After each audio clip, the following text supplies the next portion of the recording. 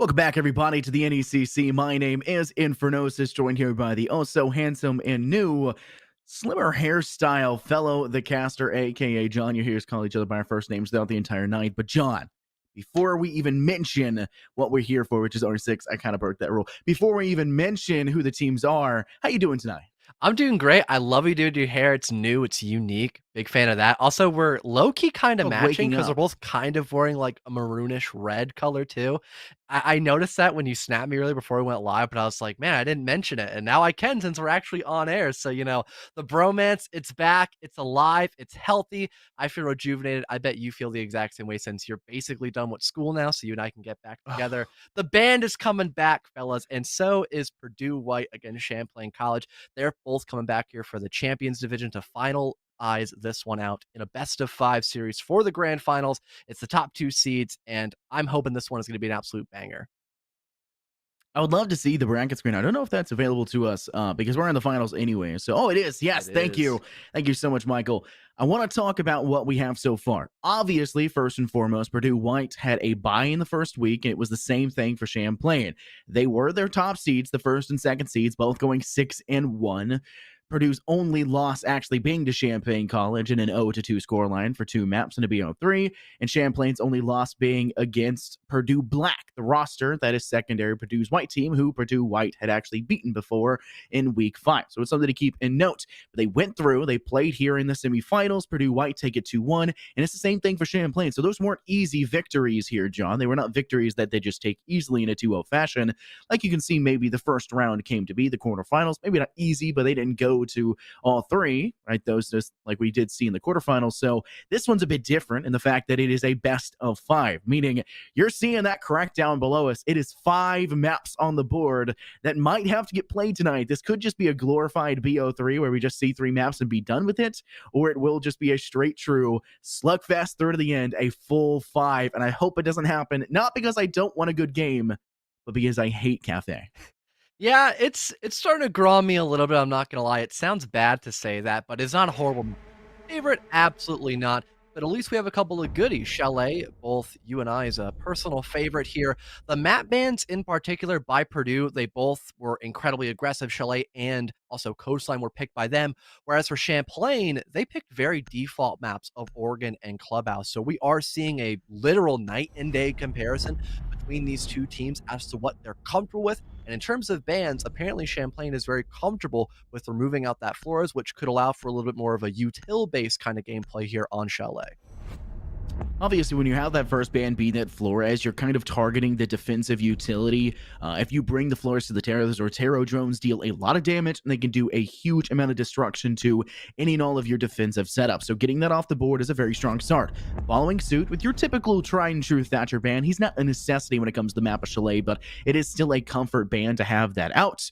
Following suit, we'll have our defensive bans to go forward, and you see Purdue up to go for the mirror. The tried and true, like we've always seen, and if it continues to be that way, John, it's probably going to be the Valkyrie we see get picked up here for the CCE side. Can Champlain do it?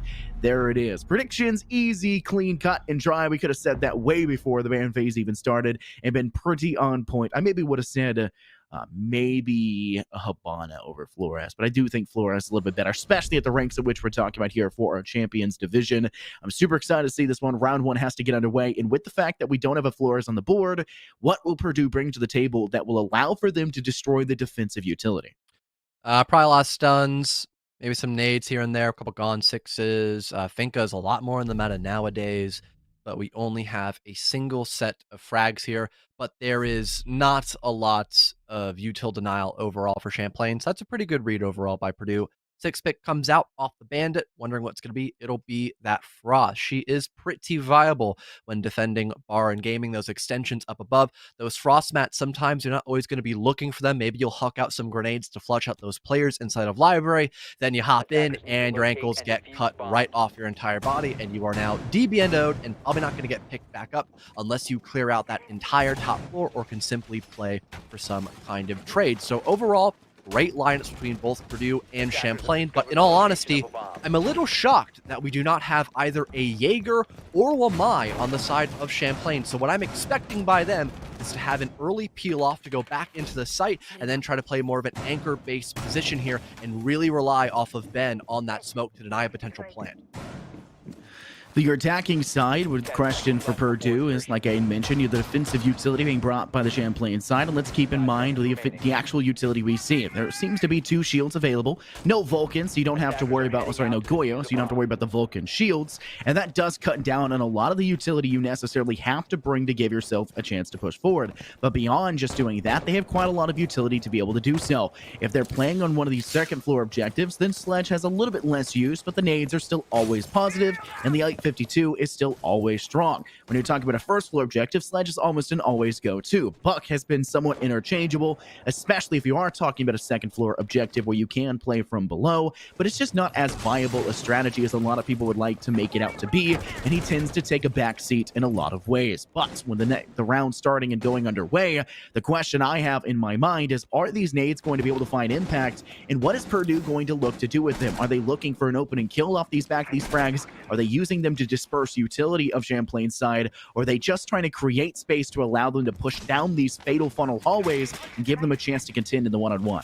Definitely find picks, at least in my mind, because Yellow has that Gone 6, and Swaus has his explosive lifelines, and there are no ADSs, no Aruni Syria gates, no magnets to deny it, and Sledge is on the board, so he directly hard counters Pickle's castle pick, so they can save those grenades for just finding straight up frags when going in for that initial push here. Stuns come flying on out, that will disorientate a couple of players. Nade gets tossed in the back of Blue to try to find some type of pick, but it only destroys that main shield at the top of Blue. Overall, though, pretty great start by Purdue. Let's just hope they can either flush out this top floor defense or find that first initial pick to then start that vertical play on the right foot.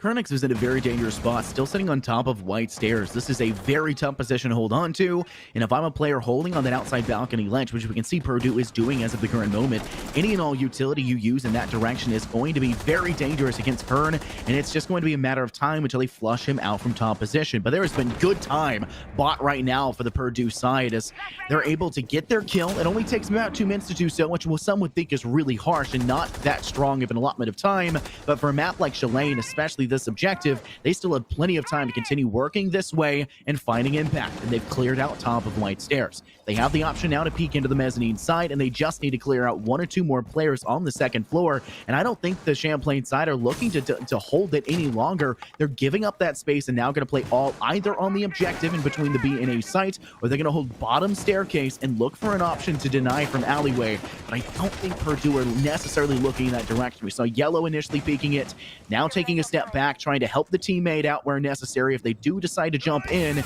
there could be an option for an early kill here. As the fight begins to progress on with only 15 seconds, Purdue have to make it into the point. You'll see Feeling Good step into the site. Pickle will go for the kill and find it. That's the UNP finding success. Champlain just need to deny kills into the site. They'll trade even for even as Yellow takes 1. Kernex takes another, and Pickle from back of supply removes 1 more. They're able to hold on, and it's not by the kills here, John. It's by the time allotment. Father Time ticks ever in favor of our defensive side. For the most part, on that last round, Purdue kind of just sat around in office and piano for way too long. That back office wall was actually soft, so they could have opened that up to get better control of mezzanine and then fully flush out the remnants of that roam game. They already removed the player up at the top of library stairs. They just needed library itself, but they just kept sitting around and twiddled their thumbs for a majority of that round. They took way too long up above, especially since Champlain really didn't put a big emphasis on controlling that top floor, except a couple of castle panels here and there, and also a deployable shield on the top floor. Other than that, it was a pretty relaxed setup by Champlain, and they did exactly what I mentioned at the beginning of that prep phase. They fell off during those last 50 seconds, and they just played for bodies, and despite the fact that it was a disadvantage 4-5 favoring Purdue, they were able to hold down because of how much time was being wasted and how many powerful positions were held by Champlain to stop that overall execute. Now moving on up on the top floor here, master bedroom, they have a little bit more general util. They've got that Aruni and Wamai, and I'm really wondering how well Purdue could try to counteract that, because even when those 2 operators were not on the board, they still wasted a multitude of seconds basically doing nothing, in all honesty, Scott. Yeah, I do want to stress the time aspect as well, because that was a very important part of Champlain's game. They held on to the second floor, they held on to mezzanine, and most importantly, they held on to top of white stairs. When they lost their mezzanine player, yeah, you're in a tough spot, but it was a good swing by Purdue, nothing you can do. Champlain decides to take a step back, drop down to the first point, and play and turtle on the site. Purdue, however, they did it in good time. Getting that in 2 minutes isn't the worst possible outlook. Cheeky spawn here by Kernex. I do the exact same thing when I play, but that's because I'm a terrible person and I do it in casual. And he's going to get a kill off of it as well. Swass, you've got to be watching that angle, especially when your teammate just got shot or attempted to be shot from that angle. There needs to be some relay of information. But with 2 minutes, getting your first kill on a map like this and the objective like that and the way they were pushing, it's not the worst, right? But they needed to be quicker in actually pushing into the rest of site for the second floor to then drop down to first and play. That's what ultimately shot them in the foot, and it was a misguided approach, and they just need to be a little bit quicker off the back foot for it. But with the next round underway, you can already see Yellow going quite swiftly into the site, not in the site, sorry, into the building, now looking to find an impact here with some extra assistance by having their Nomad toss out an air jab, watch their flank. They still need to be very wary of the player up in Solarium. It's Kernex who had found that first frag. He's getting ready for an aggressive peek here, and Iana looks away at just the wrong time. Kernex, they're second on the round. Took a little while, but it's still a clean kill. A second one or another, pardon, gets spotted out, but Feeling Good Inc. will shut it down. At least that's one initial pick here for Purdue, but they are still at that disadvantage, and they've lost a whole set of nades and most of their soft destruction if they wanted to play underneath, perhaps break that electric claw. They'll have to face their fears head on. A drop down is attempted by FX, but Avro will cut him off. Now it's still a man advantage here, favoring Champlain. It's not completely over for Purdue. They've got plenty of time to work with. They have drones still to work off of, in particular by Avro, but it's just that Nomad left alive, trying to make ends meet, and they're getting tagged up through the bathroom doorway, and they have to look at multiple directions here. Champlain, they'll just cut them off at the very end, scoring their second round here on Chalet.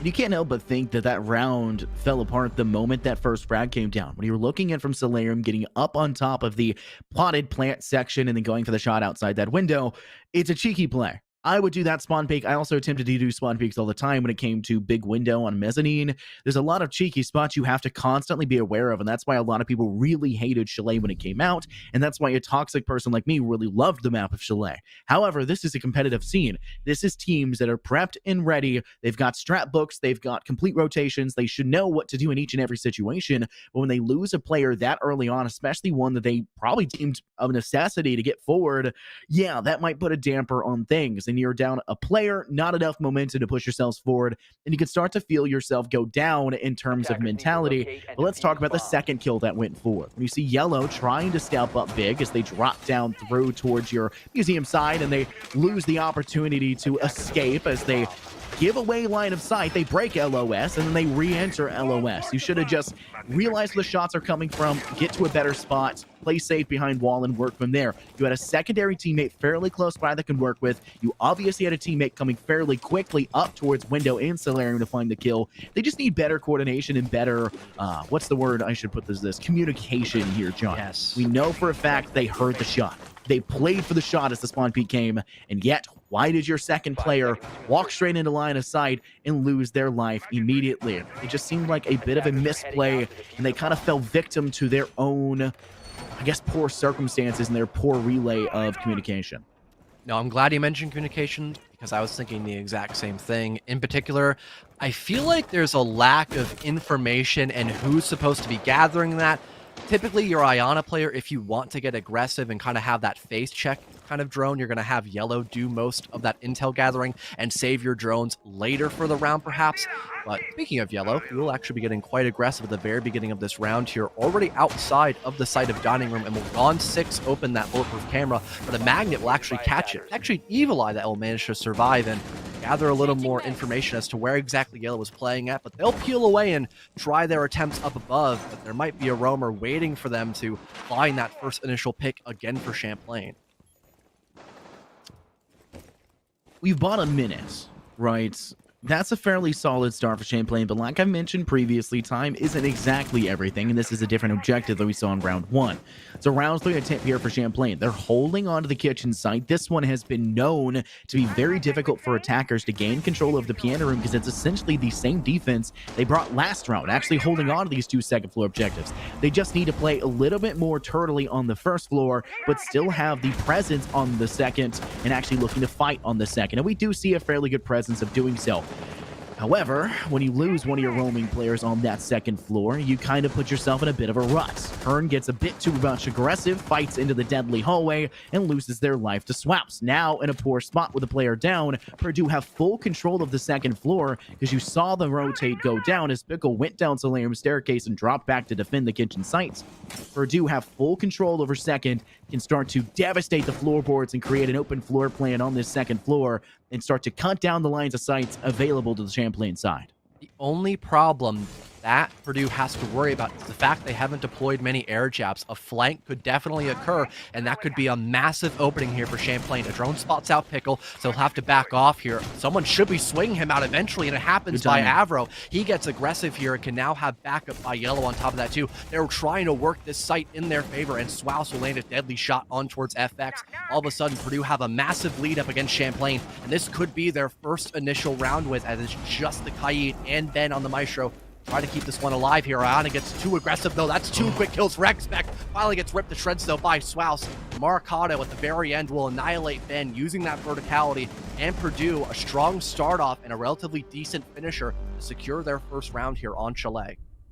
That was a really solid round for Purdue as well, especially when they're talking about how round one and round two didn't go in their favor. And it wasn't just like a small difference in the round structure. It was a failure to attack in time in round one. And then in round two, it was a getting picked apart very quickly in the early stages of that round by a single individual player, might I add.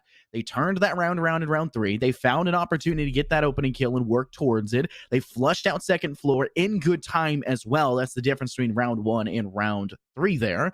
And now they have the opportunity to go back to that bar and gaming site. Purdue know the mistakes they had, the miscalculations they made. And I do want to see a bigger presence here from Yellow. We know that they played from the outside edge. They went towards the window in the outside games room. They teetered on the balcony ledge, but they didn't have a real great utility to destroy the castle barricade placed on that second floor window to, I guess, slow down the pace of Purdue. And they didn't have Marcado in that direction to actually swing the hammer down and break down those castle barricades. I think that's what they need to be doing first. I think they need to be a bit swifter. They need to have Marcado use that utility a bit more actively instead of retroactively playing in a bit of a reactionary system, and he needs to be proactive. Start to go forward. You get the call out from Yellow early in the round, which it should be within the first minute. Castle barricade here. Castle barricade here.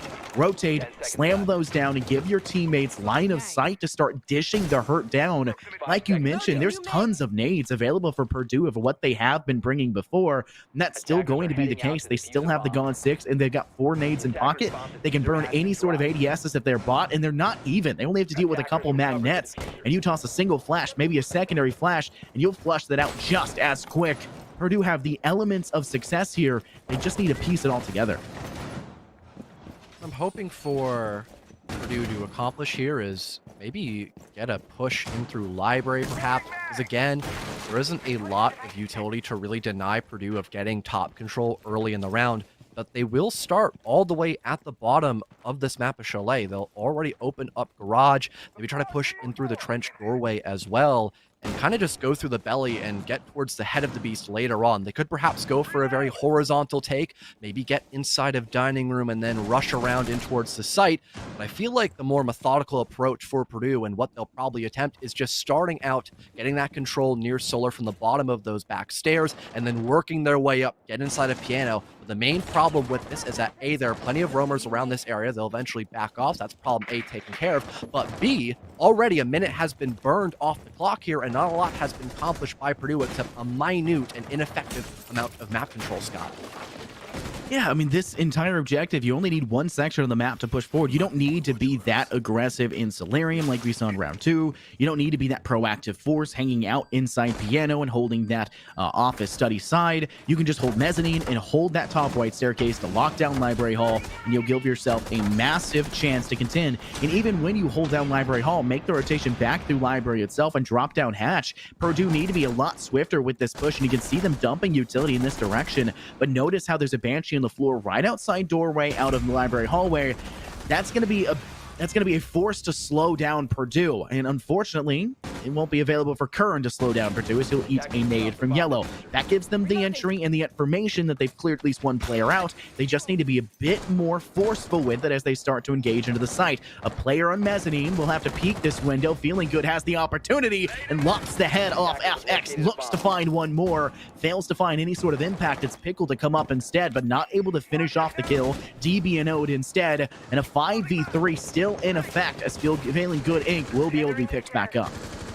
So pretty good position overall for Purdue. Finally, this roam presence has been cleared out. The only effective thing that Champlain could have is maybe a bit of a tunnel vision comes into effect by Purdue because they are so low on time. Expect tries to land a shot all the way down in towards Fireplace, but is not going to be that successful. They only tag up Avro. They'll still remain alive, and Pickle playing this one so patiently, waiting for that push to finally come in through full effect. That Habana could run into a hail of bullets by either that Castle player or the Frost already set all the way in the back. Smoke gets dropped, and here comes the Hatch play. Yellow will stick that plant as Toxic Canisters are a little bit too far away to actually finish him off. Ben gets aggro though, but cannot find Yellow in time. It's Maracado with one. Yellow follows suit, and now it's up to Ben up above, trying to win this 1 versus 3 post-plant situation. Down goes Sophia up above. No longer do you have that top floor presence. It's just Maracado and Yellow in that middle floor.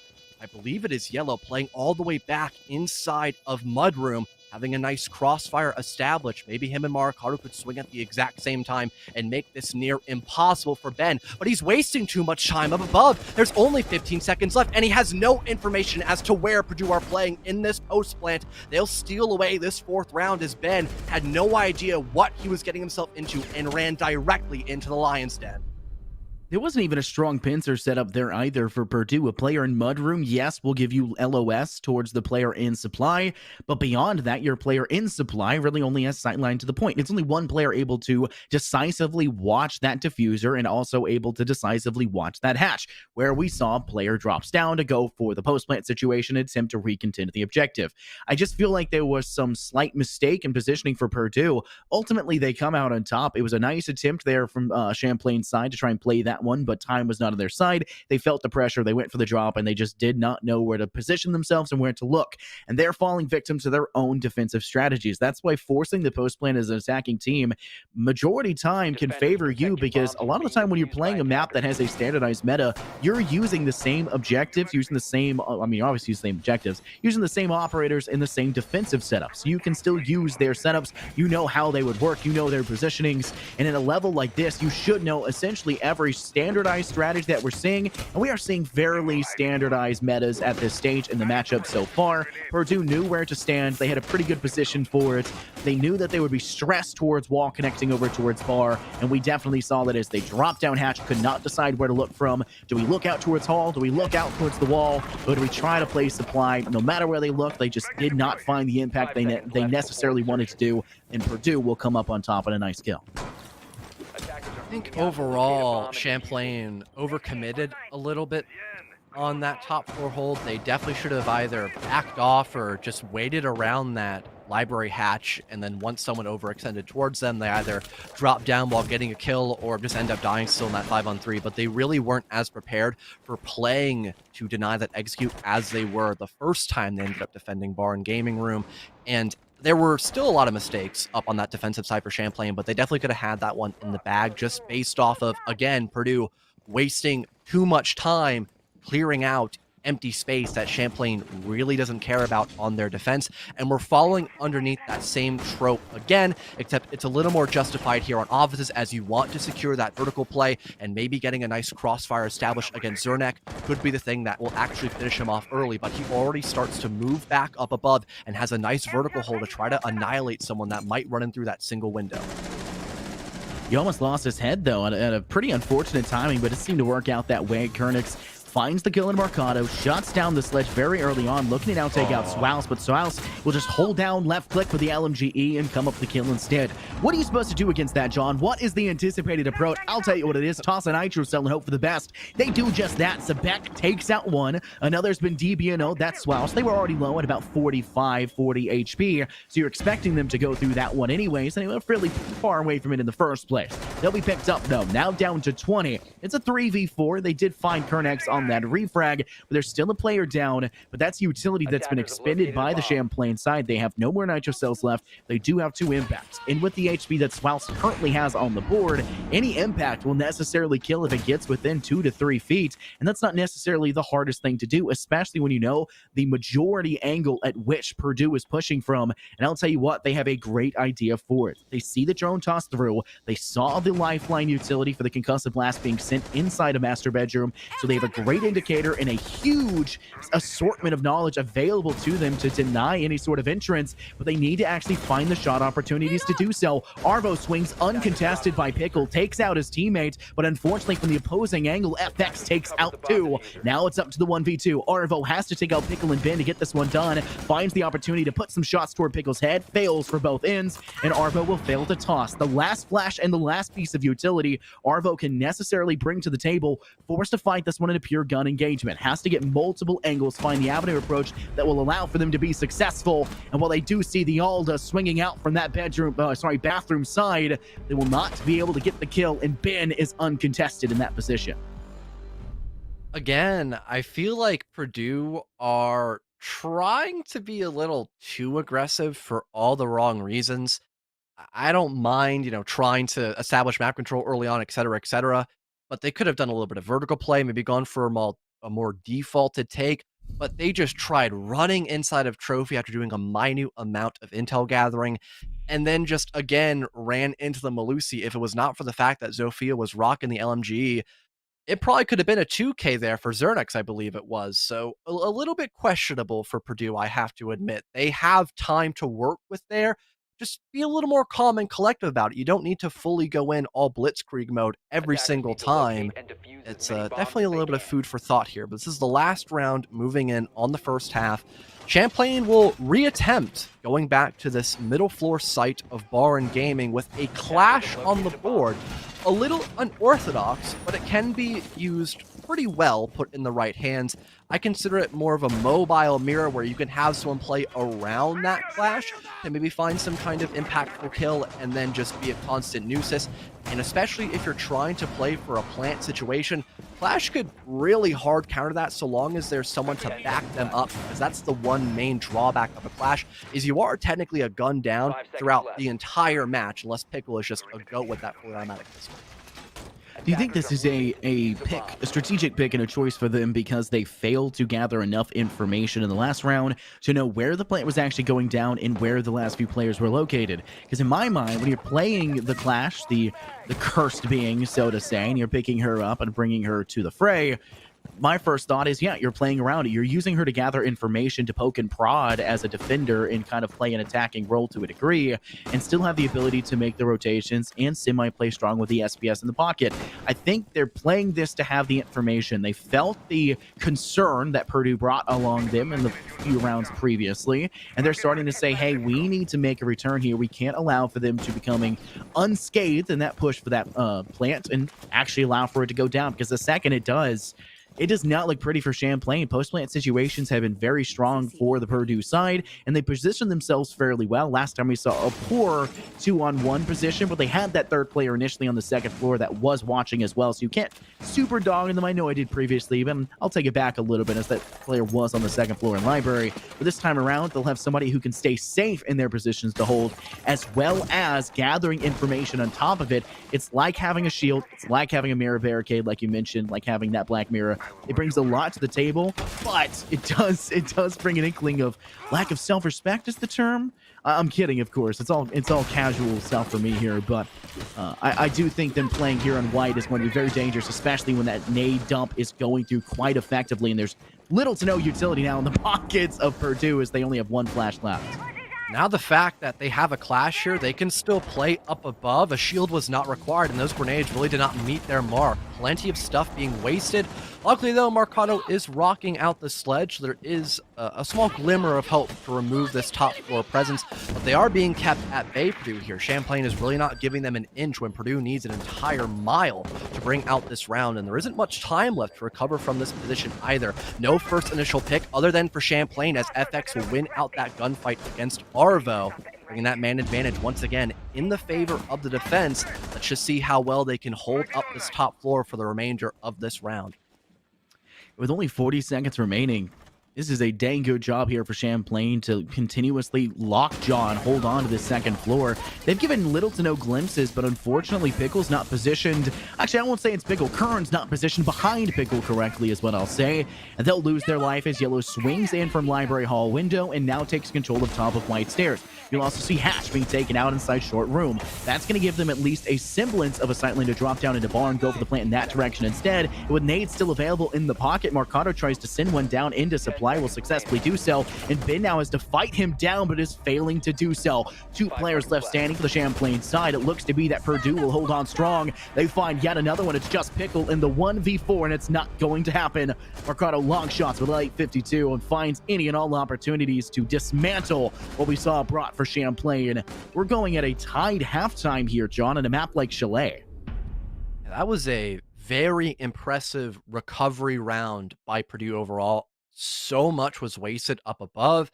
They still managed to bring it back, though, just by winning a couple of key gunfights. And maybe if we had Champlain be a little more passive, that round could have changed entirely for them. And this could have been a 4-2 split with Champlain starting out on the attack for the second half. That's pretty massive considering how attacker favorited this map can be put into the right hands. But unfortunately, that's not going to go the way of Champlain. And luckily, it'll be completely dead even here for Purdue, as they will now test their own on Baron Gaming with a much heavier emphasis here on that util game. Both the Wamai and Jaeger are on the board on top of an Aruni. This is going to burn through a lot that Champlain has to offer. And honestly, Scott, I'm really questioning the IQ pick.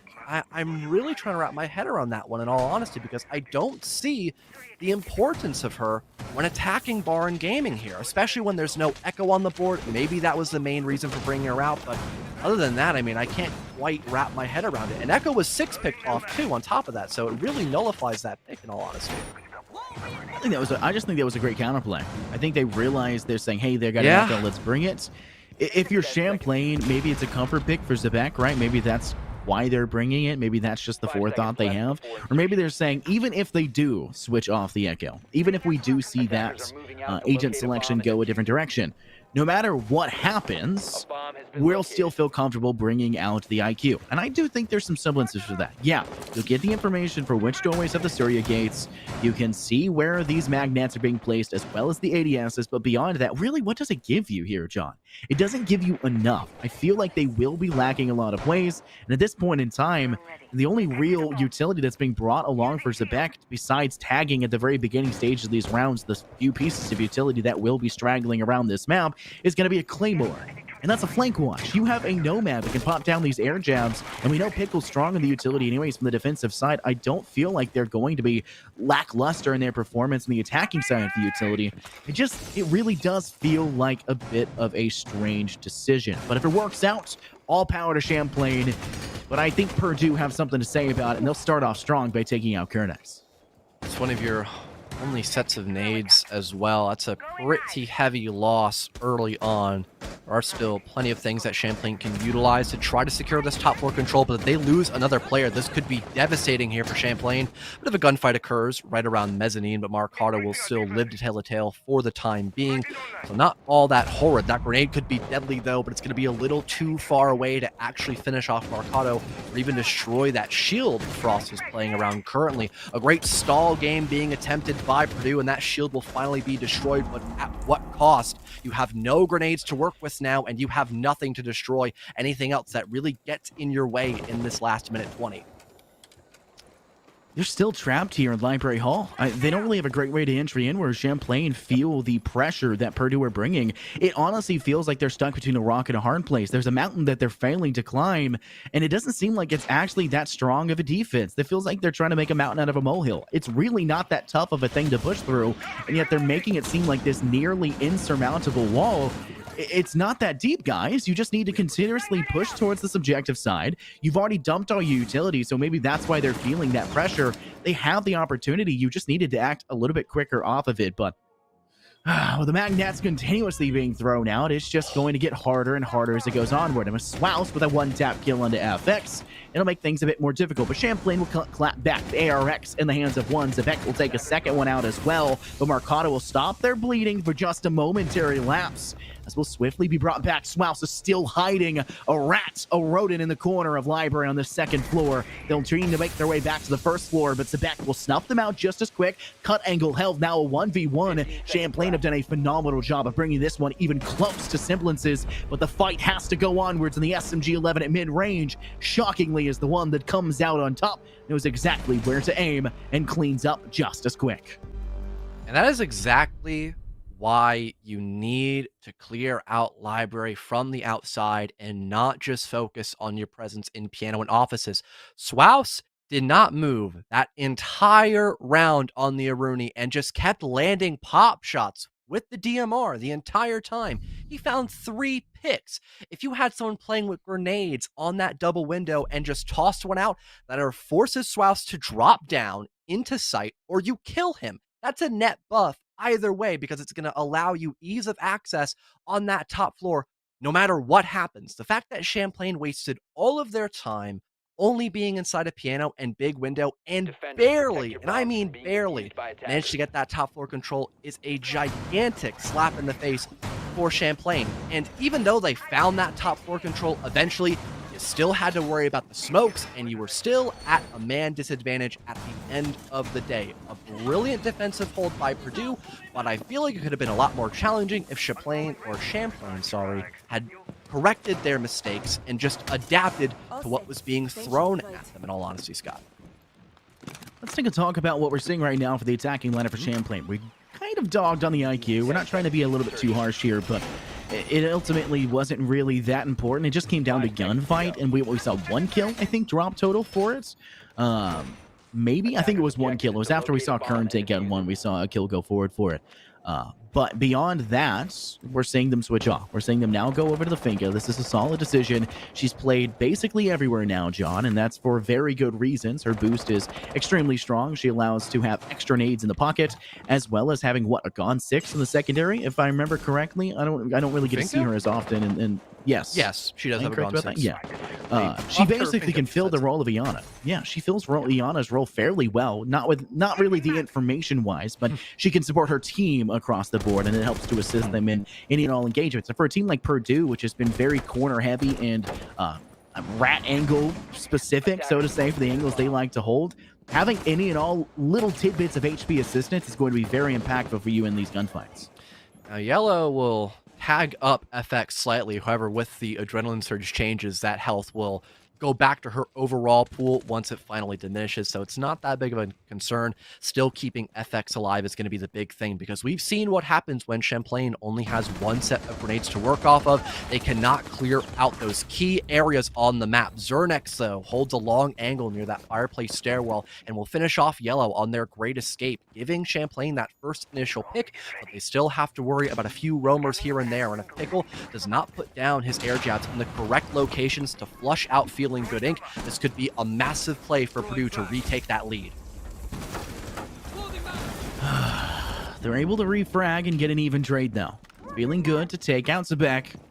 That does remove the Hibana, though, which is fairly impactful for their side. Really, when you lost Yellow, all you lost was that roaming player that was kind of being a thorn in your side in the earlier stages of this map control.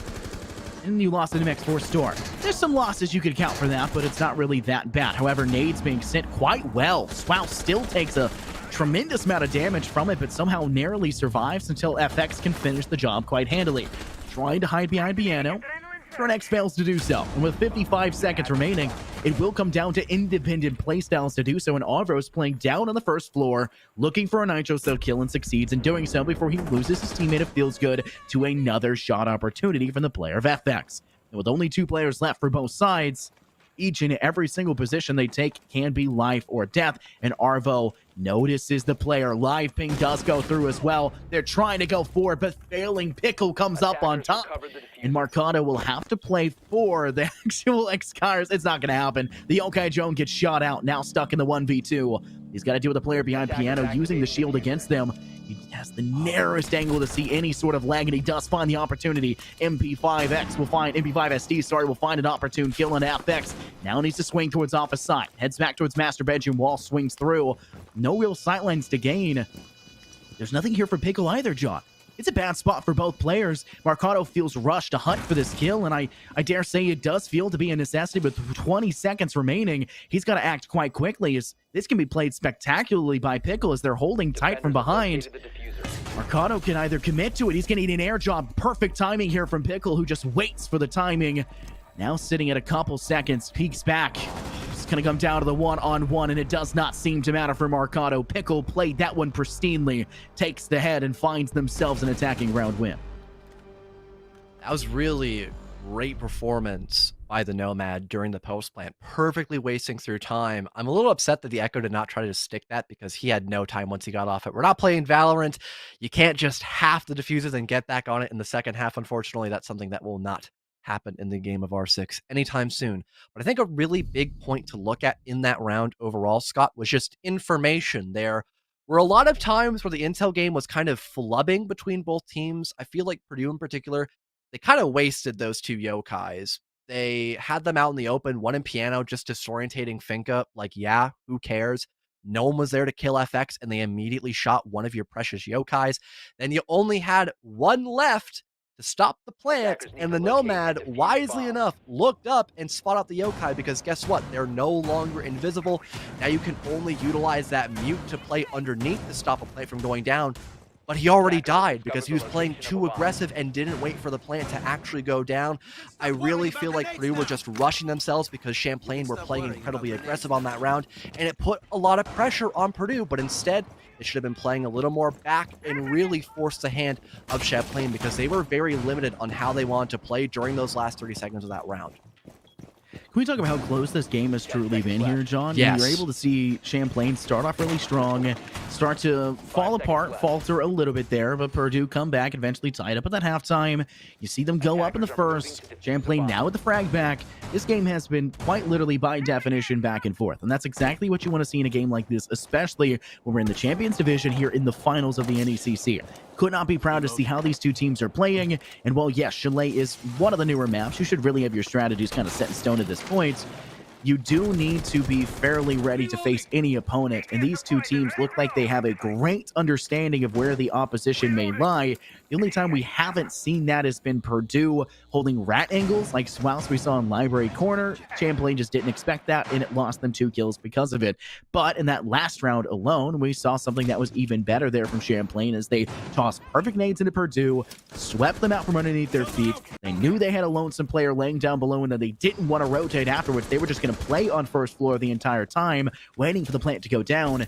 It was a fabulous play for Champlain, and they started to really understand what Purdue was bringing to the table. They didn't even need to see the objective first before understanding the defensive strategy. But I'll tell you what they don't necessarily understand.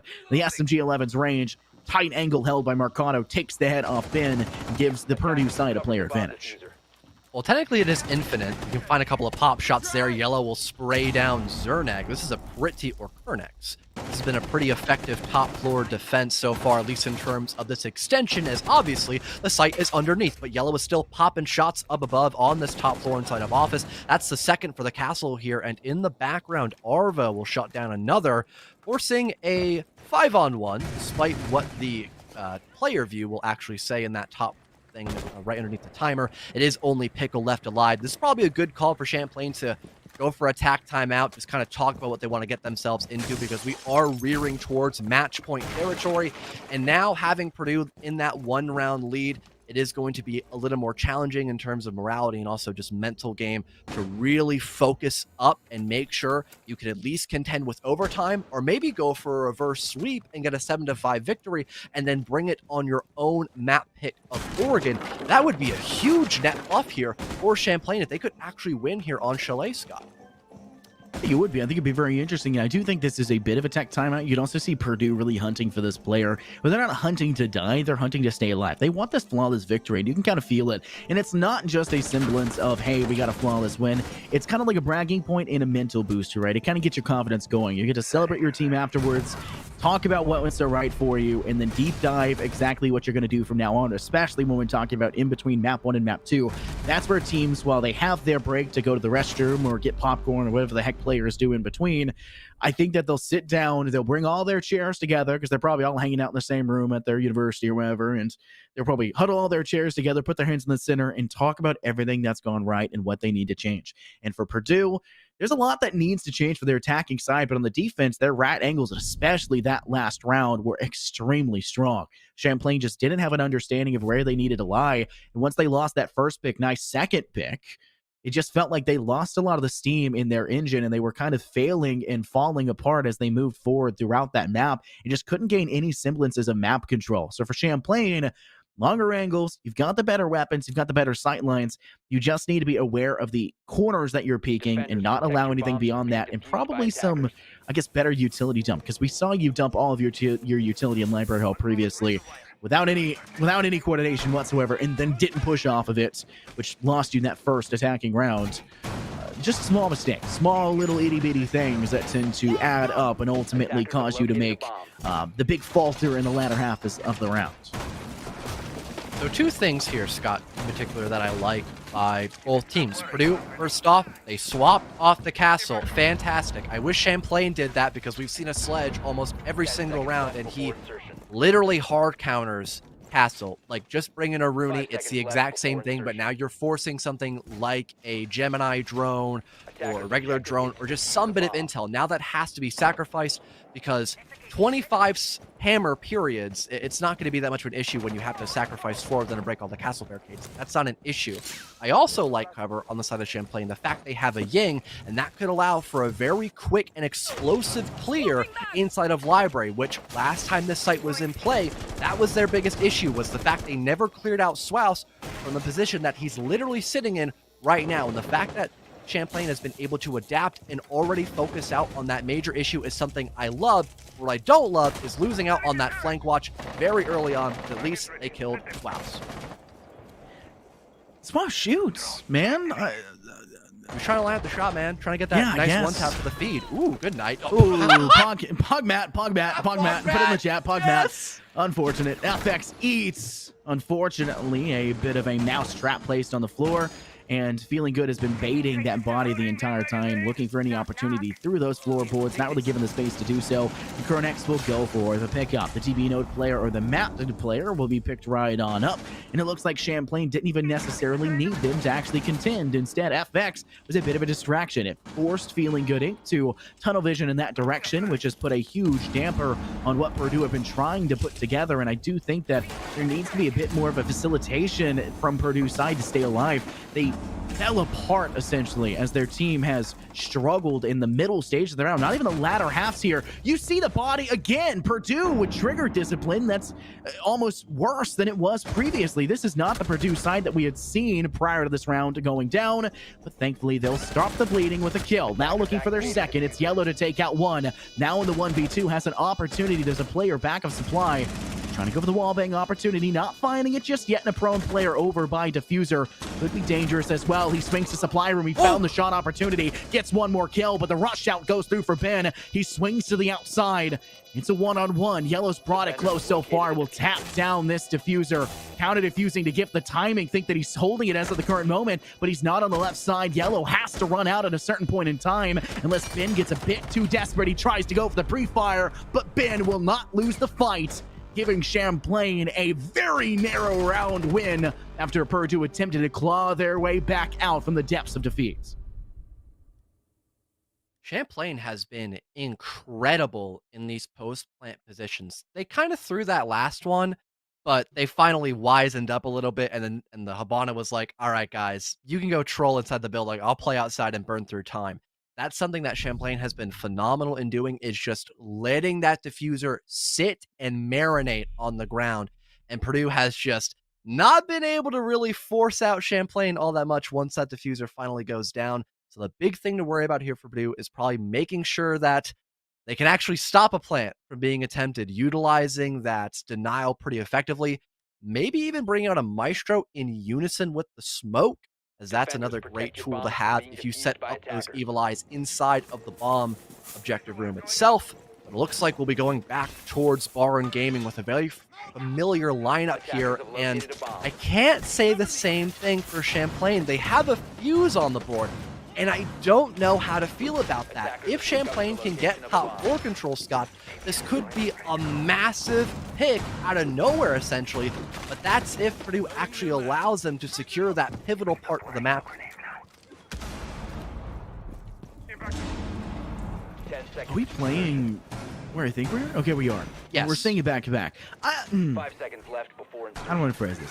You know, I don't like seeing the same objective twice. Blah, blah, blah, blah, blah. Breeds complacency. Doesn't belong to the game of R6. I think this is the right decision for Purdue. I actually do. Yes. I think that this is the smart decision. They know what they've done previously. They don't really want to go back to any of the other tertiary objectives. Play this one, win it. That's what it comes down to. I think they fell victim to tunnel visioning in on one side, and their second floor hold just didn't amount to anything because they lost Swouse inside library. However, this time around, the pressure in library is not coming from big window, it's coming from small. That's going to have that balcony pressure available for Kernex, and there's nades in pocket. If there's nothing to deny these nades on Swouse, like with no ADS corner pocket next to him, it could be very dangerous position if he gets a single bit of utility dogged on him. And I think that's a very smart decision by Kernex to not actually hammer down initially and just kind of fire at that point. Don't give away who you are. Don't give away the fact that you have nades in your pocket, and play just a little bit smarter to hide for just a little bit longer what you're bringing to the table. Swouse is going to make a pretty tough decision these next few seconds, whether to back out now or just kind of stick to his guns. That next nade gets tossed out. Luckily, there was a magnet to catch it. Swouse should probably make that retreat before things get too dicey, but it looks like he will pick the latter option and hold down until he meets his impending doom. Champlain is trying to set up here, having a couple of players stacked up outside on the balcony, waiting for Swouse to possibly overextend, but he is burning through a lot of time and utility, which is going to be phenomenal. However, having that fuse pick is going to be a great way of clearing out power positions on top of extra util as well. That first blood still goes the way of Purdue, and they are still holding out relatively strong here on this top floor. But there goes a massive 2 sets of opening picks here for Champlain, but in the background, Expect gets down by none other than a Pogmat, and here comes the Toxic Babe to clean it up as well. Purdue will reclaim the lead. Ooh, Purdue now have to reclimb back into this one, though. The diffuser is down, right? Champlain do have the player disadvantage, but in terms of positioning available for Purdue, you had a player, Yellow, is a little bit too far away, but thankfully the rotation is swift, saves his teammate's life on White Stairs, and that is a huge misplay by your player holding that aggressive. I believe it was FX. You have to re-engage in that situation. You initially peek up through shield. The longer you hide behind that shield, the more at a disadvantage you are. It's not a good position for you. It favors them as they have a better sight line. They're farther away from it. They can see which angle you're necessarily moving and facilitating towards.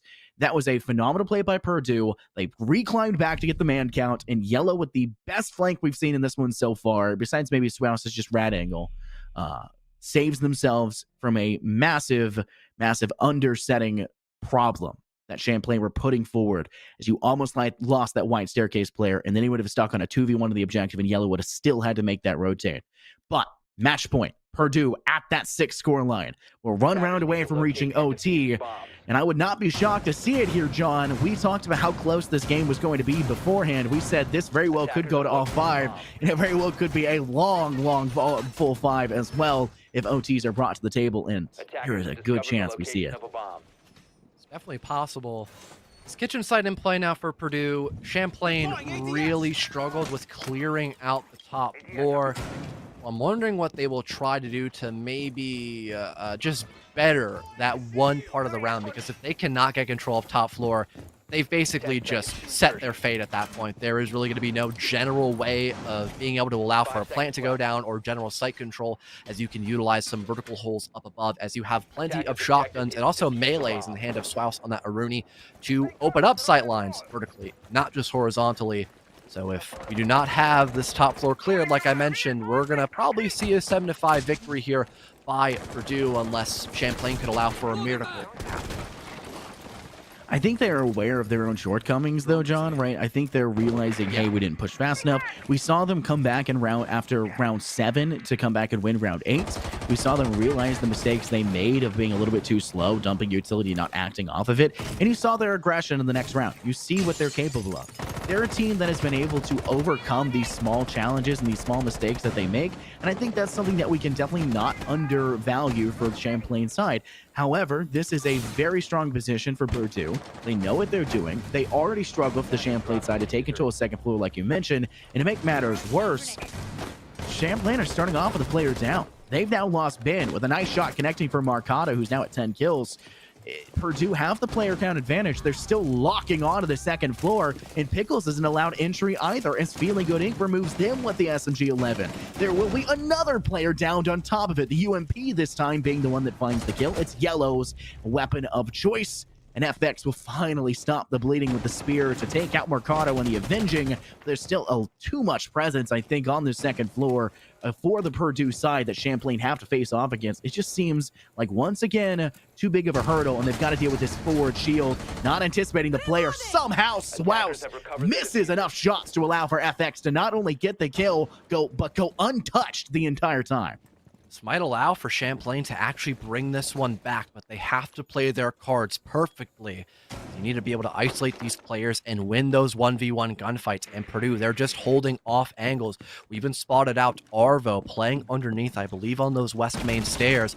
So if this information game is not strong by Champlain, this could be a devastating loss here on map number 1. Plenty of time left to go on these drones here. Expect will begin that information gathering and break out that default cam as well. There's really no rush for Champlain to get themselves into something they're not comfortable with. They'll continue to gather out intel and even spot Arvo. He'll have to make that decision whether he wants to back off or continue to hold that key location here. In the background, though, off cam, Feeling Good Inc. will get finished off. FX will get lit up, though, and now we're in a 1 versus 1 here, up to Expect on top of the main hatch. His position already known, and Toxic Babes are keeping him at bay, but the smoke has already been taken care of. 1v1 confrontation comes in through, but Yellow in the background swings in at just the right moment. It'll be a first map win for Purdue, but man, did things get close.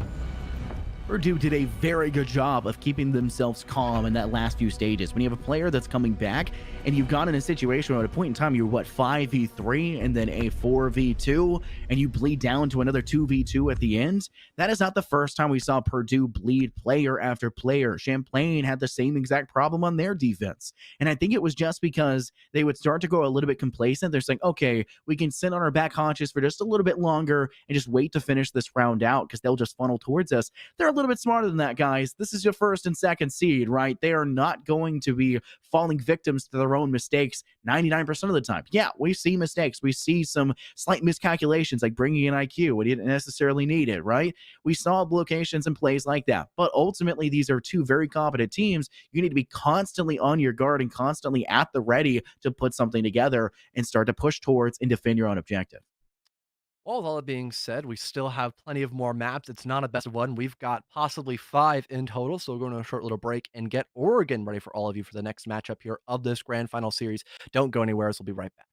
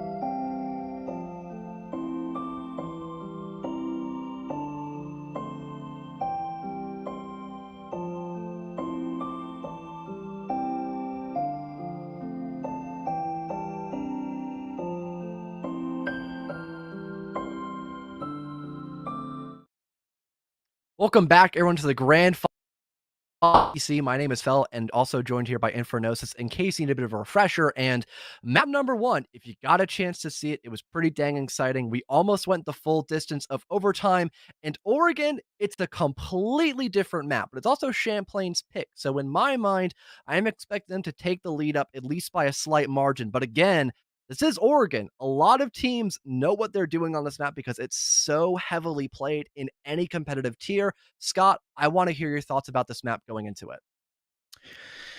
T3, T4 special, right? Every single player knows this map. It's been in the pool for way too long. Man, it is just, it's everything, right? You're just going to see it time in and time out. Both teams should have a very standardized strategy. Yeah, Chalet's been in the pool for a little bit, but it's one of the least played maps in the pool. This, however, is probably the most played map in the pool. So when you think about this map, even Coastline coming up next, a bit more played than Chalet happens to be, these teams are going to have a lot that is fundamentally ready for them and available in their strat book that they can pick apart and start to piece together to give them any semblances of chances. We were talking about second floor attack. A lot of teams have been opting for big window approaches in recent times. Talking about basement side, a lot of teams have been foregoing rear stage control to take pillar and have instead been opting for more of freezer and laundry oriented pushes. There's lots of variations, but ultimately it's going to come down to the defensive side to counteract at every angle what the attacker bringing to the table. I feel like it also depends on the ban phase as well, as you can see some target bans from time to time, but because of how default the bans were on Chalet, I'm not expecting anything different really here on Oregon, which is an even more defaulted map than Chalet by a pretty substantial lead. That Thatcher and Flores already being off the board. Yep, I didn't expect anything different. Champlain and Purdue both banned out those operators last time around. So we're probably going to see that Mira ban followed up as well. She always will stand the test of time as one of the most banned ops in the game, but it's going to be that Kaid actually off the board before that, which is still a pretty strong and normal ban, but I'm really harping on the fact that Mira will probably be the 4th and final one here tonight, Scott. If Mira's not banned, then it would probably be Valkyrie, but yeah, I think Mira is the stronger choice for this one, just because of the ability that she brings to the table. The Black Mirrors are strong, and Purdue will opt to remove that. Keep in mind, with Kaid bans, that makes Maverick's job a little bit easier. Maybe you don't even need to bring a Maverick to the situation. Instead, you can maybe opt for a Thermite. It gives you smokes to work with. It may, not allow you to have nades to have in the pocket, but you still have a lot of extra utility available. It's kind of personal decision. Yeah, there's also Hibana. There's always Hibana. There's always Hibana. It doesn't matter what map it is, especially if you're talking about Bank or Chalet in a lot of ways, or I don't know, Coastline or Oregon. She's strong, but you can also bring some tertiary, some secondary choices. Hard breacher. It just depends on which directions you're pushing from. And when we're talking about the first point of attack, it's going to be this first floor. We're talking about meeting hall and kitchen as our first foray in round 1, and it's going to be interesting to see what our defensive side of Purdue decides to do on this first objective, as they've chosen a typical tertiary objective site as their first single round here on this second map.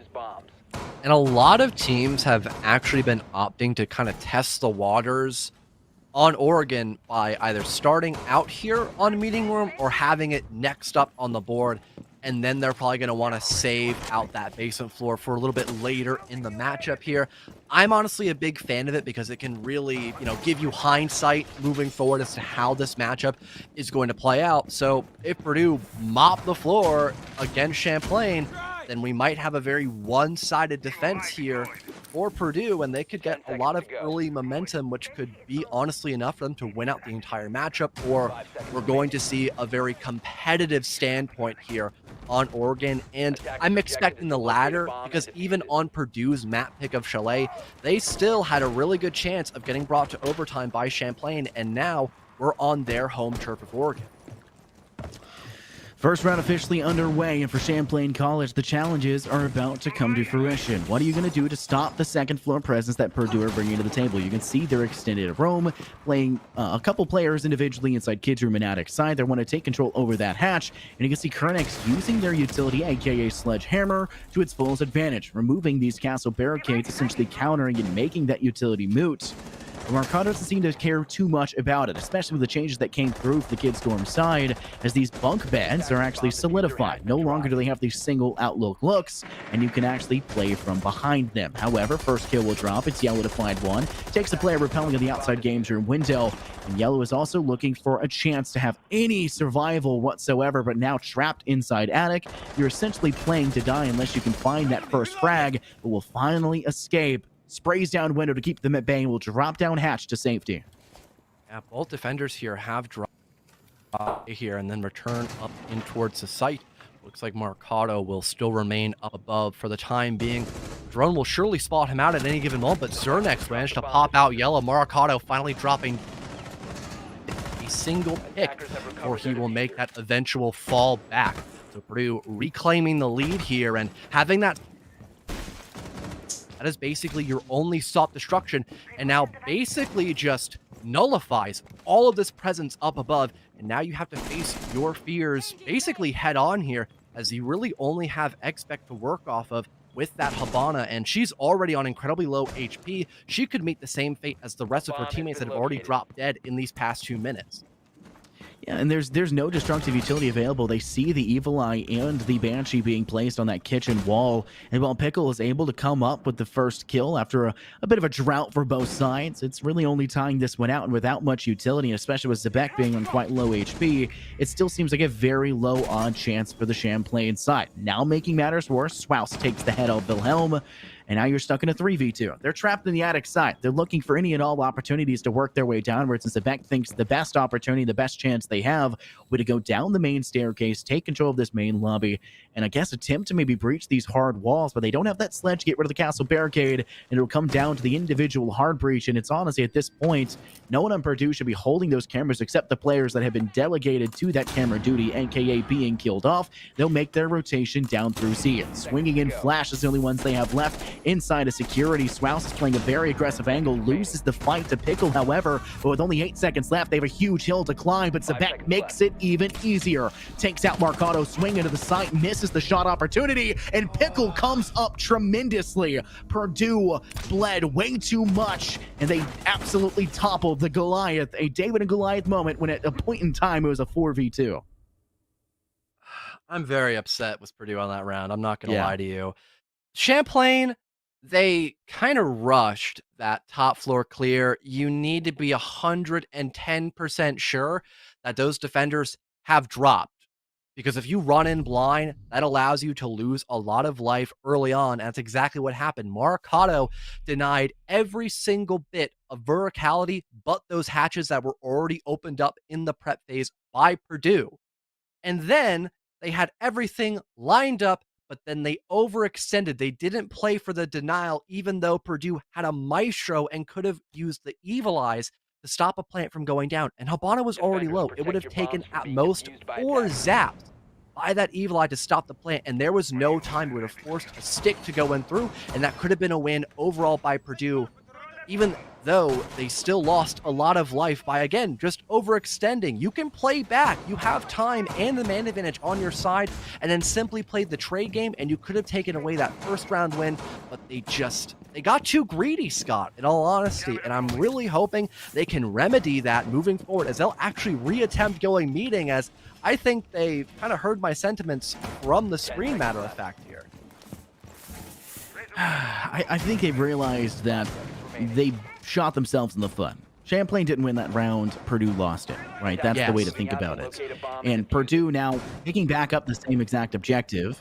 I feel like they're going to look at this as a second win, a second chance for them. And I do actually agree this is another smart decision. So I am an advocate for never playing the same objective twice.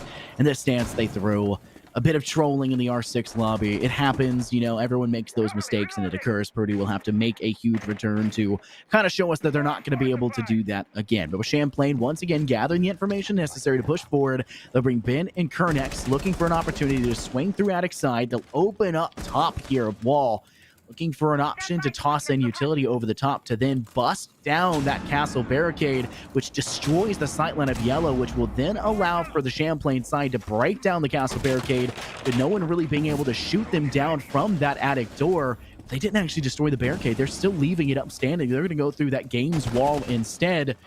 While there is drones to help and assist them, there's a huge player count available for Purdue on the second floor, but Marcano gets way too aggressive, peaks way too early, and Kernex only needs a couple shots to do so. Will tag the head of his victim, get the kill, and now Yellow is forced to flush himself out from the second floor. This is a very strong suit right now for Champlain, especially with their frag with the second kill. Much more effective clear. They really knew what they are getting themselves into on round number 2, and that will guarantee those first initial lead-off picks. Down goes Swouse as well. This has been an incredible top floor clear by Champlain, and they're looking to carry over this momentum on the last two defenders of Yellow and Arvo left alive. And Yellow, he's already experienced a little bit of confrontation against his opponents, and Arvo now has as well. But that one actually guaranteed him the first pick for Purdue on round number 2. About a minute 15 left on the board. Nades come flying out here in the limelight. So far, Arvo does not seem phased, and he's just waiting for the drop down. This could guarantee him at least one initial pick, but it's going to be up to Yellow to hold down this position near Shower and try to find more than just that pick onto Wilhelm. Purdue have a chance here. They've bled away too many of their players. Their operator lineup has now been expunged quite effectively, but they're able to find themselves one more that ties things up in a 2v2, and Arvo takes out Zabak. It leaves it now up to Ben and they're lonesome. They do find Yellow, taking them out from dining, and puts Arvo in a situation where he can clutch this one up for his side. Removes 2 Jones in the process. SMG-11 in hand. There is a Nitro Cell they can still work with, but Arvo just doesn't have the position to play here. Ben is low in HP. It doesn't take very many shots to complete this kill, but it is a rifle versus that SMG-11, and Arvo will have to commit. Decides to full swing through that kitchen door. Steps up big, and the Mossbergs, the individual weapon of choice for Arvo, as they swing around that kitchen corridor and find their kill. Plenty of time for the defuse, and Purdue, despite a horrendous, and I mean horrendous start for them, make a fabulous return and find their first round win. And honestly, I feel like what you said earlier of that was just Purdue losing on round number 1, that can be said, but this time for Champlain, they really did toss the bag there. Ben should not have really been overextending his life all that much because he was very low in HP. He could have played very far back, maybe even opened up that back double wall and just have sat in dining room with a very long-ranged angle being held on that case. And that would have probably nullified everything that the mute had going for him. Even a Nitro Cell probably would have even landed on him, depending on how far back he could have been playing. But that is a lot to think about when all of your teammates are dead and you're trying to stick the plant, which is one thing I actually did like that Ben attempted there. So things will equalize out on that middle ground site, and we'll finally see a more default pick here of Laundry. But the lineup here is a little more aggressive than expected. We still have that common elbow extension, which is normally done by pretty much every team at some point when they defend this basement site. They have a little more frag-based lineup here, in particular Yellow on, or probably not Yellow, Marcano on the Alibi, but it's still a great operator overall, especially since she can bring out those shields, and that is one of the most effective secondary pieces of gadget here as a defender, other than probably either a bulletproof or a Nitro Cell, depending on who you ask. Yeah, throwback to a couple seasons ago when it was Utility Consumption Simulator for the NA and still is, unfortunately. So, but it was Shield Consumption learn. Simulator. Came down to bring the Vulcans and came down to it came down to bringing a shield in every single one of your operators' hands. Now, a bit limited in that approach, only really having two, and Feeling Good is just now putting that secondary shield down, so they're finally having the full frontal defensive presence that they should have available for them. But we can see from Champlain's attempted assault, they put a heavy approach in towards this construction side. They're looking to make their presence known and trying to put a threat onto Purdue, forcing them to expend their utility early. And we can see just how successful that's been. They've already popped a Toxic Babe, and it's the first 30 seconds of the round. That is a great expenditure of utility for Champlain, and it's a perfect bait and switch. But now they're actually taking advantage of rear stage. Something I mentioned previously is not as common in current meta strats for taking in on the attack. Typically, you'll see a freezer as your main oriented of a push and maybe bunker side. Rear stage has been largely ignored by a large amount of teams, and Champlain are not even really looking towards that hatch until Sebek makes that rotation, but it does not seem to matter. Wilhelm sprays down one with the LMGE, takes out Marcado to the head, and Swaus takes out for a refract. That gives this tie to a 4v4, but with explosive utility being dumped into the site now from the Champlain side. Well, if you're the side of Purdue, you better start getting scared and moving around, because they're going to start dishing out the hurts, and you'll be the victim. I don't think Champlain is aware that Swaus is playing at Barrel Doorway. It could be a pretty deadly cross-peak setup, but I think Yellow's going to have to worry about that hatch drop for the time being. Multiple angles that need to be contested here by Purdue, and things are on even footing. Yellow will back off. That's the better call. And no one checked Barrel Doorway. That's huge for Swaus. He's still contesting that main doorway and keeping Ben at bay as well. This is such a stalwart position by Purdue overall. They are remaining loyal here on this basement floor despite everything being thrown at them. Stuns, gunfire as well. It's Swaus with a third off camera. He's wreaking havoc here right around the boiler area of the map. No one's been able to shut him down just yet. It's up to Wilhelm and Expect all by themselves, essentially. I'm not even too sure where the Haban is playing at. They're going for a long rotation all the way around inside of Laundry Room, and that may catch one or two players off guard, but Wilhelm, his hands are currently tied right now. There isn't much that Zofia can do at the moment, and this is still looking to be a dominating round here for Purdue, despite this flank attempt.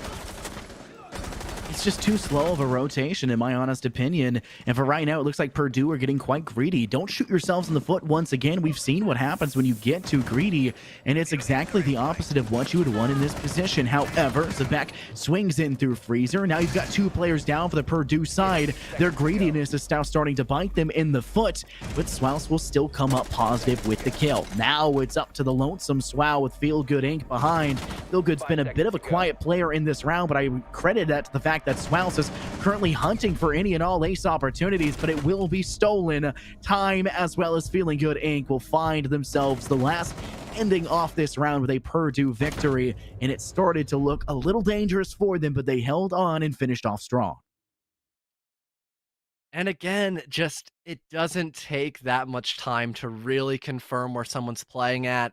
It was the problem on round number 1 with Marcado still being up inside of kids' dorms and finding that pick on towards Sledge. And then it became a problem on round number 3 with Swaus never getting droned out in Barrel Room. If you're at such a default position too, especially counteracting a back take, it does not hurt to check that one small area of the map. And so many people lined up for him on round number 3, and that was a key factor in Purdue securing their second round here, and overall getting a pretty standard first rotation in theory. They haven't gone to Kids and Dorms as an official site up until now, and really, Champlain, they have not been impressing me all that much. They are messing up a lot of the basics here and have only been able to bring things close when Purdue kind of throw them a bone. If Purdue have just been playing a little more conservatively, things would look a lot more one-sided in retrospect, Scott. Purdue has looked exceedingly strong in the rounds that they've won, even the rounds that they got close to, like round 1, where they kind of had a bit of a fluster and they shot themselves in the foot. They've looked strong. The only round we haven't seen them play spectacularly well, except for the latter halves of the round where they took down Ben and saved themselves, is round 2. they've done a strong job of keeping Champlain at bay. And it's not just a matter of keeping them cut to time constraints. It's been Swouse holding that doorway to barrel, which, by the way, was one of the best crossfires we've seen here in the NECC, as they dominated that position. No chance to drop down E-blocks and flush out Swouse through that soft wall, as you had a player holding in on pillar. Swouse had control to stop a player from rear stage back staircase to swing down and take out your pillar player, because Swouse is there. They're watching each other's back. There's multiple variables for them to keep themselves defensive, and now with the new round starting, it's going to be up to Champlain to find something that works, because they need the assistance. And at this point in time, Purdue are just trying to bide themselves out, wait just a little bit longer, and try to force Champlain to make a mistake and wait for Purdue to pounce on it. And there have been a fair amount of mistakes, too, made by Champlain. They're also playing very aggressive here on this round. But speaking of aggression, look at where Arvo's playing at. He swings up wide, but still loses the fight! Wilhelm somehow flicks onto Arvo and punishes the flanking Jaeger, giving Champlain that first initial pick. That could have been devastating for Champlain, but they'll somehow keep things alive and can still set up this double-prong push both inside of the closet wall and now in towards Attic. And Feeling Good Inc. is going to have a lot to worry about moving in this last half of the action phase, and we'll probably need a lot of backup here. Pickle in the background will lose a lot of his HP, but will still remain alive, possibly place down those last couple of air jabs and maybe drone out for his team. It's going to be Zernik, though. Get another pick for his team, and a nade is landed out by Ben as well. It's a 5-on-2 out of nowhere as Champlain are really working hard to secure this fourth round. Plant goes down in the background. It's almost time to be confirmed, and there's no sign of denial as everyone is so far back here by Purdue. This post-plant position is going to be so challenging, but definitely not entirely impossible. It'll really come down to how effective Maracado can catch these players of Champlain off guard with that flank leading up in towards Armory. Marcado has the flank, but Swouse is kind of trapped over towards Big Window and will lose the fight to Ben and Attic. Now it's just going to be up to the individual of Marcado. He does manage to find one, but Zebek is just holding in on that outside window, the rafter side, or sorry, I guess I should say. What is landing side? Is that the way? Every map has a different call out for that. Landing side, whatever you want to call it.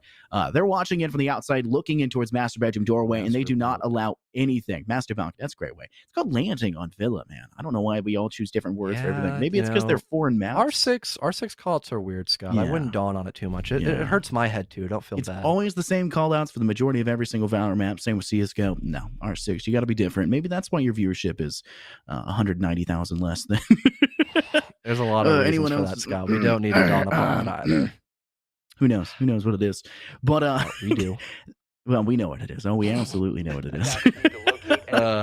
Man, I want to give semblances of props there to Purdue. Even when they're having a round where they are falling apart and they've lost a lot of players, they're still fighting it out to the very end. They're sticking it through to thick and thin. And you found Swouse looking for any and all opportunities. Gets caught off guard from your Attic player of Ben, and then Marcado gets snuffed out from the outside landing player. I mean, there's a Raptor split. Whatever.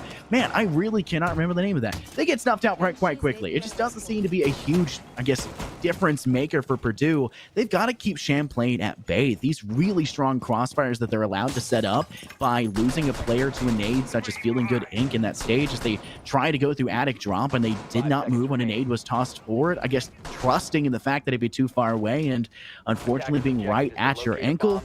It seems like you've got to make some changes. And for Purdue, I don't think that's a big level of difficulty. I think they're a very solid team, and I think Champlain's evenly matched with them. It's just coming down to very minute mistakes the rounds progress onward. Yeah, like whiffing against a Zofia who has about 100+ bullets in that LMG. Yeah, that's a pretty minute mistake that might lead into a lot of problems later on, like having to worry about both Master and also Addict. You know, if it was only a one-sided push by Champlain, they would have had to adapt by getting control of Big Window and maybe White Stairwell, and Purdue kind of had that situation wrapped up pretty effectively here. But we'll go into the actual round itself that's happening. Round number 5, not the fourth one here. It's going to be a third meeting attempt by Purdue. Once again, they have a lot of control established up above. It'll be Champlain's job to try to snuff that out and force back Purdue so they can get that vertical control and then start finding some picks here and there to allow for an easier post-plant setup. It'll be Feeling Good Inc. to get that first pick, but at least Ben will follow suit and shut down Yellow. When you go trade for trade, tit for tat, now it's going to be up to your defensive players and how slow and methodical they want to play this roam game. You can see Marcado playing all the way in towards small tower, looking for any and all opportunities, but it doesn't seem to be really giving anything just yet. Instead, it's feeling good. Who's watching that hatch, sitting on top of stage inside meeting hall, does take out one, and it gives a bit of breathing room for the Purdue side. It gets rid of the pressure that's tightening around their throats, and they're going to start having the ability to breathe a little bit easier. But there's still plenty of utility available for Champlain. A seemingly endless sledgehammer as it systematically destroys and dismantles the floorboards of this map.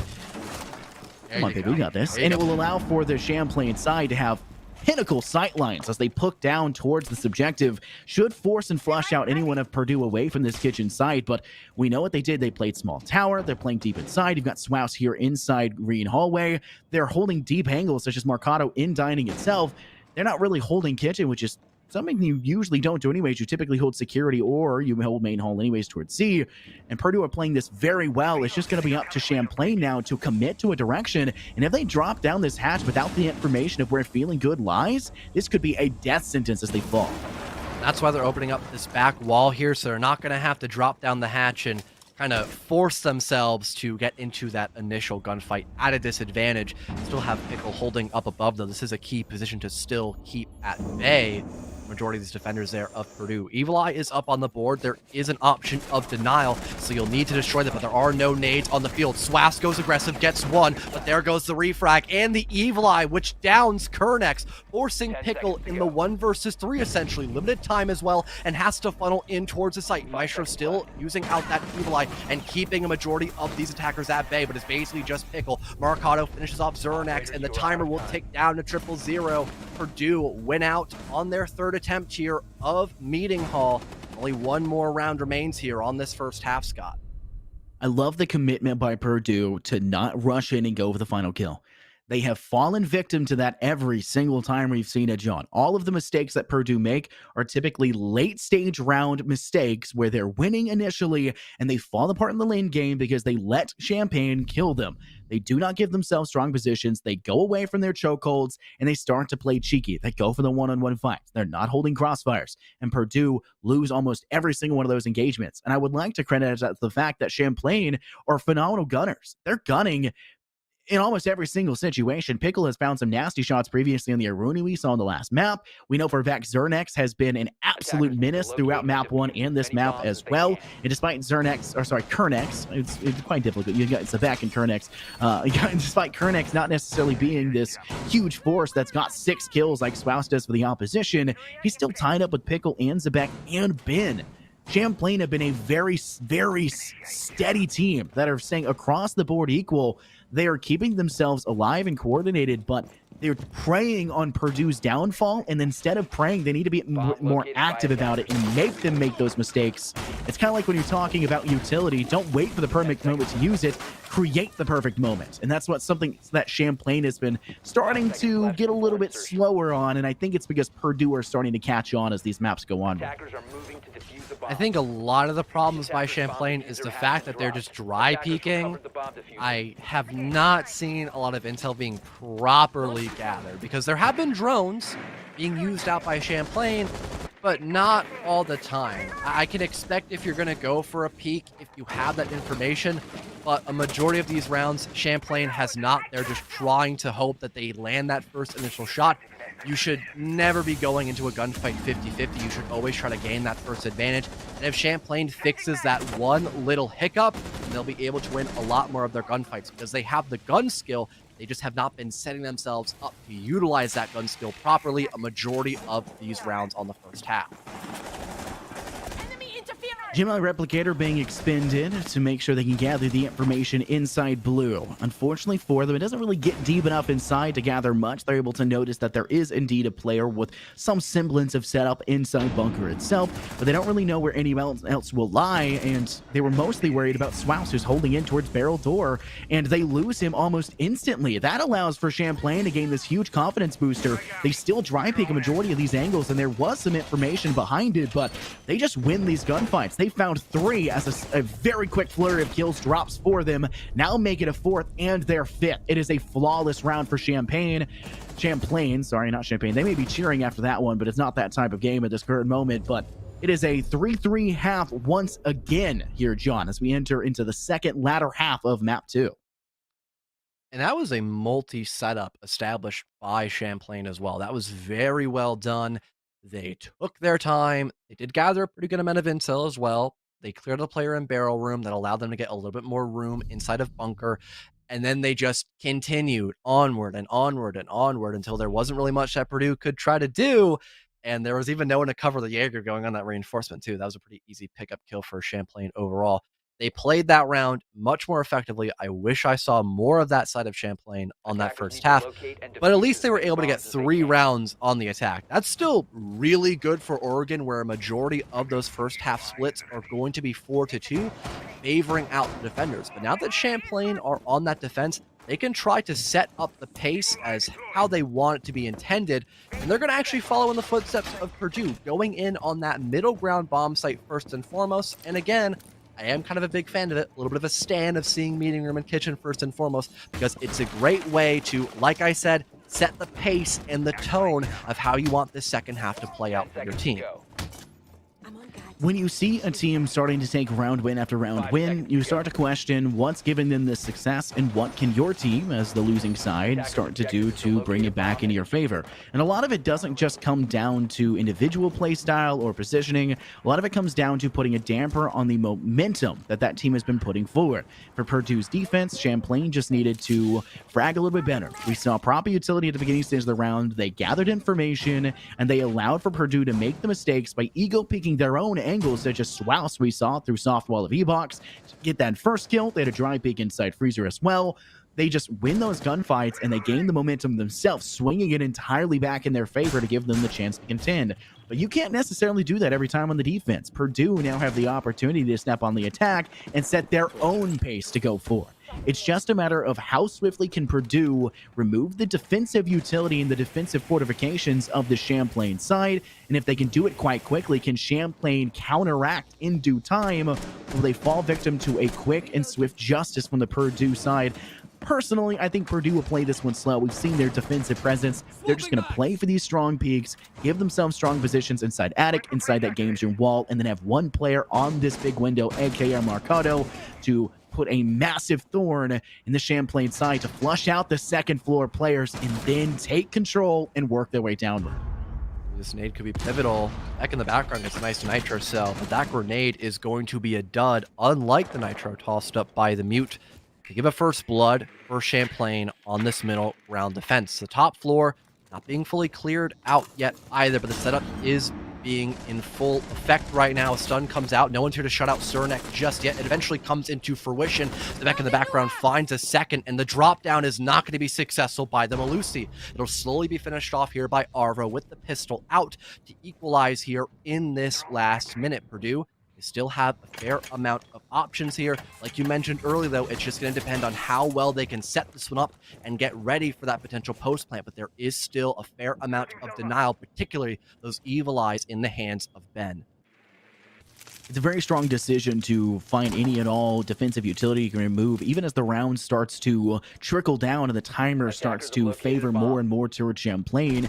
You can see them getting rid of Banshee, proximity alarm. They're ensuring there's no real utility or fortification that can slow them down even further, because once they're on a site, they've committed. There is no going back in that situation, especially with the few outlooks and angles that Champlain have given them in terms of positions to even push into these sites. So they have to be extremely careful about any and all angles. Remove the rest of the utility and start to peek in through this tiny wall leading into kitchen. You can see them doing that. A player's now drop down hatch. He's swinging aggressively in kitchen, and Arvo comes up on top. Feeling Good Inc. takes out Pickle, and now it's just up to the lonesome Zebek.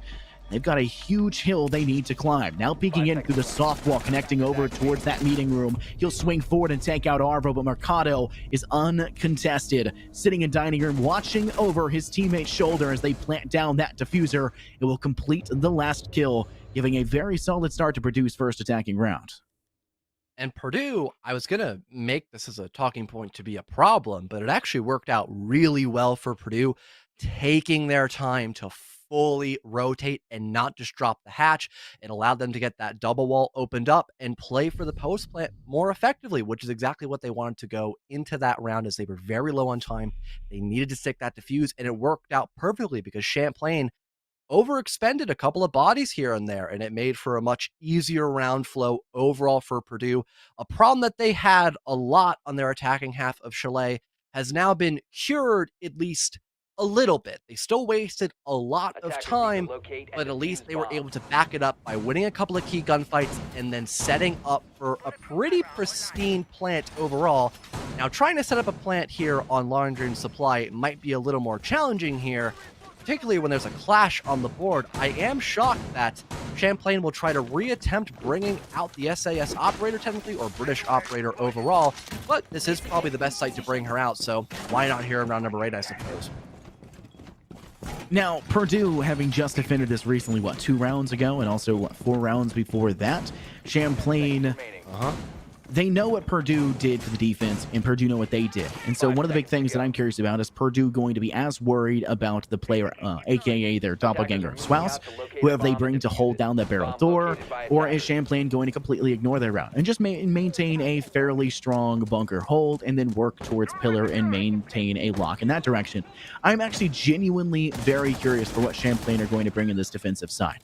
I think that they're going to stay locked here as Kernex is looking towards this pillar side. I think they'll mostly stay locked in that direction, but I do feel that we need to see Champlain be a bit more proactive in their approach or their denial of Purdue, because we see what Champlain can do on the attack. We see what their gunfight skills are capable of, and even if they are dry peeking in a side where it's easier to gather information, now you're on the defense. Information is a little bit harder to come by. You can just play with the audio cues. You have Pickle to work around. Play that gunfight. Hide behind the clash shield and find the opportunity to lop the head off the opposition. You can cripple their approach quite quickly if you can just find that opening pick. But you can see them being very hesitant to dedicate themselves one direction or the other, despite the opportunities being given towards them towards that rear stage lone player. I mean, it's just a great place to set up as the clash. You're basically denying an entire area off of Purdue's back. They cannot push forward past that back stairwell. They've got control of blue bunker and will get that first initial pick, but it's still going to basically be a funnel until they can remove Clash from the back of pillar. She'll finally fall back, but only a tad bit, still gathering plenty of intel for Champlain to try to work off of and maybe secure a second frag perhaps. There is no chance of a flank as Marcado was watching this one quite well, but all the action is going in through on this basement floor with Zvek finally scoring that first pick for his team, and he's watching with a very keen eye on that back door leading in towards Laundry. If the sledge is taken care of, it'll be another fatal funnel here for Purdue, but at least they're backing it up by picking out those gunfights, and Marcado has still not been contested here. The swing by Yellow, it's clean. It's a third for the Maverick, and now Zebek, the only person to find a pick for his team, will have to clutch this one out in the ace situation. Down goes Arvo, but there goes the swing by Yellow. It's the 4th kill for Maverick on round number 8 to give Purdue their round win on the 8th. That was a very solid round there by Purdue as well. Champlain had a really interesting start. They dished out a ton of damage, John, but they weren't able to really capitalize and complete the majority of their kills, right? I mean, they got a ton of tag team off. They managed to drop down Swaus on rear stage quite a lot, mostly majority by just the Clash utility of their shield, the electroshock therapy, so to say, to keep them at bay. They got a little bit of tag team damage off elsewhere, but the second Arvo swings in towards that bunker side, you can see Champlain reinforce that wall. They went nothing to do with it, but beyond that, they just didn't have the defensive structure to keep them at bay. A slight lack of, I don't want to say triggeredism because he was scared from multiple directions, but you see him peek to the opposing side in that B side, and he gets his head whipped clean off as you see Purdue swing through that door out of E-Box, and that's basically all she wrote at that point in time. Purdue clean up house, and now going into a possible round 6 for them if they manage to take this one as well. Champlain have a lot of things that they need to change, and I think one of the biggest things they do need to change is a complete comprehensive approach to how they want to play this one defensively, because we've seen them try 2 different things so far, and switching objectives is a good way to kind of get a grasp for what your opposition is really feeling, but it may be too little too late here. There could be a point at which you've waited too long and you're not finding the option to work with it, and is that a mute jammer and 2 bandit batteries being used on the same exact wall? Why? I can't even. I don't know. I'm not sure. Save That's them the easily bandit cleanable as trick. well. Was that attic wall? Yes, I was at a wall. Okay, so save there's them 2 the ways you bandit clear trick. that. That's 2 Yeah. extra batteries for the main breach. What if Purdue doesn't even go backside? What if they go for a big window take? You never know. I don't think they will because they have a Zofia and a Maverick. So they don't have a lot of clearance for big window. And yeah, Arvo is already inside of big tower and will deploy an air jab to make sure no one gets flanked on while they are doing just Maverick and Zofia combination things. Yeah, that's a bit of pet peeve of mine, I'm not going to lie. Also, pet peeve is just kind of giving up too easily. I really feel like Champlain fell into the NA trope of, oh no, my utility's gone. I now gotta back off and I can't, use my own gun skill.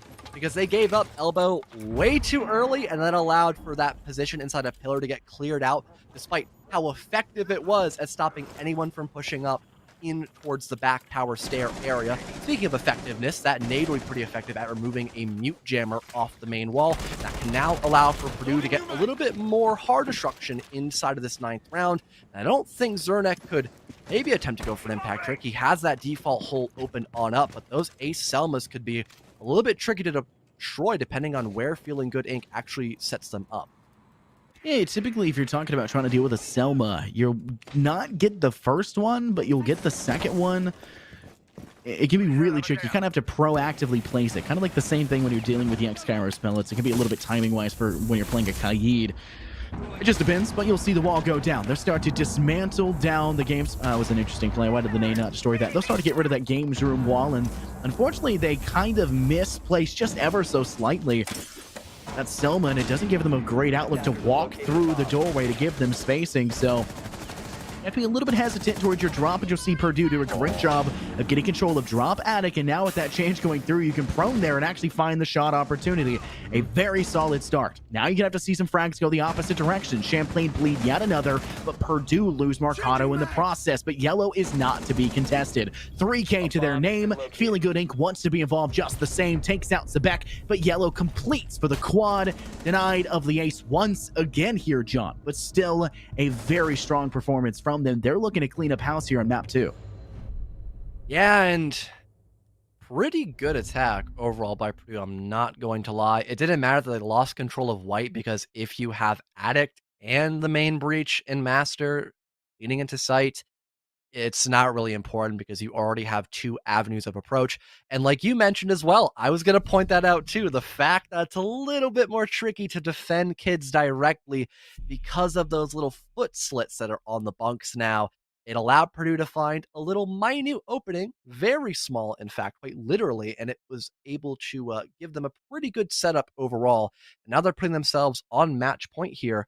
They've won all 3 of their rounds on attack so far, and honestly, I'm not quite sure what could stop them from winning out a 4th one here, unless Champlain can completely change up how they've been defending here on Oregon, because overall, it's been pretty lackluster, to be honest, Scott.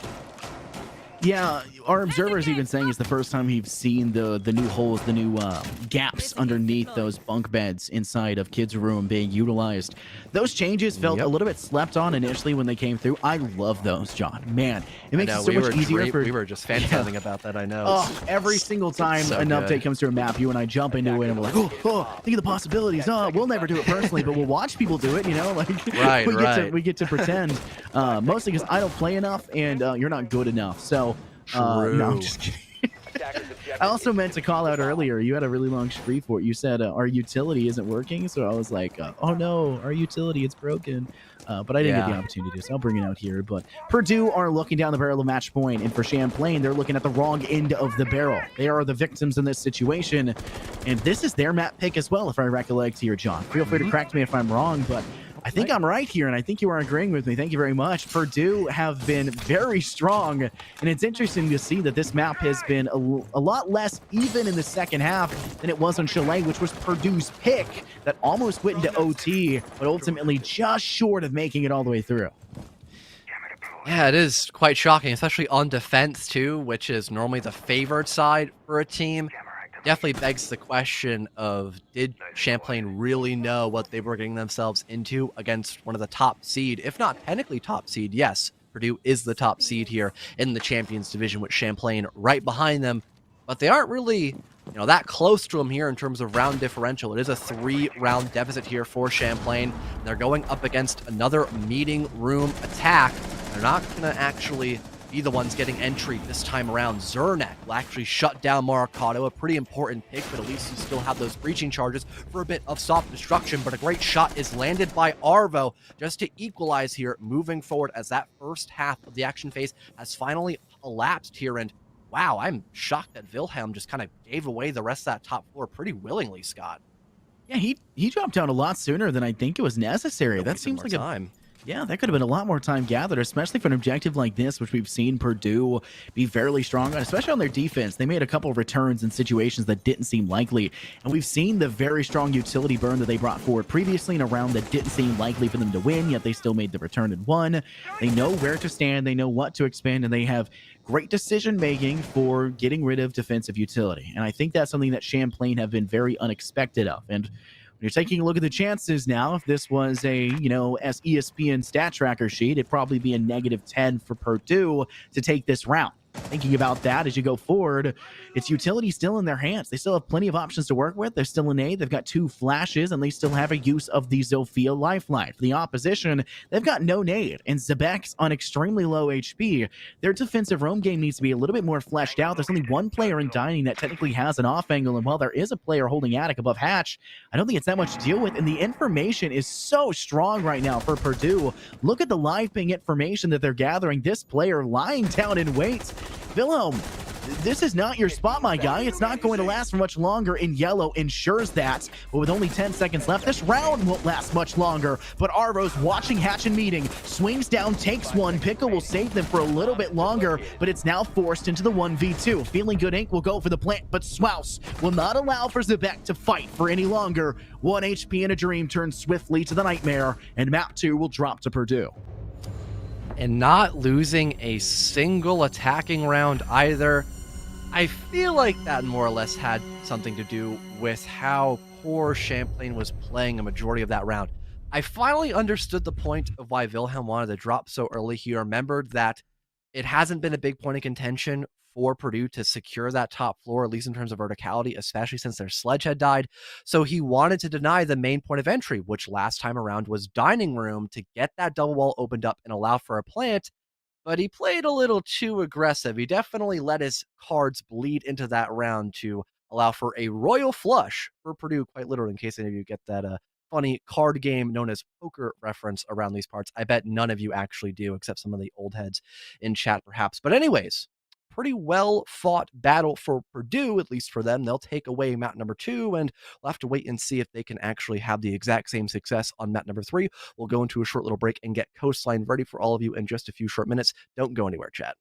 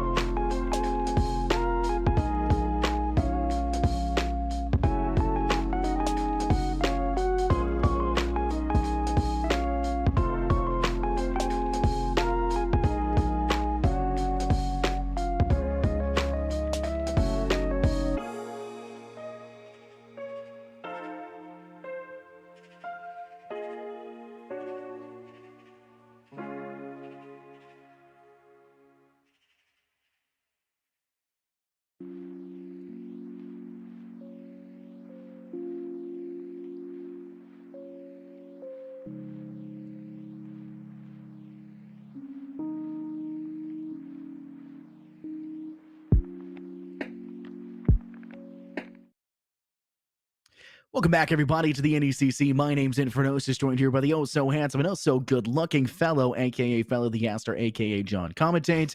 And we've got ourselves a 2-0 start for Purdue. They have put a massive damper on the chances here for Champlain College. It will have to be a full reverse sweep, and we're heading to Purdue's map pick next. It's Coastline coming up. Now, I will play devil's advocate here, Scott. A majority of these rounds and also maps, it has been Champlain that has done better on their attacks in general, and they did play much better on the more aggressive map of Chalet in comparison to Oregon, despite it being their map pick. So even if they don't win out map number 3, I still think it'll be much closer in comparison to what we just witnessed on Oregon. Maybe something more like a 7-5 victory for either Purdue or Champlain, or maybe even potentially overtime here on Coastline. As some of the reworks that happened a season or two ago have definitely changed up how the map can be played. And I think one thing I'm really praying for here, something I'm looking out for on a whim, is potentially seeing Penthouse defended here by either Champlain or Purdue, or even both perhaps. That would really make my day, in all honesty.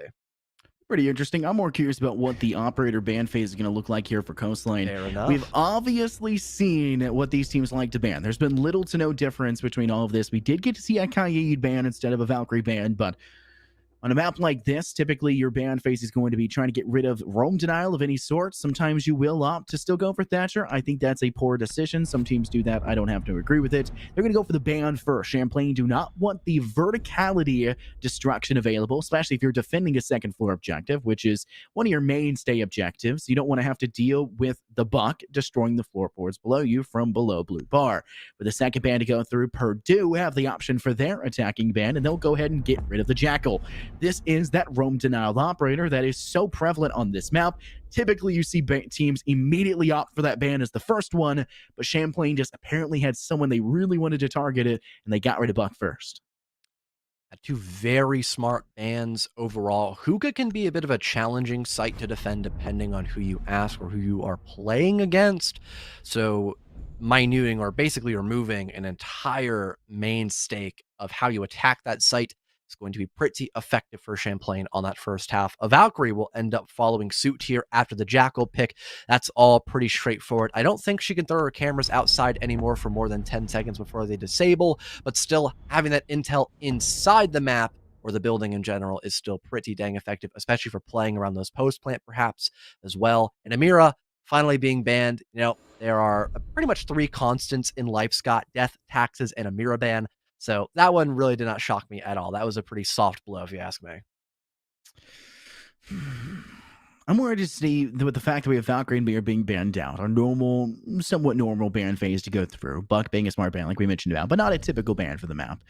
I'm more interested to see how we're going to play this first objective, which is going to be that hookah and billiards, like we've talked about, where you do need to worry about the hookah floorboards, and Buck steadily assists any team in trying to flush out the defenders from any of their footholds and stronghold positions they're trying to go for. But with Champlain starting off on the defense, they'll have to be very wary of the Flores that's coming forward. And while it's not necessarily picked initially, the 6th pick will go out, and those Rotero drones will, in fact, have the opportunity to find victims on the opposing side.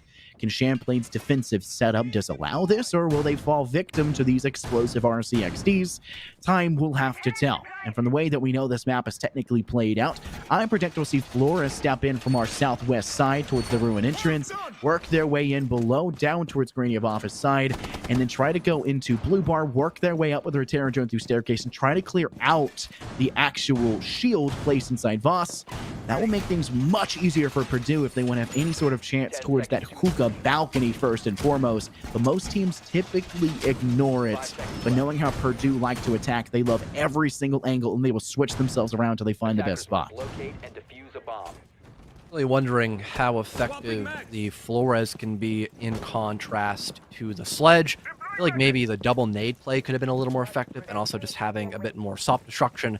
I think the Zofia, in terms of, you know, soft destruction capabilities, could be just enough here for the first round against Hookah. And maybe if the mute jammers are not placed properly, it could allow for potentially that only shield gone and removed, and that could allow for ease of access inside of Hookah, depending on how well Purdue can play. It'll be a slow start. It's only the first 30 seconds of the action phase, but it looks like they'll try to get control of VIP as quickly as possible, get that long angle opened up near the billiards part of the map, near that double VIP wall, and that could allow for, again, a great cutoff angle to be had, and maybe even an early pick to start Purdue off on the right foot. You see them now busting down this DJ wall, giving them access into that VIP room, and it should flush out Pickle to a degree, but he's sitting close corner of the southwest side. He's trying to keep an option to look in that direction, but the Rotero drone will have spotted him in his position. It would allow for Purdue to start to swing forward. It'll be Yellow, though, to find the first. They remove FX. A cheeky push by Feeling Good Inc. They will not dedicate themselves to it, but it does happen to flush Pickle away from that corner and gives them a better chance to fight in the next engagement. Save your life and fight for another time, and that's exactly what the Champlain side are attempting to do. But with time running out for Purdue, they're about halfway through the round, you'll start to see them get a bit more aggressive and start to systematically and methodically remove the utility for the Champlain side, as they still have 3 Rotero drones in the pocket, plenty of X-Kairos charges, at least 6 flashes. I think Arvo also has 3 in their pocket, his own 9 full flashes, and they still have 2 nades to work with. This is a full utility meta right now for Purdue, and Champlain are probably going to get caught off guard by this entirely. Only Purdue could get someone to rotate around near big window. That could really throw a wrench into the machine here of Champlain on the defense. They are playing so open to that main window area. That could have been massive for Purdue, but unfortunately they're not going to be able to rotate around in time. That Nitro Cell could have also been massive. They get shot off the ground by Yellow. Rotero drone comes flying in through to maybe force out Pickle a little bit further, and he's kind of trapped between 2 really difficult operators here, kind of playing for his own life. If he dies, this could be a great lead up again for Purdue. It would only be a matter of time before they go for that plant. Pickle will find one, though. There's still a player behind on that half bar, but Yellow just jumps right in on him. Wide swing comes in through by Kernex. Down goes Swouse, and Pickle has been injured as well, but luckily can get picked back up. That Toxic Babe will impede this push coming in through by Purdue. But Maracado will still try to stick it. He's on such little HP. He'll die to those toxic fumes, so will everybody else. Yellow gets downed as well. This defense is so strong by Champlain based off those toxic canisters. Now a 1 versus 2 as Yellow is in fact down, and Maracado has to stick this defuse. The shotgun hole underneath will be more than enough to deny that defuse, and Champlain will take round number 1. I get it. You're desperate. I do. I understand, right? You're running out of time and you're feeling father time. Make it harder and harder for you to breathe and see any glimpse of success. Why? Why, Marcana, are you standing in the smoke? You're standing in a Toxic Babe, the canister constantly choking you out. There was no really need to dedicate in that position. I think it would have been a smarter play for them to plant on top of billiards on the opposing side and then had double players flush in, or maybe have a player repelling big window instead. Purdue waited way too long to engage in the last few stages. They didn't commit to the kill they had gotten onto the down player Pickle on the inside of the actual lounging section, and that's where they fall victim to the Champlain side. They allowed them to come up to the 3v3, and the Toxic Babes almost single-handedly gave them the chance to win that round. Yes, we did see a cheeky play from Feeling Good to walk forward and find themselves a kill, but your Castle main still stepped up where necessary, sprayed them down immediately afterwards, and then that was just going to be all she wrote as the time ticked ever down, and you're forced to stick that bomb down because there's no chance, sorry, diffuser down, I guess I should say for this. We have to be different here in R6. Stick that diffuser down and pray they don't find you, but unfortunately at this rank here for a Champions Division of the NECC, they're going to know, they absolutely understand what's going on. It was an easy round cleanup for Champlain. Moving on here to a pretty favored site of kitchen and also service room. Be a little tough for Purdue to be able to get a good leeway against their opponents here. Looks like Champlain, though, they're opting to go for the extension in towards Sunrise Bar, and at the moment not have any roamers up above, but really there are a majority of players that could fit that roaming role up above. Either Pickle, maybe Kernex as well, if he can utilize those goo mines to gather a bit of pocket information so he can kind of pivot around and be a constant threat. But it looks like he's actually just playing inside of office here. Might be able to set up a nice little line of sight underneath to catch someone off guard, but for the time being, he'll just remain silent here. It'll be FX up above on the Malusi to try to find that first pick, but he's got backup by Pickle as well to find at least one before getting ripped to shreds by Marcado up above. Trade for trade, tit for tat. Now it's going to be up to Purdue to try and cascade beyond that, as they have obviously lost their first pick, trading in return for Pickle. It's pretty even, though. I do think there's still a strong chance, but we know how solid Yellow has been, especially in the first and second map. We've seen, 2 or 3 4Ks alone from that player. Unfortunately, though, Pickle has been the standing out player right now for Champlain. 4-1 was DB0'd in the last round, was not even able to be cleaned off, as Purdue did not necessarily commit to the bid, but we'll see a great commitment in as they step towards the aquarium side through that outside balcony window, or doorway, I should add. Marcado will also find one of their own. A 4v2 with only Kernex and Bin left standing. Kernex trapped in blue bar, hopefully trying to keep himself alive, wary of a player coming down Cool Vibes. But his competition is only a single wall away, sitting inside Sunrise, looking for any and all opportunities to swing the doorway. They'll go prone, and that's the player of Swouse out for the count, but Feel Good almost simultaneously takes out Bin. It's just Kernex left in the 1v3. Has too much to overcome, now trapped inside security room. We hear his own goo mines go off, and Kernex feels like they must commit to the situation, but will rip the hat straight off Arvo's shoulders. Now setting a 2v1, but he's also lost a bit too much HP, 45 HP in a dream. Feeling Good Inc. will dedicate themselves to putting down the diffuser. There seems to be no chance for Kernex to deny, and Marcado is holding up the floor above, has all of the opportunities to deny, and will do just that, stripping away Kernex's life and giving Purdue their first round win. Relatively an alright play by Purdue, but things definitely got concerning for sure, and it almost got closer. The Legion could have definitely brought that one back, but with the single wall being reinforced, the Legion had to rotate all the way around. If that had been opened up previously in the prep phase, you could have just shot in through bathroom and forced the sledge to drop down and make it an official 1v1. But just a couple of minute things lead to a very big impact, and unfortunately that will give Purdue their first round win here in the first half, equalizing out, moving in the third. It'll be a reattempt, though, of Kitchen and Service by Champlain with a slightly different lineup. They've got the Thunderbird up here on the board, which I am always a huge fan of, whether you're a very anchor-based team or a team likes to go on those heavy roams. She can always be impactful just by allowing you to get healed up later into the round and possibly give you another chance at winning a critical gunfight. And these gunfights for the map are much more important than a lot of the other ones over here, John. Coastline is a map that is arguably attacker favorite. For Pro League, it still doesn't turn out that way, but they're just built diff, so you can't really categorize them along the same route. Also, NA is the only current region that also uses the same exact metas, so technically speaking, it probably is still attacker favorited for us, probably not so much for the rest of the world, and that's also why we're known as NA, aka nearest to the airport, so we can make ourselves quick and steady back to our own houses and just cry alone in our bedrooms. But it's the same for R6 and Valorant. I'll crack that joke. RIP Sentinels, RIP Envy today.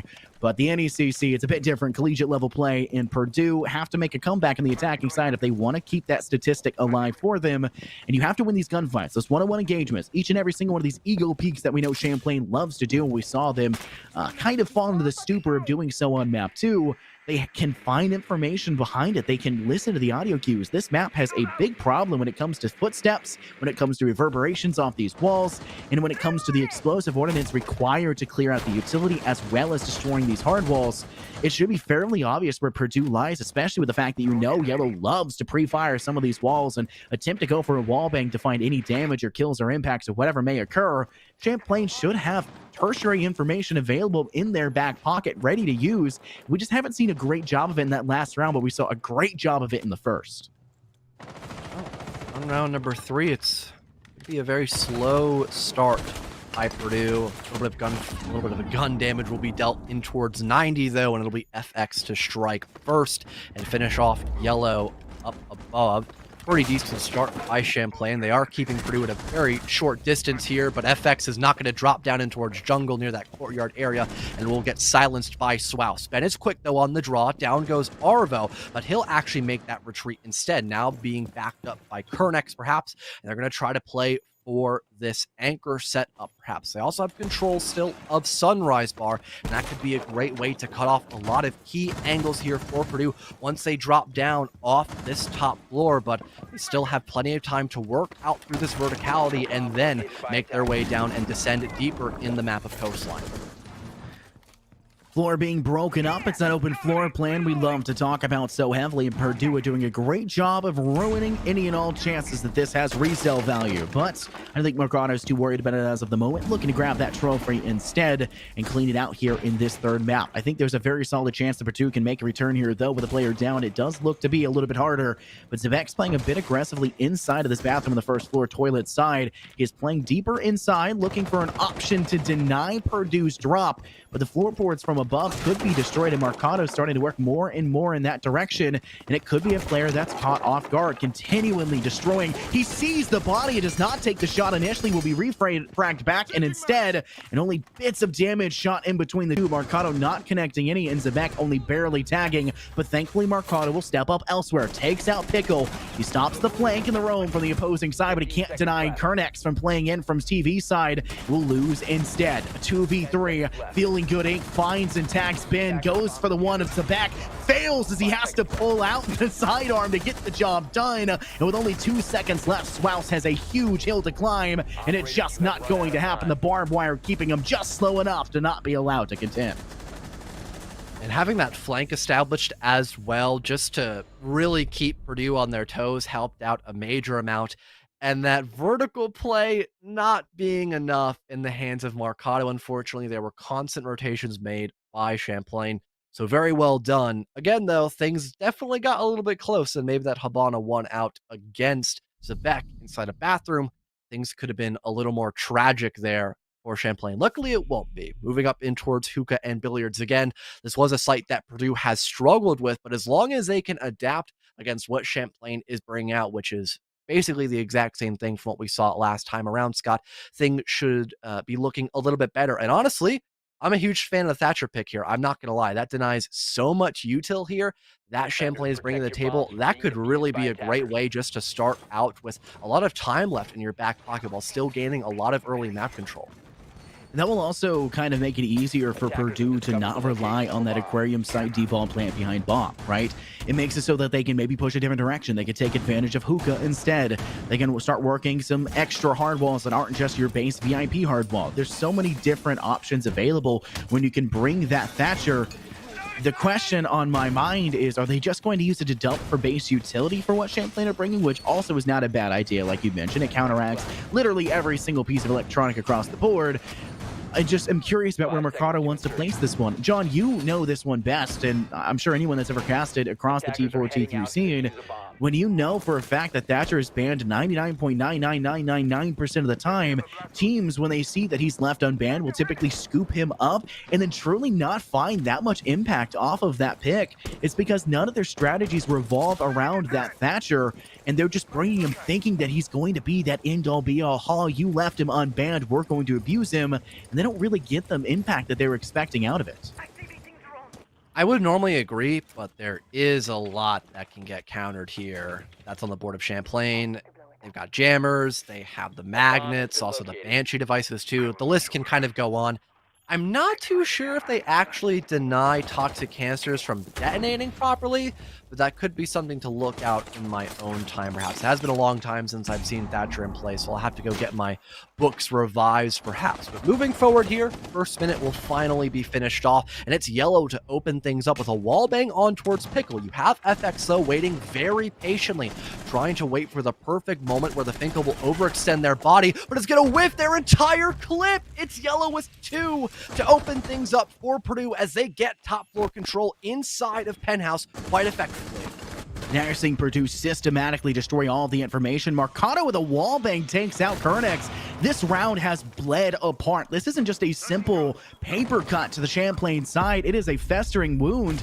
Purdue have completely separated the distance. This is a new team essentially in this round towards this objective. We're seeing no glimpses of the same team that was happening prior. This could be flawless, and in fact it will be. Yellow takes out Zebek, and just a moment afterwards Arvo takes out Ben. It's way too much to contend with, and Purdue are tired of losing that round and finally clap back in a very dominant way. Champlain, you've got to go into this next round. You have what it takes to do this. I think they can deny this next round as we're heading back to hookah and billiards. This part I don't necessarily like, but I think that they don't really have a great choice for it. I think this is really the only one they have. I think they have a really good chance to play this one back to back. They know what Purdue did, at least to a degree, and as long as we don't see those individual players flub and miss those opening mags like you talked about inside Pitch House, there's a good chance Purdue don't get that momentum and don't find that round win.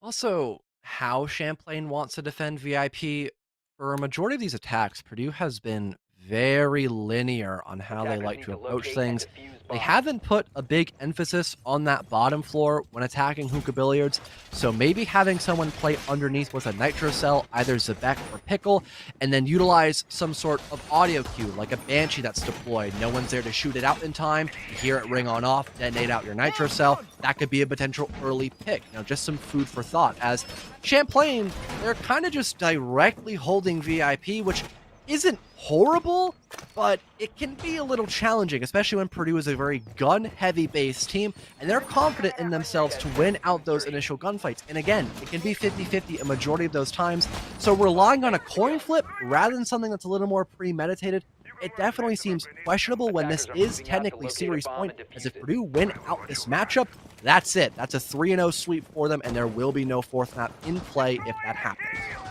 So at the last map for just a few moments as this round officially goes underway. Map 1 was pretty back and forth, almost hitting OT. Purdue take it with just a round above the opposition at one point or another, and finally take it up, 7-5, I believe was the final scoreline. Second map, however, tied 3-3 at half. Same way this one's kind of looking and may turn out to be. Same as the first map was also, and Purdue did not lose a single round on their attack. Now you're looking at this one. Back and forth, and Purdue is on the attack. We anticipated that Purdue would have a really strong attacking start, and it's been a mixture of that, but it's not been a decisive Purdue half in any way whatsoever. Champlain have started to adapt and find success, and it's going to be on their side of the court to make the adjustments necessary. And for right now, Purdue able to gain entry right now into the VIP room, and they just need to continue to push forward, but they'll decide to go through screens instead, looking for multiple directions, watching their rear. They're aware that just 2 rounds ago, Champlain did a devastating flank towards that screen side, making it impossible for Purdue to have that extra player to anticipate and play on that second floor. You are seeing VIP under full control for Purdue, and they have a great sightline to dish out the utility destruction over towards the objective. At least Champlain peeled away, though, early, and instead of dying off the bat, they will actually strike first here against Purdue. That's going to be FX to shut down Arvo.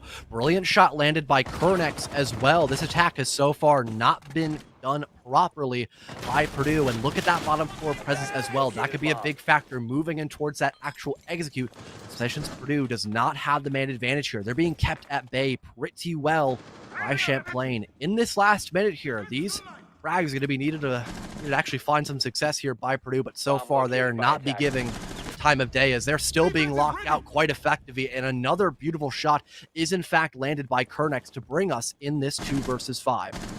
They're going to start firing on all cylinders right now because Purdue is just failing to fire. And we're seeing that time in and time out. We might see a flawless round, 2 of them back to back. Nope, deny. Just as soon as you speak about it, Caster's Curse will come true, and Swouse with the LMGE rips away FX. Now forced to faint in the 1v4. We'll have to ace this one out if there seems to be any semblance of a chance, but with only 35 seconds left, most of the Champlain side on the point or somewhat nearby. There is a play on the opposing side. It's Pickle, who is just waiting for Swouse to rotate that direction. And that's exactly what we see. Swouse initially peeked, tried to walk away, was not allowed to do so, and you will find Champlain going up now. But it is round 6, second half, almost ready to go. Just one more to be played. Can Purdue tie this one up 3-3 at half like every other map of the day has been? Or will we see Champlain go up for the first time tonight, 4-2? Fun fact, we have also only seen Puka and Kitchen in play as of now. Double Bar has not been picked. Penthouse Theater has not been picked. True. So if I want to see either one of those sites in this matchup, I'm going to have to really pray that Purdue does pretty good on both Kitchen and then Hookah, and they are forced to pick one of those quote-unquote tertiary sites. I'm a really big fan, though, of how well Champlain played on that last round. They kind of did what I was hinting at, where they played a little more passive. They didn't instigate all that much in VIP. They stayed there for a little while, and then they backed off as quickly as possible once that back wall got opened up and towards VIP. And they also had a little bit of pressure established underneath as well. Much better performance there by Champlain. Let's hope they can keep it up on this potential last round, as a 4-2 split on the defensive half would be pretty good moving into that second half. Now, as we ready for the round and the prep phase does officially go underway, I'm not sure if you've announced this one just yet, but we have a bit of information about a match that was played just the same. It was the Emergence bracket, St. John's versus Southern Miss, and there was a full reverse sweep that actually went forward. SJU, the St. John University side, stopped the reverse sweep. 8-7 score in that map 5. 3-2 victory for them. That's a great game. That would have been a very fun one to cast as well. Unfortunately, time constraints do happen to put a hinder on that one. But our observer also brought up the question earlier, where are the spawn peaks? Well, here you go, buddy. We're seeing a bit of a tease for one right here, but they'll take a step back before given any chance to go for it. Man, you and your caster curses, Scott, they just are Just never talk again, time again. Yeah. Yeah, maybe we just should not talk for like an entire round. I feel like that would be a little bit awkward. People would be like, where's caster audio, guys? They're not talking anymore. What's They didn't going care for us on? anyways, man. It's No, we're fine. here. We're just having a moment of silence. Epiphany. We're in deep thoughts, like we're playing a chess game, perhaps. Some rounds can really be Queen's like Gambit. that, though, where you have to take a lot into consideration before you actually make that first move, because maybe your opponent has been waiting the entire round for you to play that move, and they counteract it perfectly. So far, it'll be a pretty straightforward attack by Purdue, trying to get that top floor control yet again. And I believe most of Champlain has already peeled away. Everyone but one set up all the way around near Theater, right underneath that single white window drop. And also one still set up inside of VIP, I believe to be, but that'll be FX to meet his maker in this first minute or so of the round. And a second gunfight comes out, and it'll be won by Purdue yet again. Man, you were talking about the round prior that Champlain did a great job of stepping away from the second floor. They didn't allow for themselves to die on their defensive side for their roaming presence. That is the complete opposite we're seeing right here. Both Pickle and FX out for the count.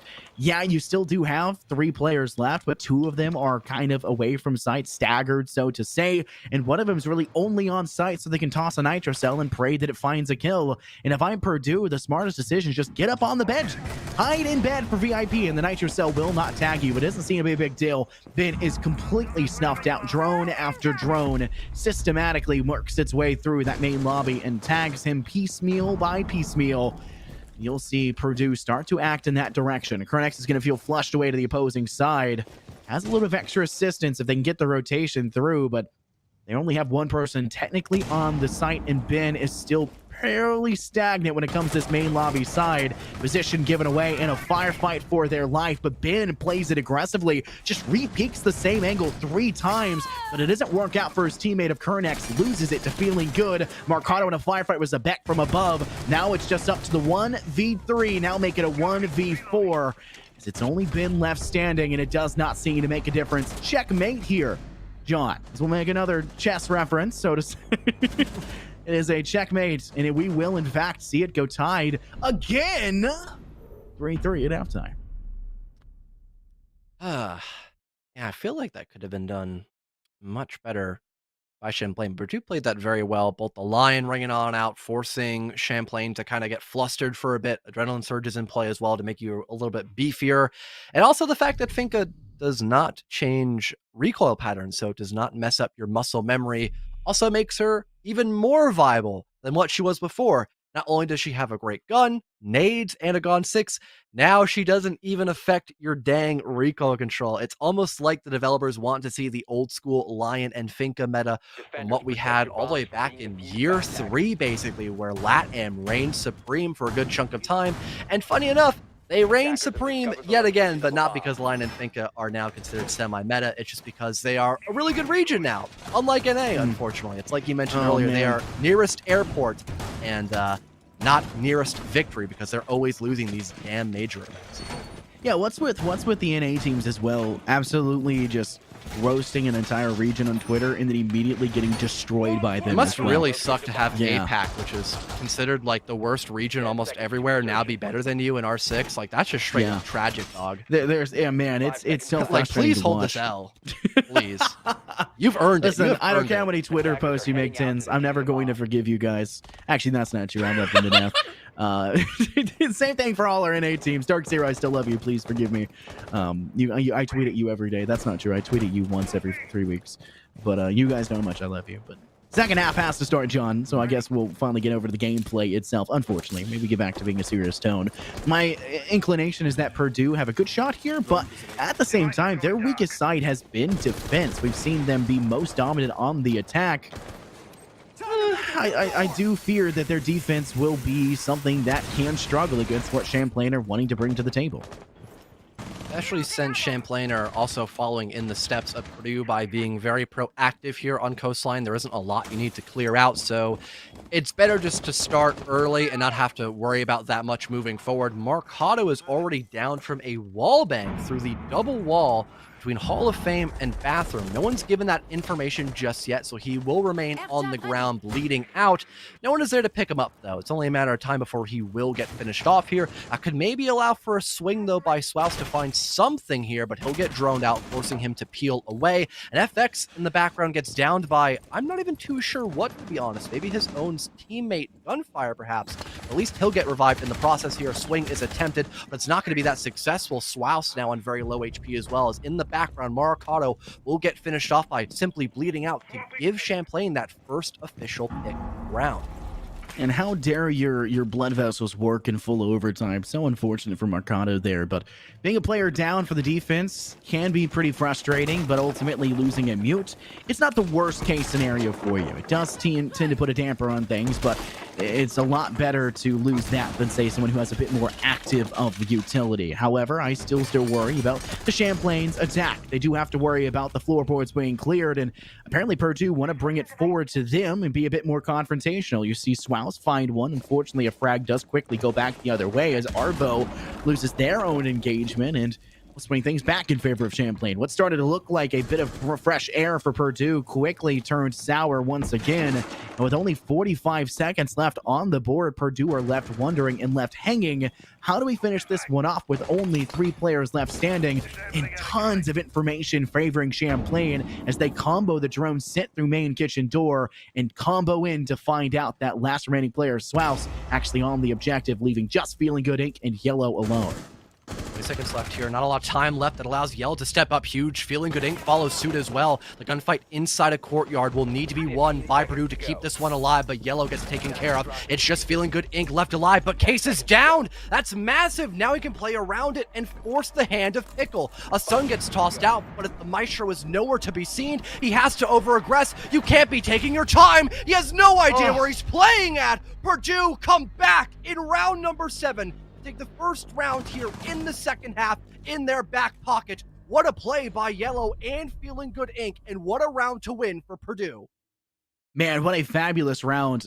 Talk about the discipline and the correct decision-making there for Feeling Good Inc. When you're at Maestro, John, your first instinct is going to be just like you're a Team Fortress 2 heavy, right? I mean, big gun, big bullets, right? Send it out there. No, that was proper decision. Goes prone underneath that bathroom shelf, right underneath sinks. It allows for your line of sight to be broken. No LOS there. If you had gone into any of those toilet stalls, you possibly could have seen your footsteps. It would have been a possibility, though I do think for Champlain, they were a little bit stressed for time. It wasn't exactly the first thing on their mind, but ultimately they hold on. Purdue with a weak start, come back and find success. And that's not the first time we've seen Purdue do that one. But let's talk a little bit about the next round as we move forward towards it. Shield placement differing from Champlain. You can see Feeling Good Inc. dropping it next to their Voss side, and that's very different from Champlain's. So Champlain's was actually only a couple inches away from the doorway leading into Hookah. You got this, Yellow. I believe in you. It's only a couple inches leading away from the doorway into Hookah. Purdue's being a little bit further back does make it harder for them to rotate out of it, but does give them a better safety net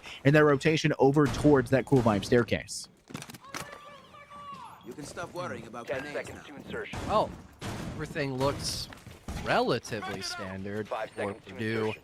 They're not going to opt to do what Champlain had in store on their defense, which was just kind of running directly into VIP. They'll be a little more lackadaisical about it. They might have Yellow just roam around near Theater, perhaps, and that's going to be like their main defense and just kind of rely heavily on that anchor, which is probably why they're emphasizing heavy utility, both the Jaeger and also a Wamai, on top of both the Toxic Canisters and the Banshees, to play for some really proper denial that will give Champlain a lot of early map control. However, if they don't have enough utility nor the proper coordination during that execute, they really could end up falling flat on their face. And on top of that, there is still a roam game afoot right now. If Purdue even find those first couple of picks here and there, that could worsen the later round scenarios for Champlain just because they already are on that back burner.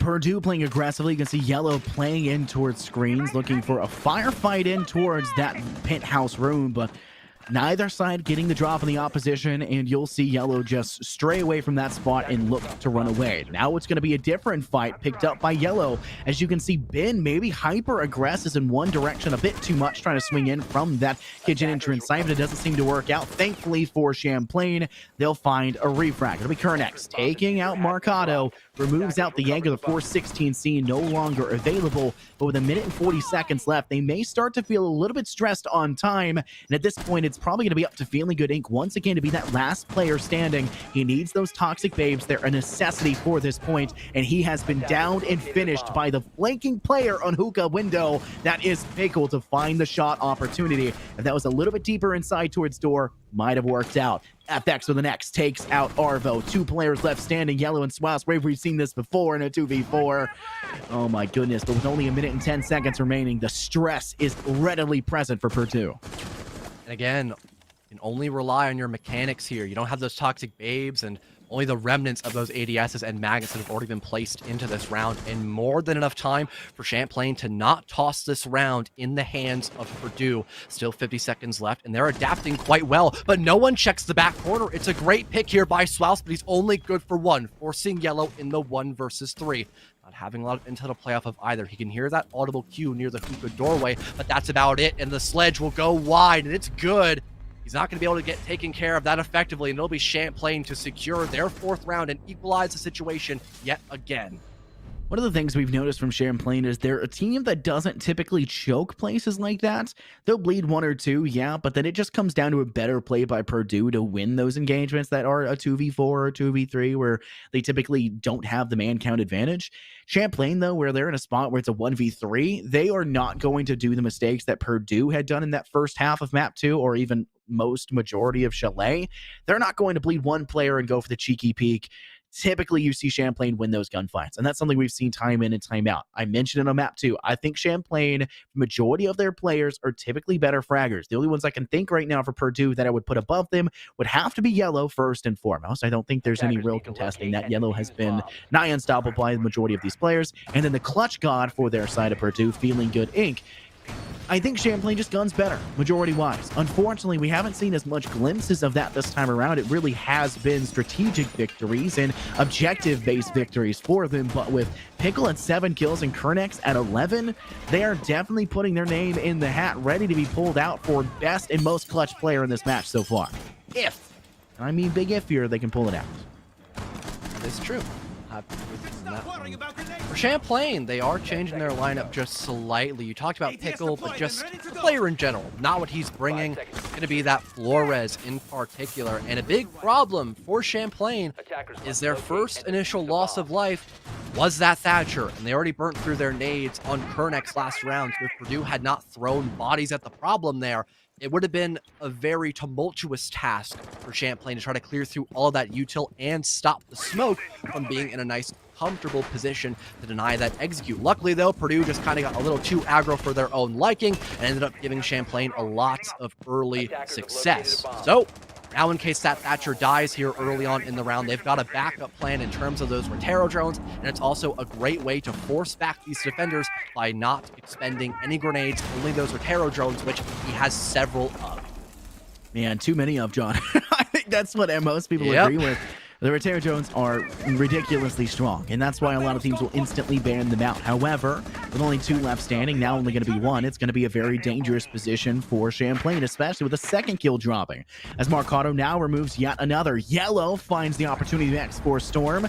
This second floor roaming lurk has been intense, to say the least, for Purdue. They've given 0 glimpses of success, and while Pickle has been stuck in these Vertero Jones, trying to give like any sort of utility destroyed and find glimpses of information, his entire team is snuffed out around him, and now he's woken up, pulled down his phone from his face like a kid playing on their parents' iPhone, and has gone, where's the rest of my family? Where has my team gone? And unfortunately, they've gone straight to the afterlife. But Pickle will not to be outdone just yet. It's been Swouse to follow his team shortly after.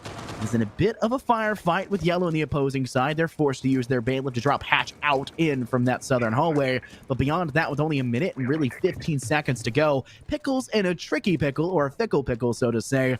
And Champlain have a bit too big of a hill they need to climb. Yeah, although there was adaptation by Champlain and what they brought to the table, Purdue also adapted in their unison as well, having a little bit more control on that middle floor and cutting off that rotation being made. Great shot by Pickle, though. He's not going to be out of the fight just yet. Make this a little bit more winnable here for Champlain, but it is still a 1 versus 3. You do have time to drone out. You've got 2 of your default ones in pocket and flashbangs to maybe disorientate a couple of players that overextend their life, which is something that Purdue has been at fault a majority of these rounds here. This is definitely not over just yet for Pickle. That default cam, though, will spot him out, and now a toxic canister is deployed to force him at distance. There's a potential rotation cutoff here being played, so Pickle kind of has to just jump into the lion's den and hope that he can make this one work out, and it's not going to happen. There's vertical play established by Arvo to give Purdue their 5th round.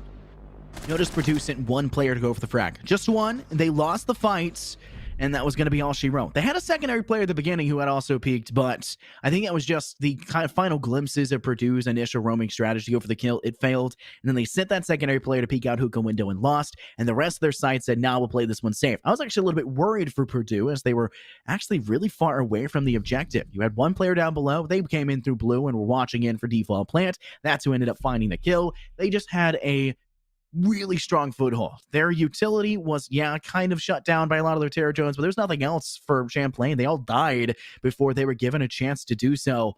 It's a little unfortunate, but ultimately I do think that we have the option going forward for Champlain to think twice about their setup. I don't know if the Rotero Jones are going to do it. They need him to watch their flank. They desperately need Pickle to be available, and they're going to switch Pickle off the Rotero and put them back on a Nomad, and I think this is the best decision they can make, as the roam game for Purdue in that last round was single-handedly what tore them apart. Yeah, it has improved leaps and bounds. So again, trying to counteract what Purdue has been bringing to the table is a great call by Pickle. Also like the fuse pick here by Sebek. That is a great way of burning through util, which Purdue has not been shining away from a majority of their defensive rounds. They've always had a Jaeger, they've had Malusi countless times, and also Arvo on the smoke here.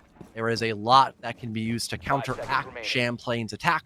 And also that roam game in particular, too, that you highlighted as well. Unfortunately, with Jackal being banned, the only main way to gather that intel is either through a line scan or just proper droning in particular. Unfortunately, that is not going to be on the table just yet. It is only the first 10 seconds of the action phase after all. That was cheeky. One thing I noticed in map 1, John, was, and I especially noted in map 2, Purdue's drone economy and their ability to gather information was extremely strong, and I do want to attribute that to their success they had, especially in map 2 with that flawless attacking half. Champlain haven't had as much of a victory when it comes to the droning, especially now. You're playing that drone there, you know where they're essentially lying, but you lose that drone instantly. You're not really gaining much beyond that player's intel, and FX will eventually act off of it. It is strong, but in the process, you lost a player at the same time. You lost Pickle, which means that utility Pickle brought to the table, those air jabs I said were a dire need for the Champlain side, are not available, which means all of the utility you need to start using and expending, aka your sledgehammer on the floor forge to create the open floor pan, your fuse utility to drop in and drop those hockey pucks into sight. All of those are sit still utility. A flanking player from Purdue could be a menace to you, and there's no utility to deny that. And aggressive swing by Swaus lost him his life too, but at least things will equalize yet again. Feeling Good was able to land a decisive shot. In the background, those cluster charges will ring on out and destroy a little bit of utility. The last one will finally get deployed in the background as well. Another drone spots out the roaming Maestro here and will now have to fall back, as Feeling Good Inc. was an impact player last time around when Kitchen was on the board here for Purdue. And if he can remain alive, that could be big, but Zebek is watching through the courtyard and silences out the Maestro. That's your top fragger dead, and now it's your off-site player of Maricado and Avro left alive. The Smoke basically by himself for the time being has a lot on his plate, and he might end up choking on it depending how well Champlain can play in this execute. You're seeing them feel like they're forced to use a pocket hard breach to get the floorboards open. Zebek places one, gets shot out in return, but there's a good chance we can still see a pretty good contingency plan for Purdue, and I think that's a bit of a necessity at this point in time. FX is holding in courtyard, watching in from that eastern window, the northern corridor side, just holding in, trying to play for a little bit of extra time on top.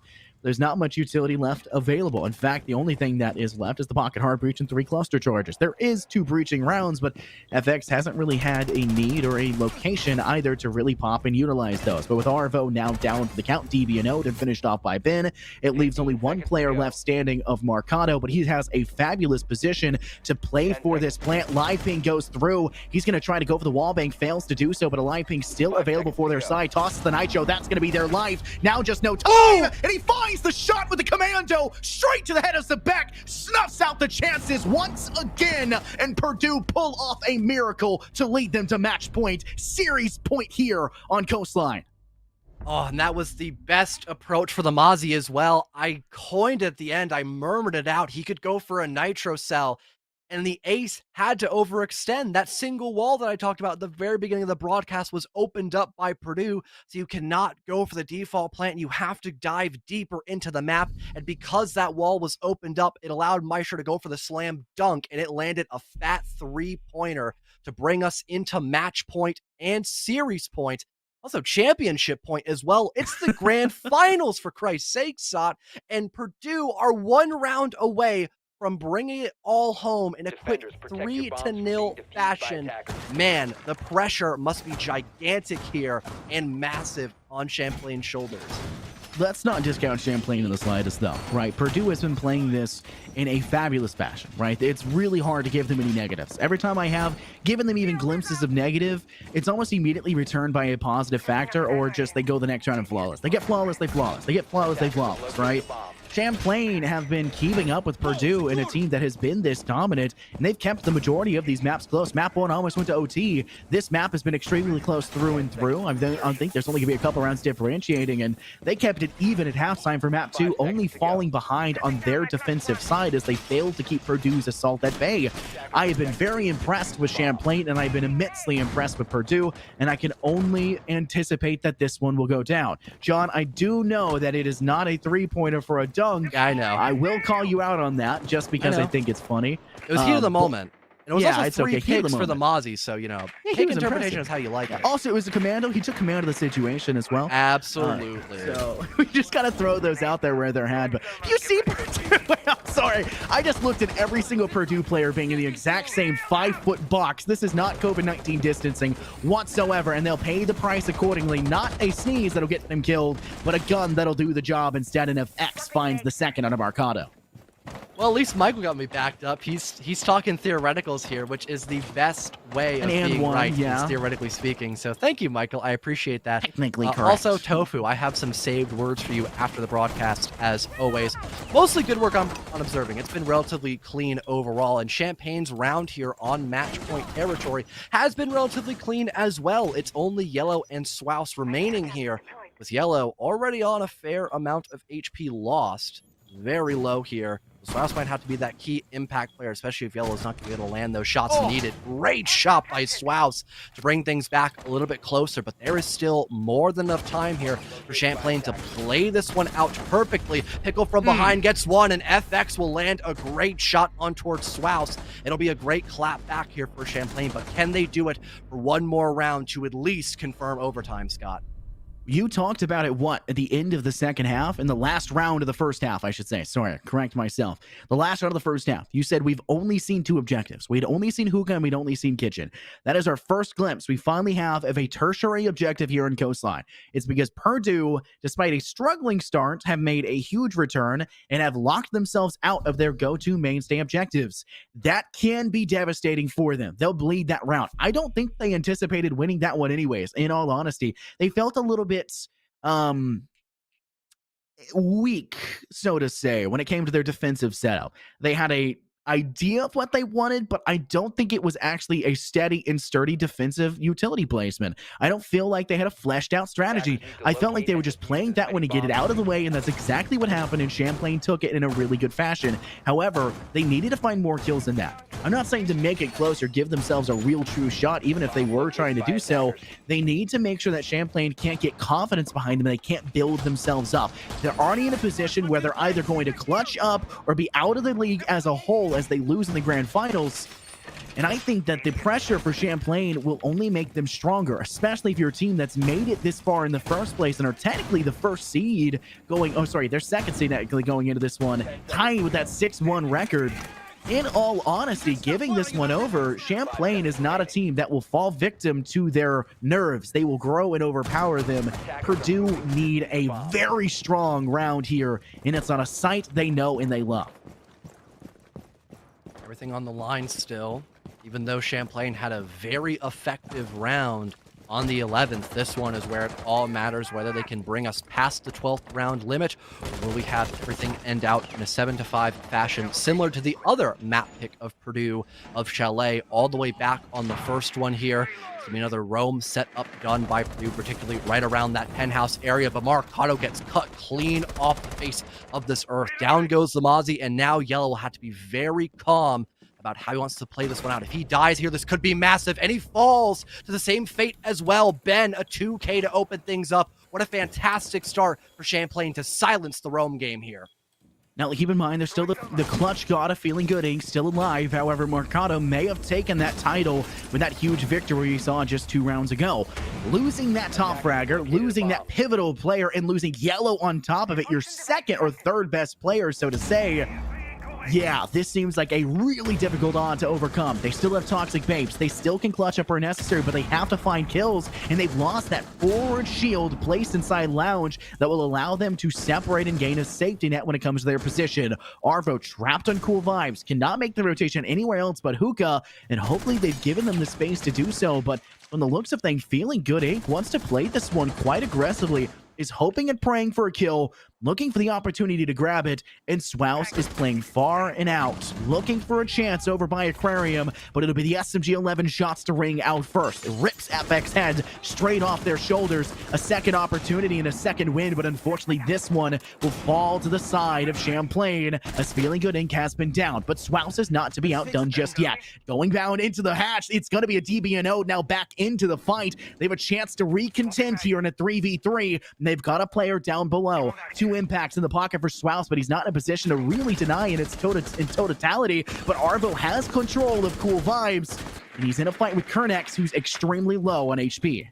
Talk about Feeling Good playing underneath. That might be the key thing to keep Purdue alive here and deny overtime. He's got that shotgun and Toxic Babes to stop a potential plant. Swouse still holding strong, though, up inside of Aqua. No one really here to contest him just yet. It'll be an attempt in towards Hookah. Plant going down, but no one's here to contest it. Feeling Good has no idea the plant's been confirmed, and Ben will stick it. We're now in the post situation. No one here to contest. It's got to be the retake game by Purdue in the 3 versus 2 as Kernex will get down. There could be a potential refrag. Ben with 3. Potentially find an ace here. The swing comes in through, but he's going to lose that fight. That's massive. It's just Quebec outside. Finds the first one. We're now in a 1 versus 1. Everything is on the line here for Champlain, and Arvo has to overextend. Finishes off Kernex, and now with an official 1 versus 1.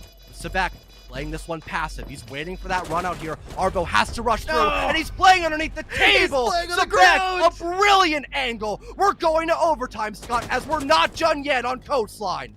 That is the best possible play you could make in that situation, John. Hands on my head, shock and awe. See the player lying down underneath tables, and I cannot believe that position. Avro had no idea where he even was. Arvo had no clue. He did not know where he needed to be. Like you are mentioning, rat angles. That is rodentry at its finest. Swouse pulled it off on Chalet, and now we're seeing it being pulled out on Coastline. Where else to do it but on the attacker-favorited map classics that are these two? We're going to OT, and on a series point championship point game on the map right now for Purdue, this is a major, major hill for Champlain to get past. If they take this, it's their next map pick up next, if I remember correctly, which means that there's a chance they could take it back. We obviously saw them lose in a pretty, their most lopsided way we've seen so far today. Not that it was extremely so one way or the other. We saw them lose their own map pick, but map 4 could definitely be a contender in map 5's Cafe, which is arguably a map that can extremely go either way. I'm very intrigued by this. Can Purdue hold on to win us out, or can Champlain guarantee a map 4? Down to that utility game once again. Champlain, they are opting for a lot here on the board. The Kona stations, magnets, Shamika launchers. Oh my, there's so much to play. Very passive here to not give Purdue that extra lead up, which has been a key factor in both teams winning out a majority of those rounds. If it hadn't been for Champlain to get those first 2 initial picks and have a lot of room to breathe, that post-plant situation might have been flattened by a simplistic retake by Purdue, but it all came down to a single 1-versus-1 gunfight. Maybe Purdue will try to deny this very heavy util playstyle by just simply going in full force, all cylinders at fire here, maybe getting very aggressive with the double Chimera composition of both the Finka and Lion. Oh, this is actually a side that doesn't necessarily favor Purdue. Obviously, when you're talking about this being an even half, Purdue starting off on the attack, they were a little bit weak. They were the team that was lagging behind at halftime. They had to make that round to tie it 3-3, which is now every map has gone. But typically, Purdue was the one that was leading at that point, and Champlain had to catch up. However, Purdue kind of flubbed the last few rounds of the defense, giving Champlain the chance to make it into the overtime. I would like to say Champlain have the more advantageous half the way these two teams has played, but Purdue has been a team that has been pulling off major contending rounds. I mean, these rounds have been almost... It's really hard for me to phrase this, obviously speaking, as I'm struggling to collect my words and put them together. It's been very impressive. The strategies that Purdue can string together and the utility that they're able to utilize in good fashion makes me believe they have a chance. But Champlain has obviously brought something spicy out, like you've mentioned, and this could be extremely dangerous for Purdue's attack. So far, though, the first half of the action phase is now officially over. We're at that minute 29. Pickle is so close to finding that opening pick, but Yellow is well aware of where they're positioned at. A soft ping comes in through, and a nade is tossed out, forcing back Thunderbird, but it won't finish her out just yet. But the swing is crystal clear by Yellow, and that will give the first opening here for Purdue. About a minute left to work with. They're going to be taking their time here, gathering more information and spotting out that player inside of security. Zebek off screen will shut down feeling good. There goes your Habana player. This win inside of office will be necessary for Purdue, and they'll win that confrontation. Arvo follow suit as well onto Kernek, and now it's a 4-versus-2. Purdue taking charge here in the first official overtime round. The only thing keeping them back is going to be these Shamika launchers and the Evil Eye play by Ben. It's all going to come down to the two thick boys here in these last 40 seconds. The Shamika is just keeping them entirely at bay. Swouse would have no chance to peek this direction, but the fire lets up ever so slightly. It's now forced Vec to pull out the DP-27. You've got to win that fight in that position. You cannot lose that, Yellow, and Ben will capitalize instead. Zebek has an opportunity to keep themselves alive. His teammate has saved his rear, but with only 20 seconds remaining, Purdue still have a solid chance to swing. Player comes to the back of Billiards. Ben sprays down Arvo and finds Mercado. Instantaneously afterwards, Swouse is now left in the one-on-one. A DBNO player could make this difficult, but then Aldo will not be contended with, and Ben completes for the 3K, saving the Champlain side from being absolutely dismantled in the middle stages of the round. That is exactly what you need if you are the Champlain side to bring yourself in with a solid chance to keep contending. Overtime match point here for Champlain, finally taking a substantial lead. Things could not have been getting any better for them. They need to win this out, and that will transition them over to their map pick of Clubhouse. So much is in the balance here, and they need to continue this onslaught of effective takes. Now moving into the attack, though, things have been a little bit more sloppy for them on their side.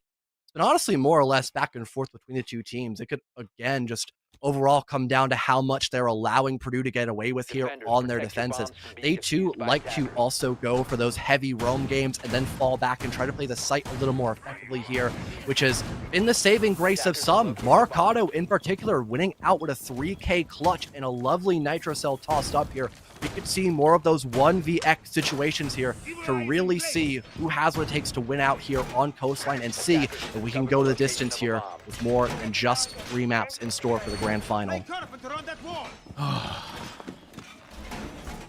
The tension is palpable, John. The pressure is constantly adding up, and eventually it will have to reach its boiling point as it rolls over the pod and cascades downwards onto our lap to determine who will come out victorious.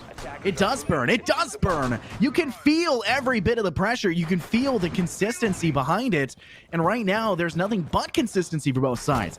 Win round, lose round, win round, win round, lose round, lose round. It's back and forth. These teams refusing to go down to one or the other. And Purdue in that last round, that could have been one of the worst mistakes they'll make today. That could almost guarantee Champlain the next round. They just need to survive this attacking round, and we know that they were the team most recently to play their spree, their flurry of attacking rounds, which should arguably give them a bit more of an aggressive approach towards it, as they'll have a better understanding and a more recent round approach, or at least, I guess, the best refresher for their brain. It's hard to give any inclination to one side or the other, but I think Purdue have their money cut out for them. I would like to see map 4. No initial pick either on that roam game. They're going to have to fall back and try to play around security yet again, which at this point, Champlain, they are very well aware of those key positions when attacking against a kitchen defense. It's only a matter of time before they try to clear that out, or at least set up a flank watch in turn of Pickle with those air jabs on the Nomad. And he gets tossed out underneath, but it's not going to find anything just yet. Still keeping us on level footing here in the 5-on-5, verticality being established. But look at this cheeky Nitro Cell, a C4, or pardon, Mozzie Pest drone comes in through to potentially allow for a Nitro Cell to be tossed on out, but no one is there to deploy it. Maricado is across the map, deep inside of security, but at least it could gather that information to maybe allow Purdue to play against these sightlines a little bit better, either allowing for over-aggression or playing deep in the back of this site, or even in bathroom as well, just to make sure Champlain does not find that first blood. This is going to be up to Purdue to just stay alive. I don't think this is a position Purdue need to go for all of these frags for. They just need to keep themselves alive and force Champlain to funnel. If they can all stay steady on this point, it is an objective that is ridiculously favoring for the attack as they just destroy the floorboards from above. As long as Purdue stay alive, they can have a good chance. But unfortunately, everything is starting to fall in favor of the Champlain side. Yellow's going for the flank. Shoots out an air jab, has a chance to contend, and will do just that. Takes out one, but loses the fight from FX inside that southern hallway. And Swouse has to be able to assist in a bit of a slower movement. Marcado and Swouse, lonesome players left alone, and it looks like Pickle will take out Marcado. It's up to Swouse in the 1v4. NECC, this is your finals. This round could guarantee Champlain to make it into map 4, and I think we can almost call it already, but Swouse, we've seen enough from him so far, has pulled off aces in 4Ks before, and this would have to be the time, the moment to do just that. Leaps in towards middle courtyard, takes off the head of Pickles, and gives themselves an opportunity now in a bit more of a close position, but it's only a 1v3. Eats an air jab in main lobby. That's a huge audio cue given over to the Champlain side, and they'll send somebody to watch this main hallway, and that's exactly what they'll do. FX with the spear takes the head off the last lonesome player, and you will guarantee a map 4 with Champlain taking this one in overtime. It's not going to be a flawless sweep for Purdue. We've got a series on our hands, Scott, as Clubhouse is up next here on the menu for NECC. What a valiant comeback by Champlain under all of that pressure on the map pick of Purdue to keep themselves alive for, at the very least, one more map. And maybe if they win out Clubhouse, we'll get to see the 5th and final place of direction, which would be Cafe Dostoevsky. I don't know how you feel about that one, but at least this would be a series to remember in the books of NECC. But before we even get into map number 4, we've got another break up and ready, and then we'll be back in a few short minutes to get that matchup in action to commentate over it. Don't go anywhere, as we'll be back again in just a little while.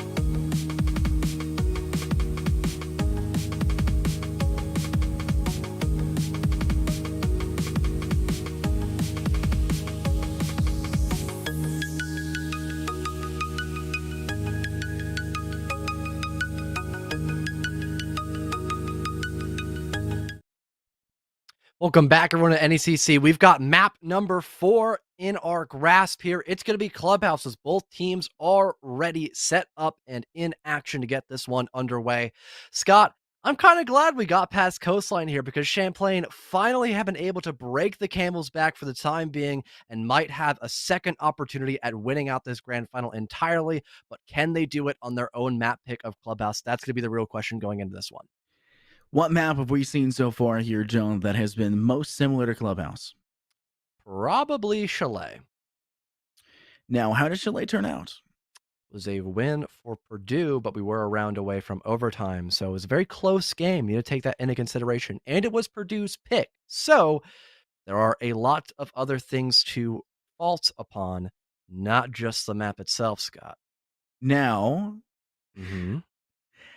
now I'm going to gaslight you a little bit here.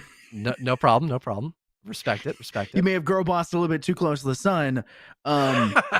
Oregon, Clubhouse, both of them being the T4, T3 specials, right? Phil is also in that suit, right? They're essentially going to be played around the same level of consistency, right? They're going to have the same baseline strategies to a degree of same agent selection or operator selection. I guess to say this isn't Valorant. Your band phase will kind of have Habana in it, which is not always brought in on Oregon, but it can go either way. We know how that map turned out, and we know how Chalet turned out. The map that's most like it in terms of strategies, and the map that's most like it in terms of play time. Both of those went to Purdue, so I would like to give a nod to Purdue, but I think Champlain now has momentum, and that could be the make it or break it for Purdue if Champlain can continue to cascade and find round wins. That is fair. It was pretty one-sided for Oregon, and in terms of consistency, Clubhouse and Oregon are pretty dang neck and neck. And another buck ban by Champlain, interestingly enough. So I'm expecting on the second half very heavy emphasis on cast extensions if we in fact have a gym and bedroom defense with that extension actually coming into fruition, but that is going to be a very long time before that happens. I guess it's just another elaborate target ban, which is not all that horrible. Kaid ban, not that bad either, I suppose. So the Mavericks job, like you mentioned, last matchup on Oregon will be 10 times easier, and the last one coming in through, I'm expecting it to still be that mirror ban, but maybe a Valkyrie Romai. It will be different, matter of fact, but at least I was still semi-correct. Do I get partial credits here, Mr. Teacher? Yeah, I'll give you something. I'll give you a good old knuckle sandwich. But I'm not hungry. I'm sorry. Unfortunately, this dish is best served cold, and you're going to have to eat it eventually. White people said. I am coming up to Massachusetts. You are going to have to face my wrath eventually. But this is true. I will point out, with the Kaid ban going down, that does make it so that Valkyrie and or Mirror gets through. Mirror is the one who gets through. That's going to make things extremely interesting. In fact, I was going to mention this is going to make Jim and Benjamin be your go-to objective, because Black Mirrors on this site make it absolutely ridiculously difficult to attack on. You no longer need to worry about that CCTV and cash room objective as much as you necessarily need to, because you know my opinion on it. I despise it. It is an objective that is so much recently falling to attacker favor that it is a very smart decision for Purdue to lock in the mirror here and play on this tertiary or typically tertiary objective. Black Mirror will assist, and I'm hoping that Purdue can play around it a little bit stronger, but they'll also have to deny the Champlain side from pushing in from Jacuzzi side as well as Logi Hatch. There's a couple weak links towards the defenses that you can bring when it comes to this objective, but I still feel like it is valuable, more valuable is what I'll say, than trying to pick up CCTV and cash where it is a literal coin flip. Also need to worry about FX on the Twitch, as if you do not worry or watch out for those pesky Twitch drones, you could lose out on your mirror windows and now open up a nice set of sight lines for those attackers that could give them the upper hand moving later into the round. There are mute jammers afoot though, could possibly hard counter out, but because it is now a hit scan device, those Twitch drones, you can now snipe them from a range. So depending on how cheeky FX can set up those Twitch drones, maybe they could be put into full effect and completely nullify out the mute jammers. Another thing to worry about as well are those castle barricades. There is no sledge on the board here, so it's going to be a much more timely manner to get those panels open on up, unless Wilhelm will like to expend out those explosive charges on his lifelines earlier than possibly expected.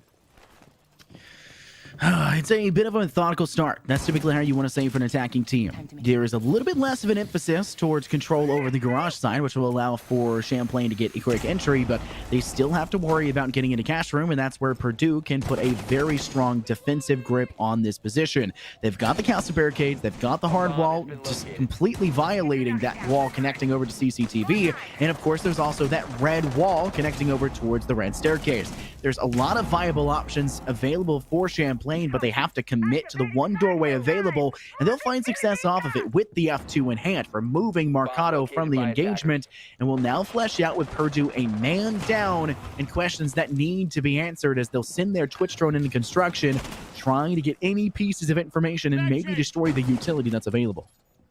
You maybe get around and, barely missing that mirror window.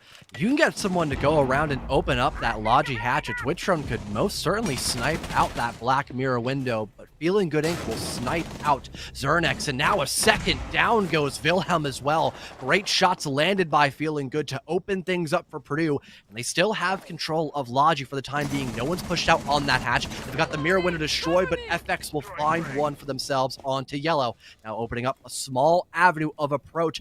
There is still plenty to be defended from. Feeling Good Inc. gets extended yet again, but it's FX on their third. Down goes the mute, and it's up to Swaus and Arvo, but they've got a flank of foot. Arvo, a massive pick on towards Pickle, but it's only the Jaeger left alive, and they're completely off-site, allowing potential plant if that case can get retrieved. It leaves the diffuser down on the balcony, but Arvo wasn't playing forward in the slightest, and it will just allow for FX to play a bit more passively inside construction, hiding behind the wooden boxes, and then waiting, or so I guess the wooden beams, and then waiting for the option to go for the kill, and that's exactly what we see. A successful round win for Champlain, despite the solid start and the, I guess, correct operator decisions for Purdue. They just lost that first player inside cash room, and I felt they didn't buy enough time when it came to their defensive presence in that direction. It's one thing we called out a lot for Champlain on map 1. They did a phenomenal job of keeping Purdue at bay, and now we need to see Purdue get glimpses of that here on map 4 if they ever want a chance to, I guess, keep themselves moving forward and disallow a map 5. And again, the Twitch drones that I mentioned, it allowed to get cash room opened up very early.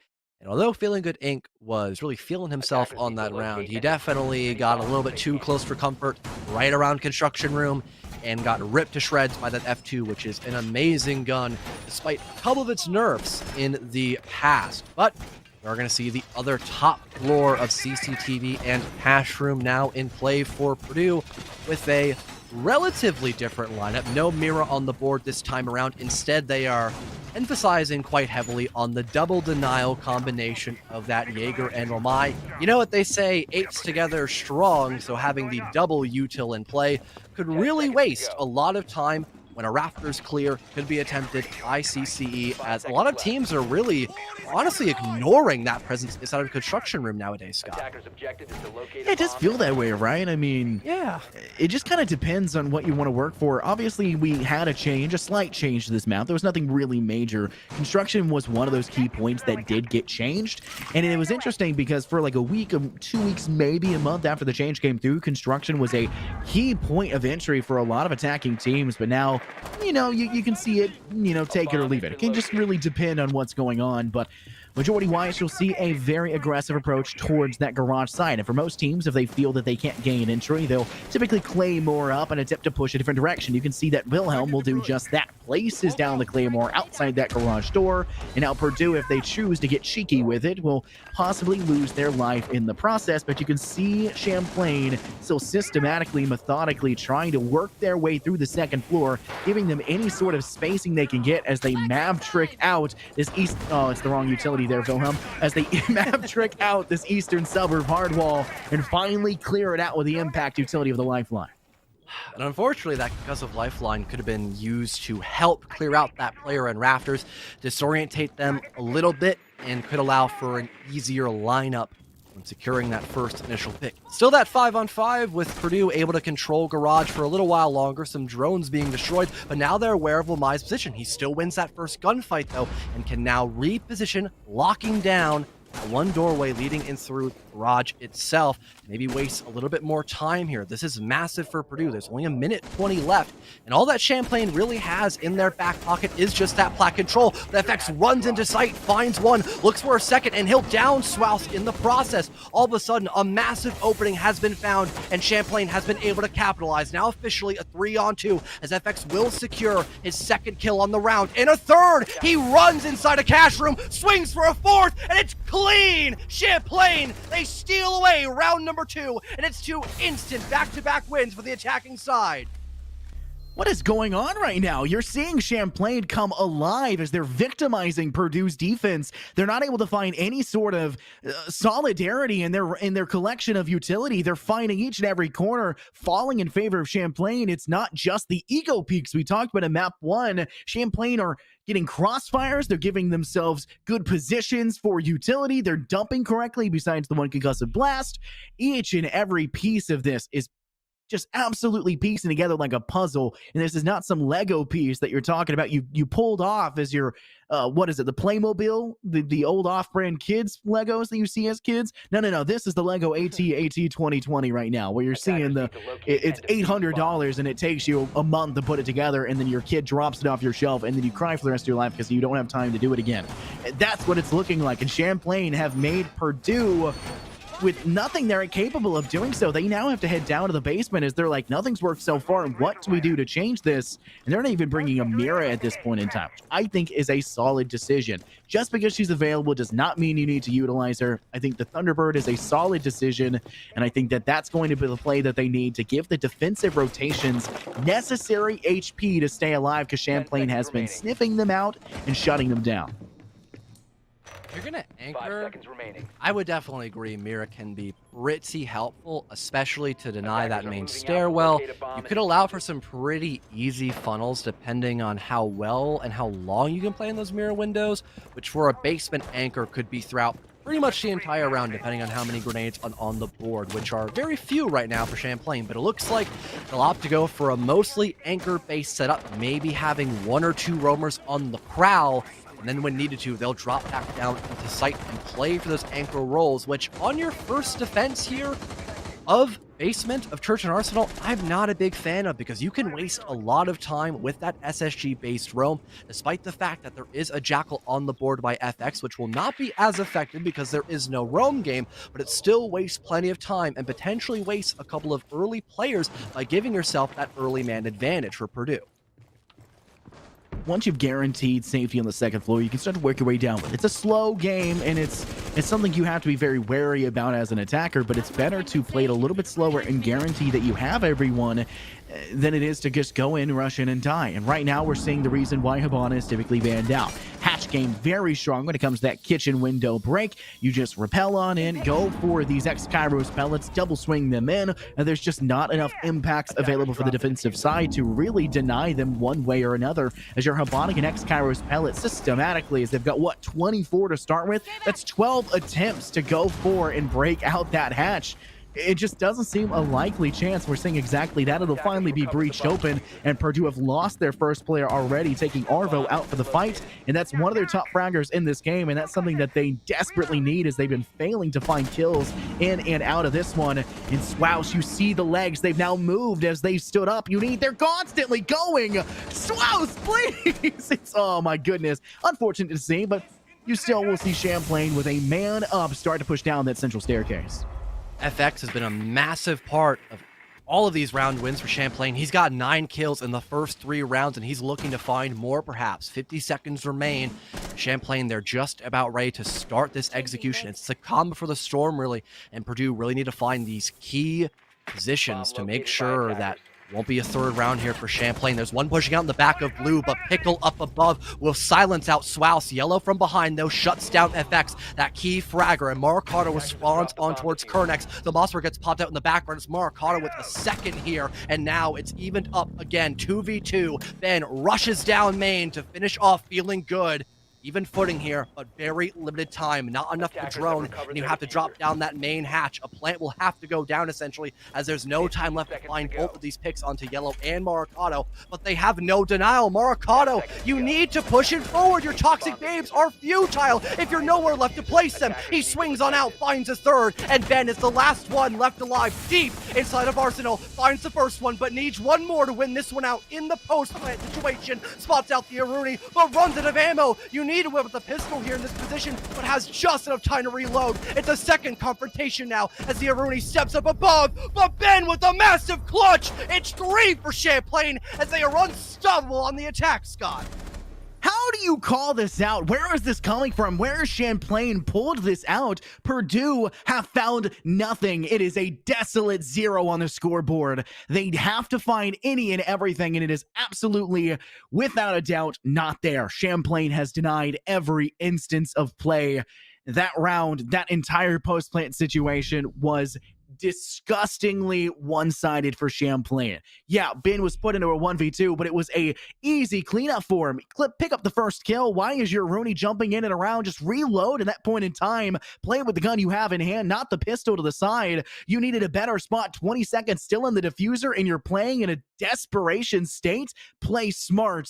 Don't give up those mistakes. You have to be much more calm and collected, and Purdue failed to do that. No glimpses of what we saw in map 1 and map 2, and they are dying in this second half. A drought on the feed, and man, Champlain have come to feast. It has been a very fun match to watch so far, and they are guaranteeing a map 5 at this rate. The question on my mind here, can they continue this dominant force, or will it just be a farce if Purdue can make the return? I feel like a big thing for Purdue overall was just that player position. Like I mentioned literally during the play-by-play segment, was Maricado is in dirt. You cannot do anything to stop a plant. That's happening in sight if you are inside of dirt. No one's moving around there. You have to overextend yourself just by a little bit to at least try to stop that plant from happening. And the Aruni cannot do anything across the site. They don't have a nitro cell. They don't have toxic waves to throw across that rotate hole. Just the little things during the execute really made a big difference, and that could have been around that Purdue were able to take away from Champlain's grubby hands, but it'll still be 3-0 favoring them as they'll start working on that backwards hatch. Feeling Good will try to back off a little bit. They don't want that first initial pick to favor their opponents as they are on a heater. Still haven't to lose a single round just yet, but maybe this could be the deciding chance here for Purdue to take away at least something here on map number 4. If they take this round, Champlain does, it would at least guarantee we don't see a 3-3 half, which is something that we have yet to see throughout tonight. 3 full maps of play, one of them going to OT, one of them being a 7-3 victory, and we have yet to see a game that has not been 3-3 at halftime. That is an interesting statistic, but I think Champlain are looking to break that stat sheet and try to find something else on top of it. However, a minute of time has been bought, and no one has died, and no one has found a kill. There's not been too much success, except for the side of Champlain, who have done a fairly good job of keeping safe while clearing out the rest of the map. Map control favoring the Champlain side. They're trying to work down Secret, giving them an option to peek towards Boiler, but beyond just that, there's a player holding down and below, and they're starting to break through the hatches placed inside Kitchen to give them sight lines down below, as well as having an option towards main staircase. If they drop down this kitchen hatch, we may be able to see Ben time in and time out have yet another option of play to work with. But so far, clearing utility and corner, they force Swouse into a corner pocket. Cubby killed though as Kernex finds the option from up above, forcing them into a player disadvantage. Purdue a man down. Once again, Champlain on top of things here.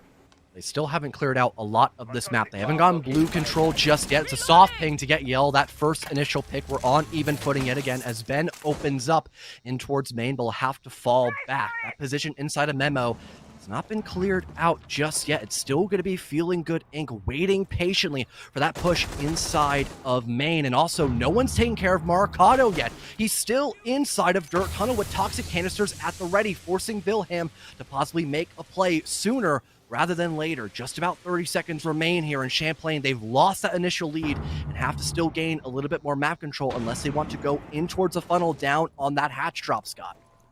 They forced away Dirt, though, to a degree. Wilhelm had an option, but Mercado gets a bit more aggressive and wins the next fight. You see Diffuser going down, and Pickle's going to force a time constraint on our defenders. Ben locks down Auver as they attempt to step towards main hall. Kernex will find one of their own into Mercado from Dirt's side, and Yolo will lose the next fight, being DB and Ode. It's just up to Feeling Good Inc. holding on in a 1v2. He could go for the pickup, but at this point in time, it's not a guarantee, as Pickle will clean up the job his teammate cannot do himself. It's Pickle and Kernex. One player holding in kitchen, and Kernex has the exact line of sight necessary to rip the head off his shoulders. Purdue bleed yet another round, and that is our first guarantee of a non-3-3 halftime at this point, John.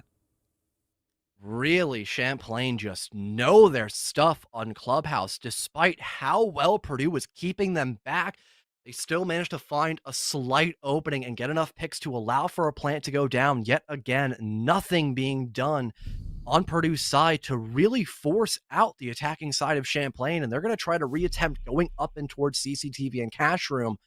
I mean, just everything done by Champlain has been masterful, and even having intel to play off of during that post plant, allowing Sledge to find such a seamless pick.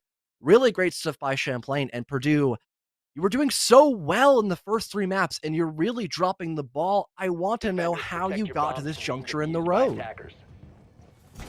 At this point in time, I'm more questioning what Purdue is going to do from this moment onward. They've finally given up on the basement site. This is 100% the right decision. This has been a desolate performance from them in that floor. And yeah, we called them out earlier. We said we like the idea of them playing the same objective twice. We don't have a problem with them necessarily doing that. In that state, I have 100% a problem. You guys did not have a solid performance. You did not string together anything at all. And now you're at a position where, as our observer is now calling out, thank you very much, 8 rounds in a row. 8 rounds, concluding the last match.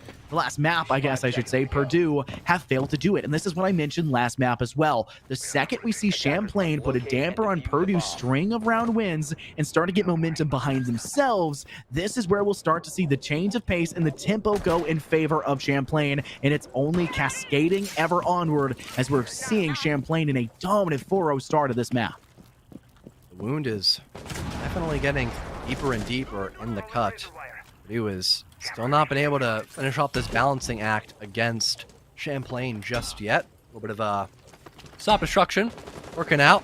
Yep, you're gonna keep hammering in. He's trying to get the other half of the wall, but I think you need to wait for the Maverick to open that up first, and then you can get it done, because apparently Sledge doesn't want to work today. This is I don't know if Champlain realized they still need a Maverick that wall yet or not, but maybe they'll figure it out in the next minute or so. They've only burned through the first 60 seconds, so it's not that big of a concern. Really, I'm wondering how they're going to be able to win out on this round, because last time CCTV was played, they only got control of flat and went for a rush, which by a miracle worked because FX was able to find 4 separate picks in that manner. And speaking of openings, it's again going to be Champlain getting that first one here, and Maracado whiffing the first initial gunfight against FX, but he'll win the second time around, equalizing things 4-4. Great position being played on the eastern suburb. They knew exactly what they needed to do, though them breaking the wall was an interesting performance, so to say. But them actually going for the rappel, finding the long shot over to the feet.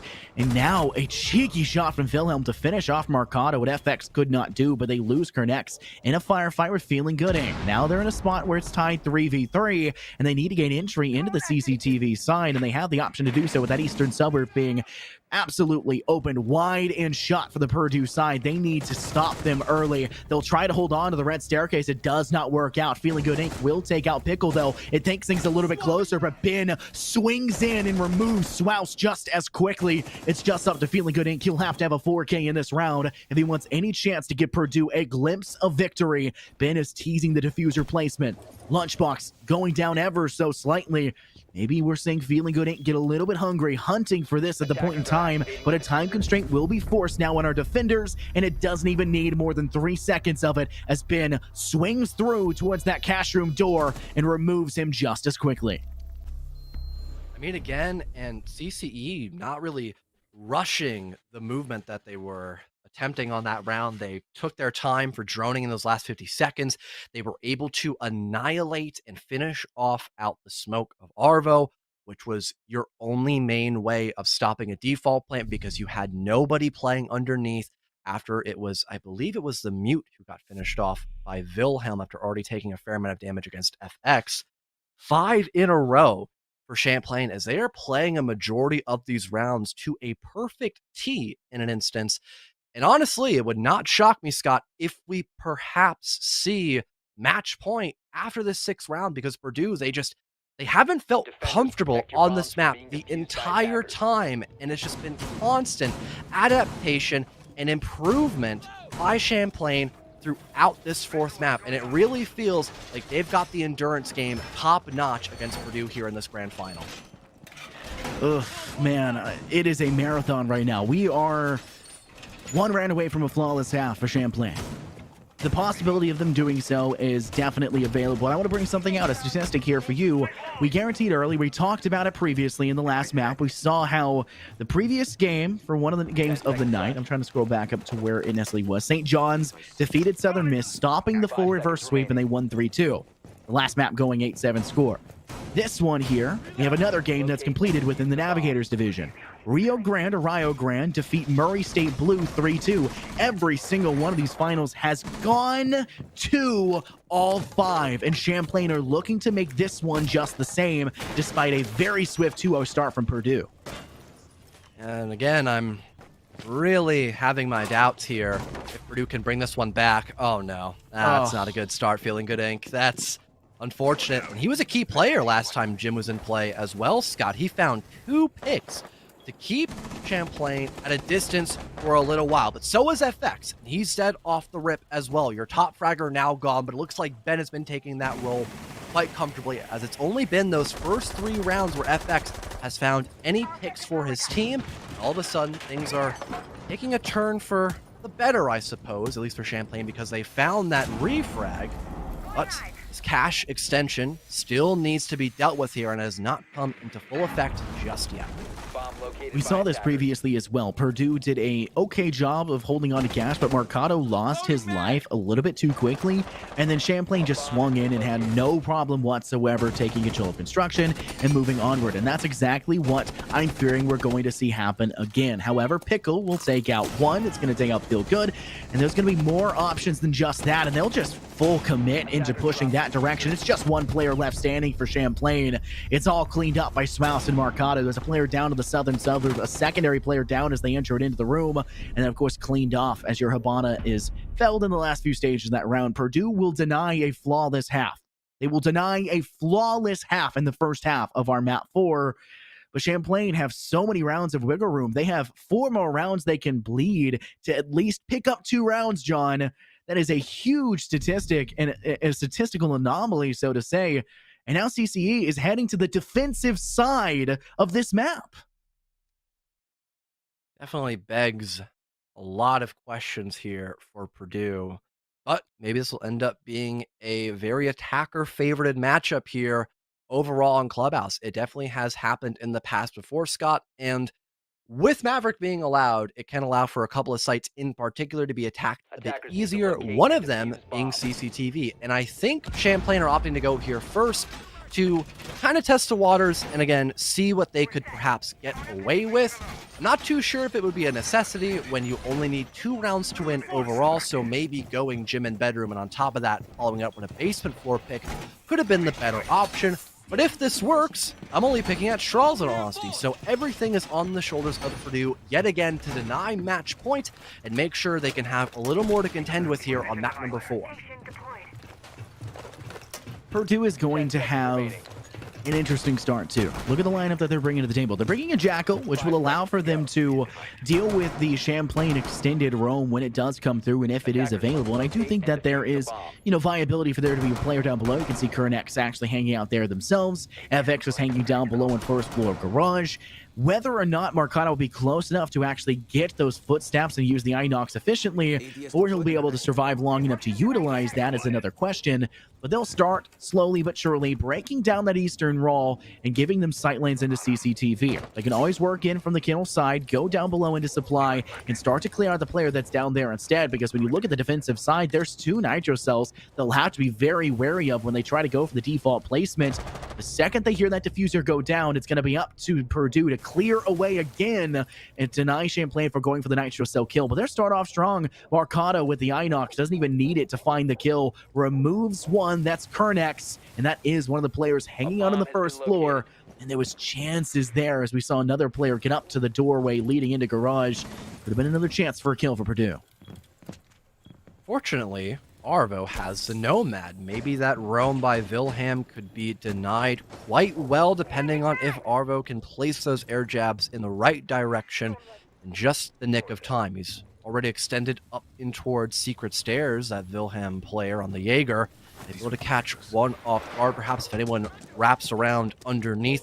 So far, they'll remain quiet, now end up rotating back up above to try to hold down some anchor spots to help out the rest of Champlain. They're still on that back burner. They still don't have that man advantage. It's the 5-on-4 favoring Purdue, and as they try to clear out Raptors in these next few seconds, that first initial point of map control could be incredibly effective to help them secure a potential post-plant setup in that execution.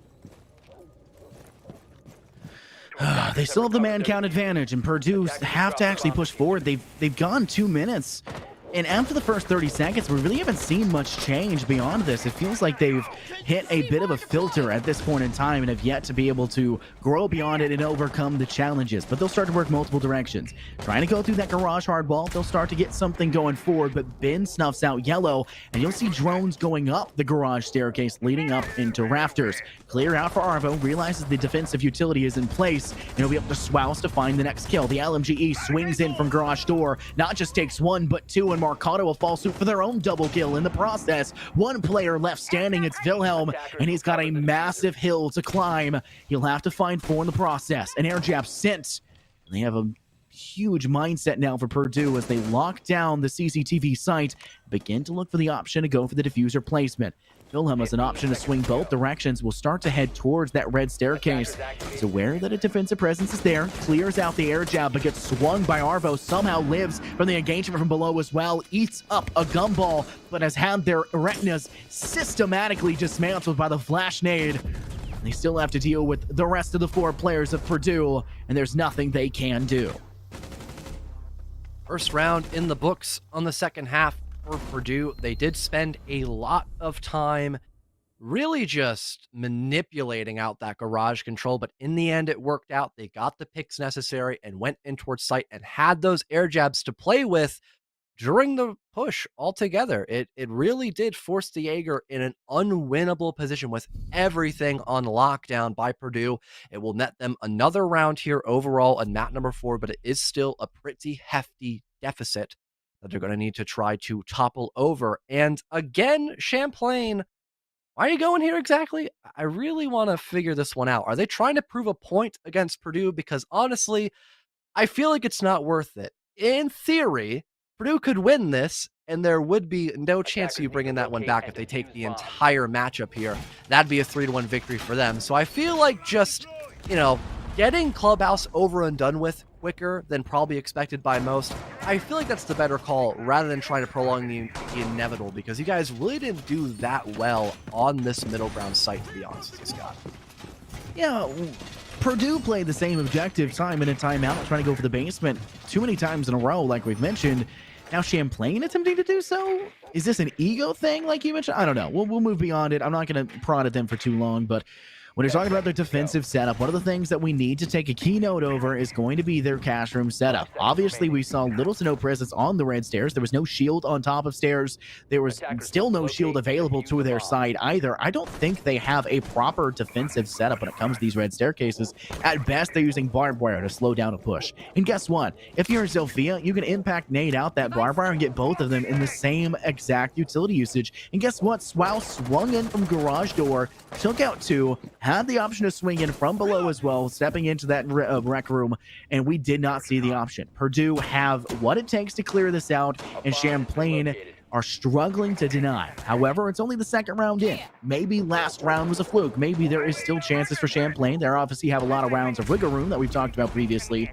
It's going to be a slow and methodical burn to Maverick trick out that eastern suburb hardwall connecting to CCTV.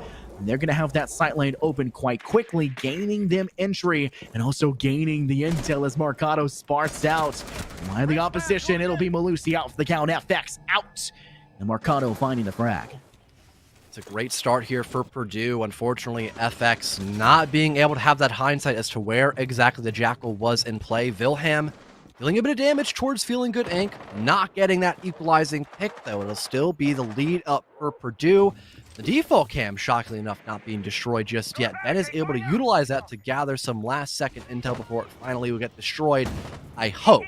Big word in use there. A little bit of util being destroyed there. The explosive lifelines breaking down that barbed wire. Finally, there's a refrag, but Yellow is quick on the response to finish off Zernek before he could find any more damage into that round. It'll still be the deficit here for Champlain as they may still have that Raptors control, but again, Purdue, they are just waiting for that perfect moment here to try to clear out that power position and get ready for another push leading in towards CCTV. They have the flashes to deal with it. Pickle gets flashed out. There's nothing denying the absolute dump of utility in that direction. Thankfully, though, Ben saves the life of his teammate, takes out Yellow as they tip to step up the garage staircase, and will deny any sort of utility. No one else being able to push up rafters. Now Champlain in a good position. They can hold on defensively. They down Arvo. They ping out a drone coming in garage staircase as well. And it's now down to 2 lonesome players for the Purdue side. One sitting down below in secret, Feeling Good, hanging out on the central suburb, looking to go in from the CCTV window. And he has no line of sight towards any direction. He cannot find info into cache. He steps into that doorway. He'd have to be very worried about the line of sight connecting over towards main default plant position. And he has to deal with the Aldo-wielding Ben. A mass amount of bullets can just be dumped in that direction. And his teammate will finally save his life instead. Pickle returning the favor. 15 seconds remaining. Marcado is all by his lonesome. Has to pull out the ITA S in his pockets. And I don't think he's going to make it in any good time here, John. It is going to be a Champlain round win. Marcado hunting, and it's just as slow as can be. He knows it's all over and done. There at the hatch, just, oh, no, he can't even do that correctly. And that was some clean adaptation as well by Champlain. Not only relying on the Wamai to hold down Raptors, he had backup from Ben to make sure there was no cutoff angle at all, and it managed to keep the entire team afloat to officially put us in match points and put Purdue at a 4-round deficit yet again. They're going to really have to climb up a gigantic hill here on this attacking side. And now that one of the weaker sites in play has been won, we either go to gym and bedroom with a mirror on the board perhaps, or this basement floor with nothing being really overextended by Champlain. They're not going to opt to go for that roam game, similar to how Purdue like to play on the basement. They're going to go for a more anchor-centric base setup, which begs the question, why not bring out a smoke? Why not bring out any shields? Because now that one point of contention inside the dirt may be a little easier to get control of early on, and that could be just a small enough opening here for Purdue to capitalize on another impactful and important round win and manage to stay on Clubhouse for a little while longer. Not to take away from this map as a whole here, John, but why in the operator selection screen are some people having a border background and some It's don't? a new thing on the battle pass. That's why. That's what I assumed. I assumed Yeah. so. I assume Ubisoft managed to change the UI so they can monetize it further, but I wasn't But they sure. haven't I wasn't fixed the gonna say observer anything. UI yet, so Yeah, the but they haven't util fixed is, any of one the set other off. UI. Yeah, But, thanks. Yeah. We Thank know very you much, really Mr. care about Ubisoft. Ubisoft. We know what you care Thank you very about. much, Mr. Ubisoft, Mr. Yeah. Ubi himself coming through. I didn't know. Sorry, I've been on a Valorant streak, so I try not to pay attention to the battle pass here for R6, but typically ignore it. But I was actually curious for a moment there. I do like it when an elite skin shows up, though. That's a really cool image. But round officially underway. Like you said, Champlain have a good chance to close this one out, but Purdue, they know what they need to do when pushing into this site. They saw what failed for them on the defense, and I can only assume that they'll try to take some of the implementations that Champlain brought forward and bring it into their own game. Ultimately, though, I would have to give the nod to Champlain. I just feel like this is too big of a hill to climb. I'd hate having to say that so many times today. It just seems like a wall that cannot be torn down. There is no Mr. Gorbachev here. There is no sledge. In fact, there is no sledge, quite literally. There is not a strong plan for Purdue to last out 4 more rounds to tie out. Champlain just need to get lucky in 1 round. Lucky once, and they'll have a great chance to contend in this one, but first minute down, they've cleared the second floor. Just need to work to the first. Doesn't seem like anyone else there for Champlain, as I think they're mostly stagnant on the basement side. But there is a dirt presence available, which is something that has kind of been rare in recent times. Bringing back to the point of this Rome game, if Purdue does not get their butt into full gear and start that vertical play, they are not going to be all that happy moving forward. They need to get that down in the next 10 seconds or so. And oh no one spotted out FX, but Swouse will win that gunfight just barely. That could have been a devastating blow there and an early lead up for Champlain, as nothing much has been done by Purdue up until now, as they finally start off by getting that frag. Now they have a chance to start that verticality. They don't have a lot on the board, though. It's mostly that Zofia and possibly Jackal with their secondary shotgun, and then the Habana with some primary destruction on that hard breach towards the kitchen hatch. Other than that, though, at least they will get that first initial pick and maybe be deemed another fighting chance here to remain on Clubhouse for a little while longer. But so far, the impact tricking has been cleaned by Champlain to waste even more time, which Purdue does not have a lot left to sacrifice here. Look at the amount of impacts they brought as well. They brought 6 to the table. This is not some cheeky play from Champlain. They have dedicated a lot to this play. They still have 2 more, and there's only 4 more pellets available. There's going to be 2 off the top. Now they're sending the next 2. Feeling Good Inc. is trying to get something going. They'll send the last on top. I think they could have a chance to full deny this wall, which is now forcing Purdue to have to think about multiple avenues. I think they've done it. They've disallowed any entrance towards that kitchen hatch. They'll be forced to maybe go in with a map trick instead, but they've sent in another direction. Marcado steps up, takes out one. Swouse finds another. They tunnel visioned in on that hatch for a bit too long, and it gave phenomenal positioning and forced this unfortunate Champlain side to fall victim to each and every methodical approach we've seen. And while they will find one Wilhelm into Swouse, it is an otherwise flawless round for Purdue. But man, you cannot fault them for trying that. They stopped an entire Habana wall on a hatch the entire game. That is actually impressive. Man, Scott, I have not seen that happen in, oh my Months. God, that was Months.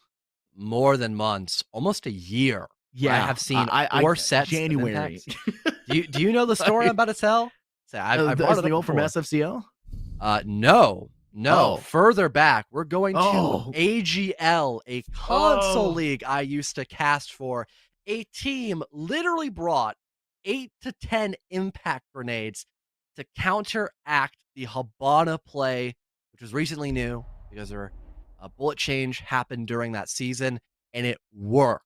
It worked here as well inside of NECC, but what I brought up earlier was the fact there was little to no presence inside of Dirt, and because of that, Purdue still had an opening to get into sight and obliterate that defensive hold by Champlain and secure their 3rd round. If there was at least something extra added other than a player and perhaps a Banshee inside of Dirt, that could have been a completely different round, as that impact tricking was pristine and, like you said, completely shut out that one direction of approach inside of Kitchen. Oh, I can only imagine the frustration that Purdue were having, and in all honesty, it may be a sense of frustration, but at the same time, you're probably sitting there like, I can just do this all day. It doesn't mean anything to me.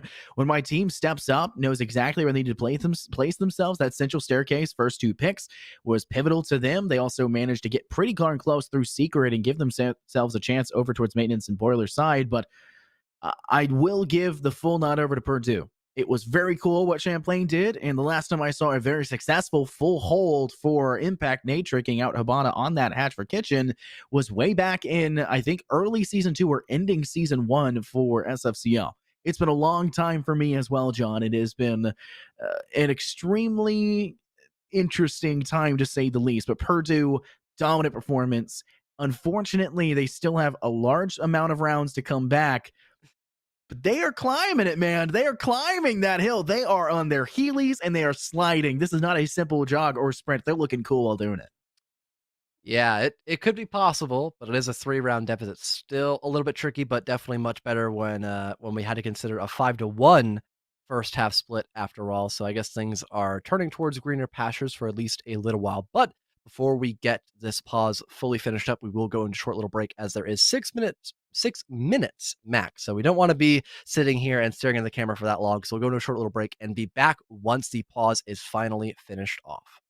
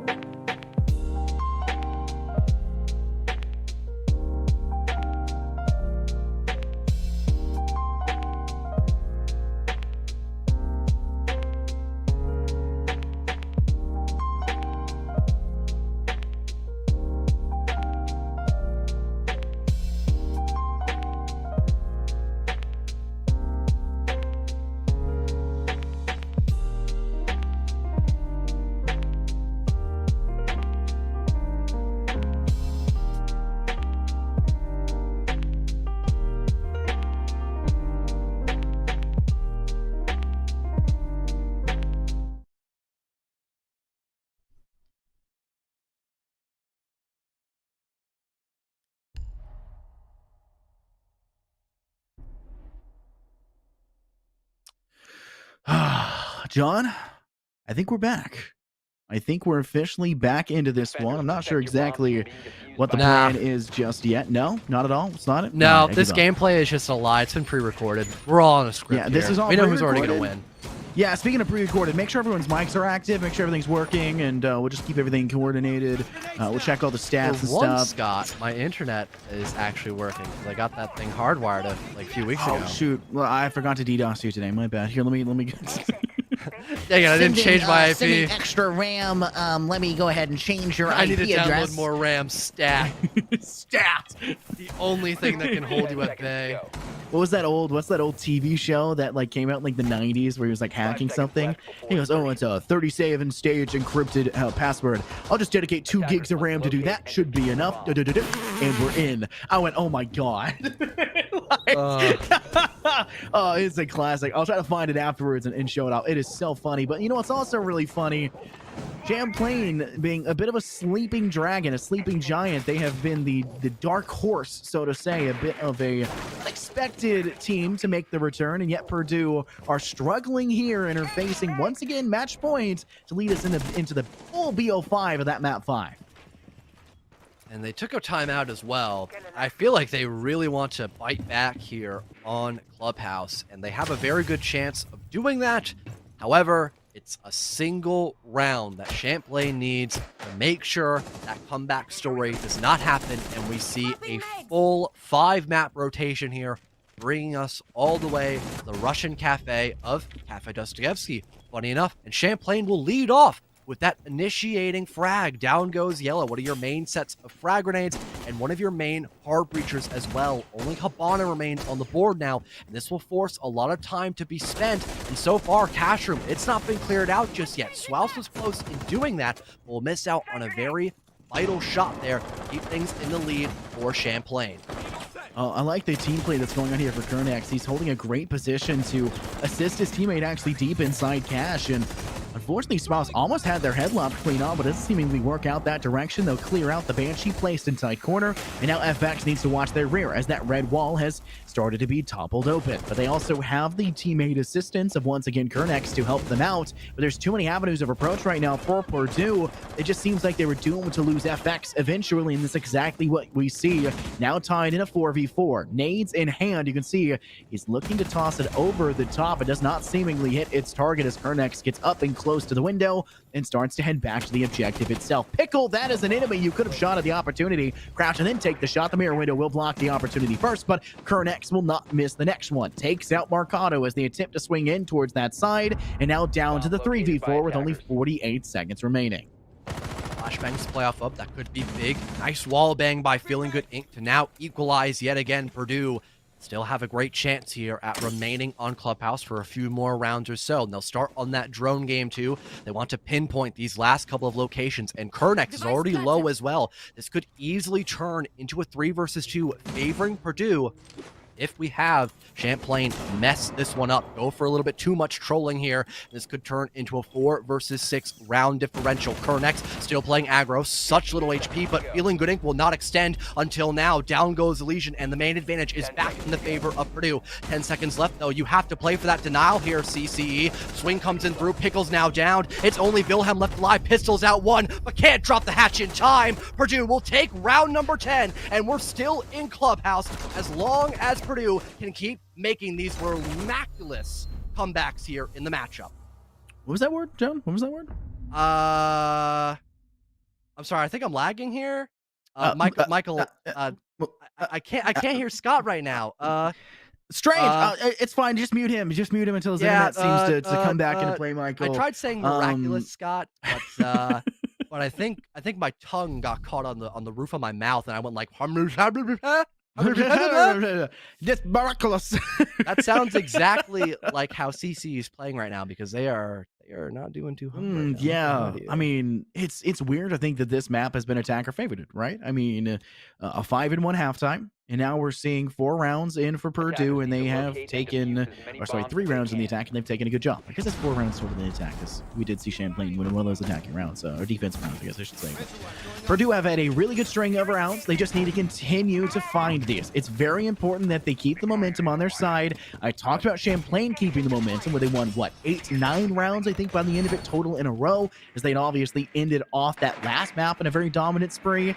Champlain's now lost a lot of that momentum and are starting to feel the pressure from Purdue. And the closer we get onto it, as I mentioned it in map 3, you do feel the pressure, but I don't feel like Champlain is a team that falls victim to the pressure. They're not the team that shakes and grows weary. They're the team that grows stronger and overcomes this. But Purdue have obviously been feeling that as well. They started to feel the wear. They've started to feel the tear, and now they're clapping back with a level of ferocity that we have not seen from them, except for map 2 second half. And I would love to continue to see this one going on, but eventually we either have to guarantee that 5th map, or eventually we either have to guarantee Purdue come back entirely, force OT, and win it out to not require the last map of Cafe. Again, Purdue, they have not been allowing Champlain to find enough success to really tie themselves in and officially out, essentially, of Clubhouse. Again, though, Devil's Advocate, still going to reign in true for a little while. One more round, and eventually it'll be a win for Champlain. Even if we get to a 6-5 setup here, it could turn into 7-5 at the turn of a dime, perhaps. This has been the most quiet round so far, though, for Purdue. Luckily, though, FX springs into action for Team Champlain, silencing out Purdue tenfold now. Your Habana is now dead to rights. One of your main sets of stuns and a pretty good gun as well. Purdue now at a massive drop-off here, with Champlain finally clapping back after so many rounds being won here for Purdue on their attack. I'm very worried for Purdue now. Like you said, losing Habana is really unfortunate. That's flashes, I think, is the most important part right now, as they really need to get rid of the player in Rafters. They need to work underneath, clear out that garage hard wall, which Habana would have been phenomenal at doing, and now they're going to have Yellow do that instead, which means they're going to have to be a little bit slower in their approach, and Yellow is currently busy trying to get rid of the player inside of Eastern Staircase towards that red steps. They're not able to do that, and they'll find even more damage falling in favor of Champlain. 2 more fall. It's going to be Chemex and FX to find themselves each one, and now it's just up to Yellow and Swouse to complete the rest. This will have to be a full 5 kills from between the 2 of them, and they have yet to even flush a single player out of Rafters and haven't found a tidbit of damage on that lonesome player either. Pickle has had no troubles and no qualms about sitting still and holding tight. There's been nothing but confidence here on round number 11. Or Champlain. Swouse has to make that initial push, but there is a beeper. Down goes Yellow, but Swouse will win that next gunfight onto Pickle. It's not going to be able to revive out Yellow in time. It'll be an ace here for the Zofia, and it's not going to work out at all. The drop down from below will be successful by Champlain, and they will bring us the distance all the way to Cafe Dostoyevsky. We got a series on our hands, Scott, as we have brought ourselves all the way to map number 5.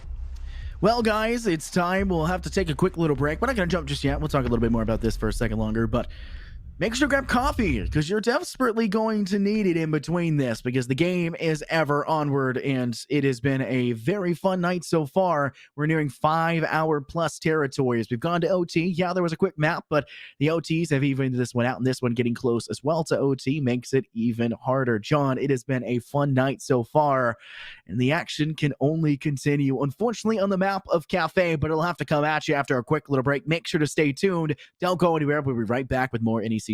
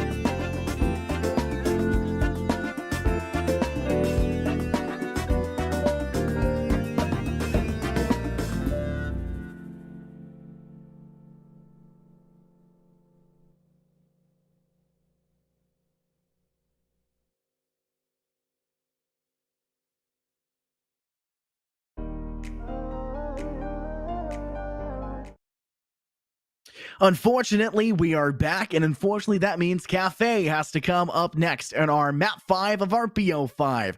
My name's Infernosis, in case you forgot. You definitely didn't forget the handsome fellow next to me, aka Fellow, as that is his name implies. And we have ourselves the grand finals of our Champions Division for the NECC R6.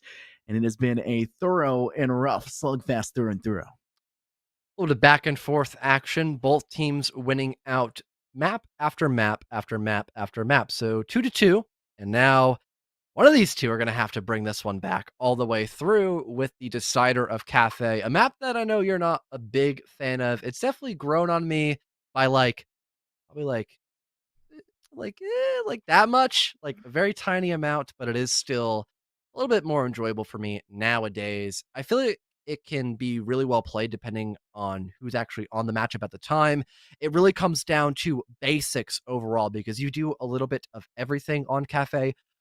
So if there's something that you mess up at a lot as a team, it becomes very obvious when you play on Cafe because your opponent can really milk that one thing and get away with a lot of wins. You know, as an attacker, maybe you're not the best at clearing out the roam game at an effective rate to really keep a lot of time on your side. Maybe your vertical play game kind of sucks.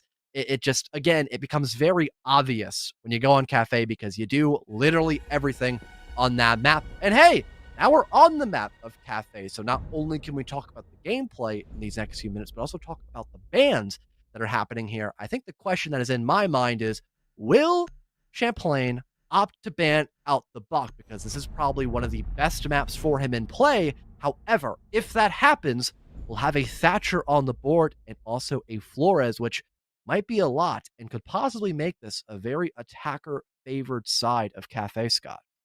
Man, and Cafe has already basically been taking no victims when it comes to the defensive side, right? Cafe has started to fall more and more in favor of attacking teams. It's something that we've noticed is it's starting to fall more in 50-50. Attackers sometimes take more, defenders sometimes take more. But yes, like you stated, Thatcher will be banned out. That makes things much easier for your defensive half.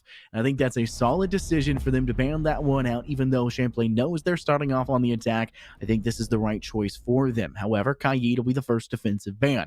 Getting rid of the Electro Claws will allow for it to be a little bit easier in terms of destroying out and doing hard wall denial. One of the best hard walls to worry about is going to be the top stairs hard wall connecting over towards your lounging side, towards Cigar Lounge. And unfortunately, the last ban will not be something standard like a Mira or a Valkyrie like this map typically necessitates. No, a Maestro. Evil Eyes, it's still information here, John, but it's interesting because Maestro is almost a necessity, and when holding C2 on this third floor, it's going to be interesting to see how they pan this one out. It's not completely atypical, but personally, I don't like the ban here because really neither one of these teams did that good on Maestro. I'm going to keep it at $150, Scott. Both these players kind of dropped the bag. They just ran at people with the Alda and forgot that he actually has 2 Evil Eye cameras, which are great for plant denial. So it definitely frustrated me as someone who really likes Maestro in play to now have him banned when something more important could have been taken care of, like perhaps a Mira, which when it finally wasn't banned, it was in play. Now, she's not that great on Double Kitchen, hence why she's not here on round number 1, but the lineup here by Purdue is still pretty dang strong overall. They've got enough util to probably go for a bit of a heavier roam, but also still have something to fall back on, and maybe, despite the fact that there is no shields in play on round number 1, we could still potentially see a small extension leading in towards the Kochek area, maybe Whiskey, and of course, that VIP area, locking down a majority of that bottom white stairwell. I am very interested to see why Champlain has picked this lineup. They have no sledge, which means it's going to be extremely difficult for them to clear out the floorboards inside terrain to give them sight lines down to the A sites, and they won't have the verticality necessary to facilitate a flush out of the objective site for Purdue. They need to keep them out of the objective, and they need to keep them roaming towards the stairs, the hallway sides and alley sides. Is yours frozen as well? Nah, you lagged out. I'm just kidding. I lagged out. Is it frozen. me finally that had my internet die? I think Mr. It's Batansky. unfortunate. Mr. Batansky? Was it him that caused it? Hello? Daniil? Are we still live? At the very least. We are Yeah, so live. yeah, Hi, we go. We are guys. live, indeed. I'll just finish out the point I was talking about. They Go need the ahead. floor denial. They need the floor destruction against sightlines. And on top of doing that, we noticed that there are mute jammers in play for Marcado. That's going to be wall denial. That's going to be what stops the Champlain side from breaking in from Bakery Wall. It'll also stop them from busting in more majority-wise the freezer hard wall. And without that, without the second floor destruction, I don't think Champlain have a great way to deny that utility, and they're going to be very hard pressed to get any of these hard walls open with their ace. Yeah, I think we're going to go into caster cams real quick. Tofu's PC died, so that's unfortunate. I think with that being said, Fire him. we Fire him. yeah, maybe. We didn't have anyone else to go and observe though tonight because most of our observers for Don't fire R6 him. are EU based. Yeah, don't fire him yet. Wait until after the game, of course. But Yeah.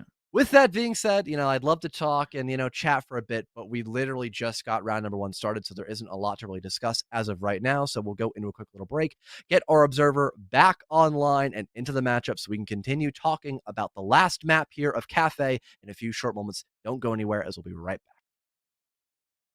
back.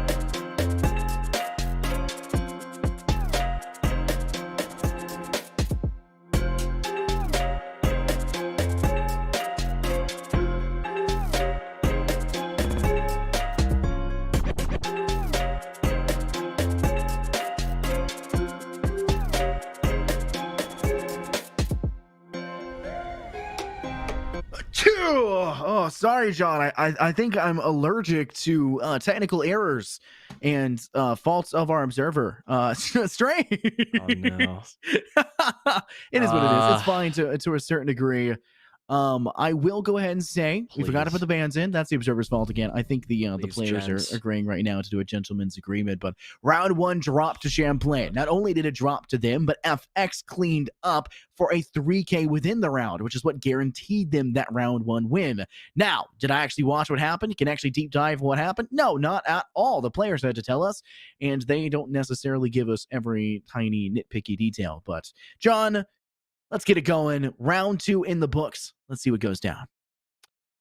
Yeah, it's unfortunate too. I bet the Rome game was pretty swift to manage to win out round number 1 on Double Kitchen so well that we're going to have another heavy Rome comp when we're playing on Bar and Cocktail. This doesn't feel right, but man, I kind of like it. It's a bit of a guilty pleasure, I'm going to be honest with you, because you can have that verticality and utilize nitros underneath. And with a majority of the flooring being soft, you can open up with shotguns. Again, you can utilize nitro cells, even impact grenades. So maybe having that roam game underneath, it might allow for a false sense of comfort by the attacking side here. Wait, are sides different too? I thought CC was defending first. Well, apparently not. Apparently they cleared up the roam Champlain was attacking first. Because we picked apart, Yeah. we called out Champlain for not having a sledge. Oh, that's right. Yeah. See, that's how you know it's like getting near the end part of the day, because we're in like deep night when I start making dumb mistakes like that, forgetting which side is on which. Then I'm really wondering why the hell they're running for another Rome heavy comp, to be honest, Scott. I'm kind of perplexed now, to be blunt with you. Yeah, we'll get through we didn't it. see round We'll 1. get through it. No, I'm gonna gaslight you. It's too late. I'm gaslighting. Ooh, cheeky attempt there by FX. I think that was into Arvo. Yes, indeed, they're the one who was tagged. Cheeky play, very close to finding the kill, but unfortunately falls up a little bit short. And I do like the run game as well, because a lot of teams fail to clear out the second floor. They typically will ignore it for a majority, if not latter half of them, the entire round. And I think that's going to be a very interesting start format. Most teams typically will clear out train. That's typically the end of it, as they'll use it as a great way to give themselves entry over towards Cigar Lounge. But nothing's happening just yet. We do see the player of Swouse holding close towards New Hatch. He's trying to hold in that new balcony side. And he has to be worried about multiple directions, as they can get a Skylane shot to his legs, as well as just toss a nade down below and remove him quickly if he's not too careful about where he lies. Ooh, and there's going to be that first pick. Ben spots out Swouse, who is still playing very aggressive near that new Balk drop. So it'll be first leadoff pick here for the side of Champlain. They're trying to clear out Pixel here, but Yellow has not been flushed out entirely just yet. Still need to burn through this ADSs, even as backup by the Mute, I believe to be. But the Mozzie will run for the hills and force Maricado by themselves. For the time being, he'll hop in through that rotate hole and find a brilliant shot as he retreats back into sight, but he'll be finished off for his crimes by FX. Now a 4-on-3 with Champlain back in the lead and clearing out Pixel. They just need to get that foothold inside of the site itself and go for a play. When you got a player disadvantage now for Purdue, you're on the defensive side, you can kind of turtle up and give yourself a chance, but you've got to start getting the damage done, and they're going to do that. FX out for the count, not allowed to get the 3K this time, as Feeling Good gets a good flank, but Yellow unfortunately loses the fight over to Pickle. Bright frags back, Ben slapped quickly by the MX4 Storm in the hand of Feeling Good Inc. They're going to send an air jab over towards the Cigar Lounge side. They still need to flush out the back of Bar. Arvo sitting inside C2, inside Cocktail, looking for maybe any inkling of chance for the player to get a bit aggressive. Pickle leaps the head off Feeling, and Arvo's not really given the information. There's no team call out here. That would have been an opportunity for Arvo to stand up and peek that direction, and we didn't see that at all. And now he misses the shot opportunity onto the head of Pickle. He's got an opportunity to wallbang, but he doesn't really have the chance to commit at this current state of time. He's going to pre-fire, but it does not seem to matter. Pickle sprays just as quickly, and the rifle in the attacking team's hand with the one that comes out on top. Oh, that is not even, I'm not even sure how that came out on top. But you will see Champlain find an attacking round win. They're second now. Oof. The early overextension as well by Purdue, starting out Champlain with a good initiating frag. Managed to get control of Pixel, a pretty decent pace as well. Feeling Good Inc. Sorry, I don't want to get trademarked anytime soon. He was able to step back up. Mhm. All right. We can only do so much. Yeah. We don't want to get DMCA'd anytime soon. It was too accurate. I'm sorry, NECC. I'm Too sorry. accurate. I'm sorry. Okay. Yeah, we didn't mean it. We swear. Anywho, We were just such perfect singers. They caught us out, dude. That's what it is. yeah, It's a true. compliment. Americans Got Talent here will be the first two Defenders, protect your bombs shoutcasters from on the being event, defused by perhaps. attackers. Anyways, Hmm. back into what I was saying. Feeling Good Inc. did find a small opening, and Case was also dropped too. But it was still a win overall for Champlain. They were able to find that refrag eventually, as Feeling Good Inc. definitely was feeling himself a little too much there and didn't know when to fully back off and realize when it was far too much for him to handle there. It'll be a second round on the attack for Champlain. We talked a little bit how this map can be a bit more attacker favored here, but definitely not to the extent to get a substantial lead like what we saw on Clubhouse. Even then, it's roughly the exact same statistics between both Clubhouse and Cafe. And that also brings out the question here, are we going to see a roughly clean sweep, speaking here, Scott, for this first half? Because Champlain, they played brilliantly on map number 4, and already they are doing God's work here in these first 2 rounds of Cafe. I don't know, man. This is. I wish we had seen round 1. I'm gonna say it, not to bring up and be a Debbie Downer to our observer once again, though it is his fault. Blah blah blah blah blah. Whatever. Love the kid to this, so it's fine. I can say this.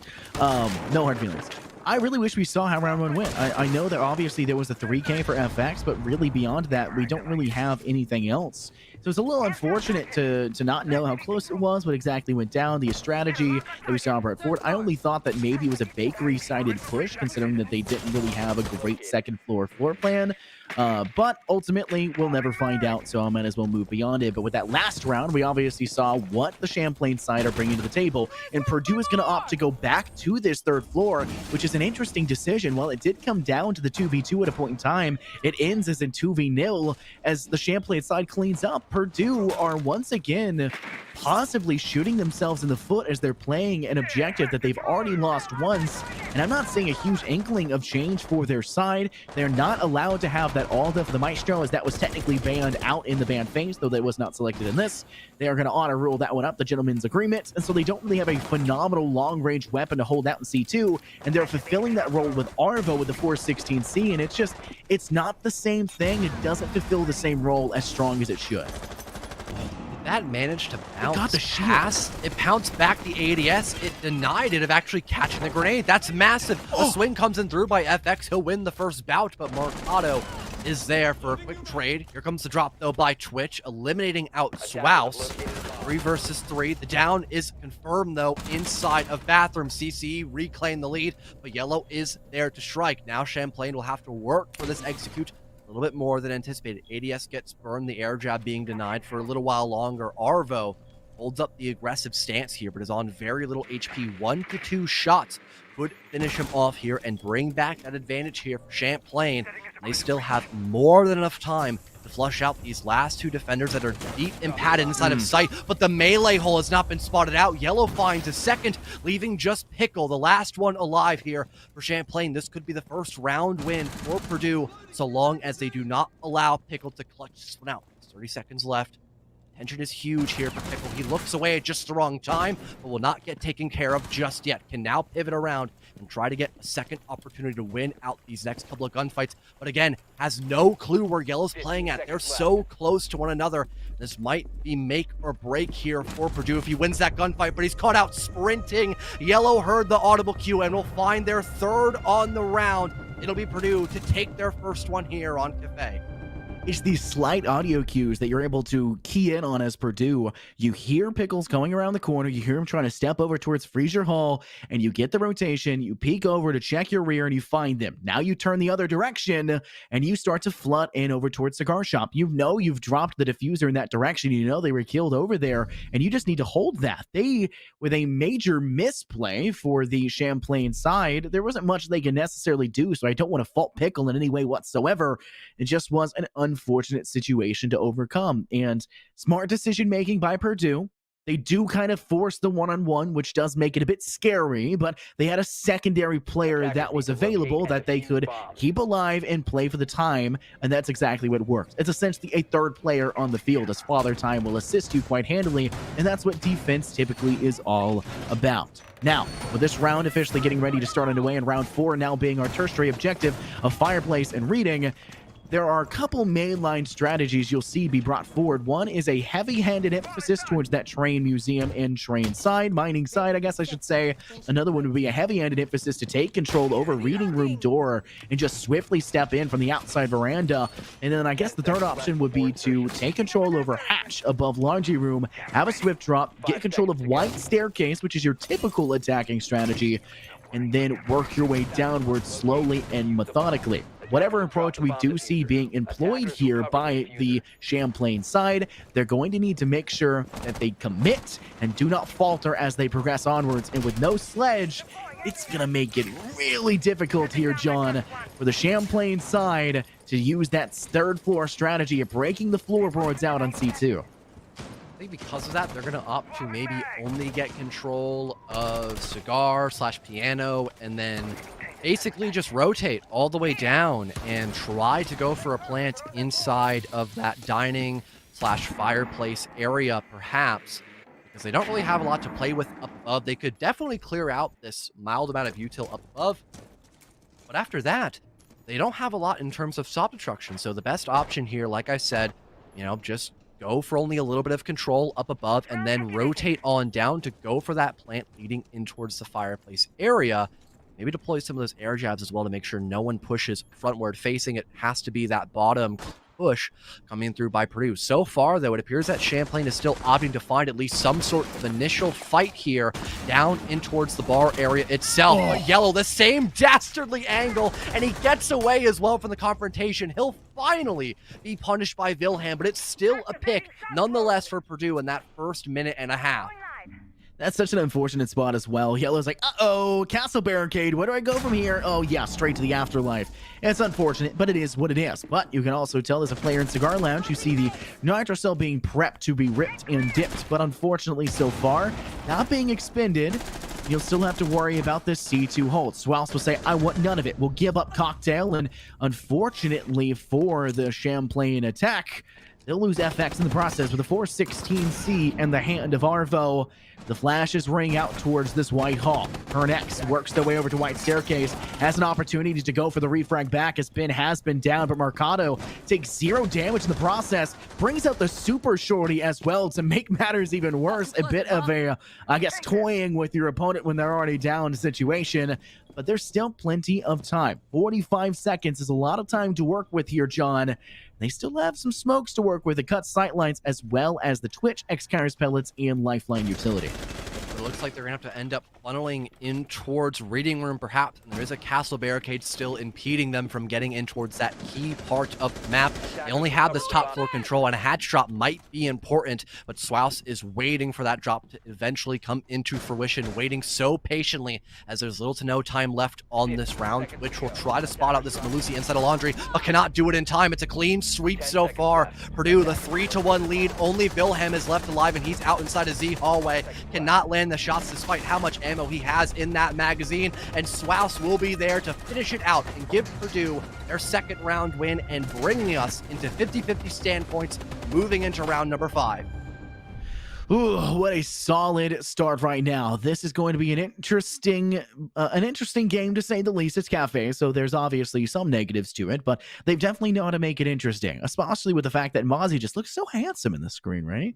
There is obviously a glitch where it shows the elite skin, but it's not actually them. So just an FYI for those of you that are saying that and maybe don't know. I didn't know about it till today. Is it not as elite anymore? Did he actually? No, but it's pretty get close. a skin for it? I It's thought pretty that. close. I'm not gonna lie. I thought that too originally, to be honest. Did they change his image?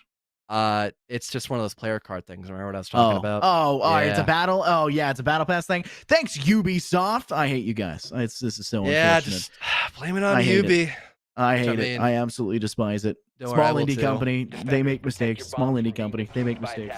Not like they released What? 6 games this year. No, John is a small indie company. Jeez. I've been talking to too many J names recently. I'm going to call you Joseph soon, even though I don't know a single Joseph.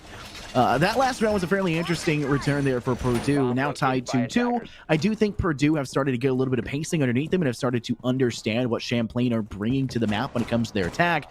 And majority-wise, it's just a very heavy-footed approach, pushing into each direction they go for. When you're talking about the third floor hold for Purdue, it was a lot of Champlain just iron fisting their way through the Cigar Lounge side, trying to take control over Whitehall and Freezer Hall.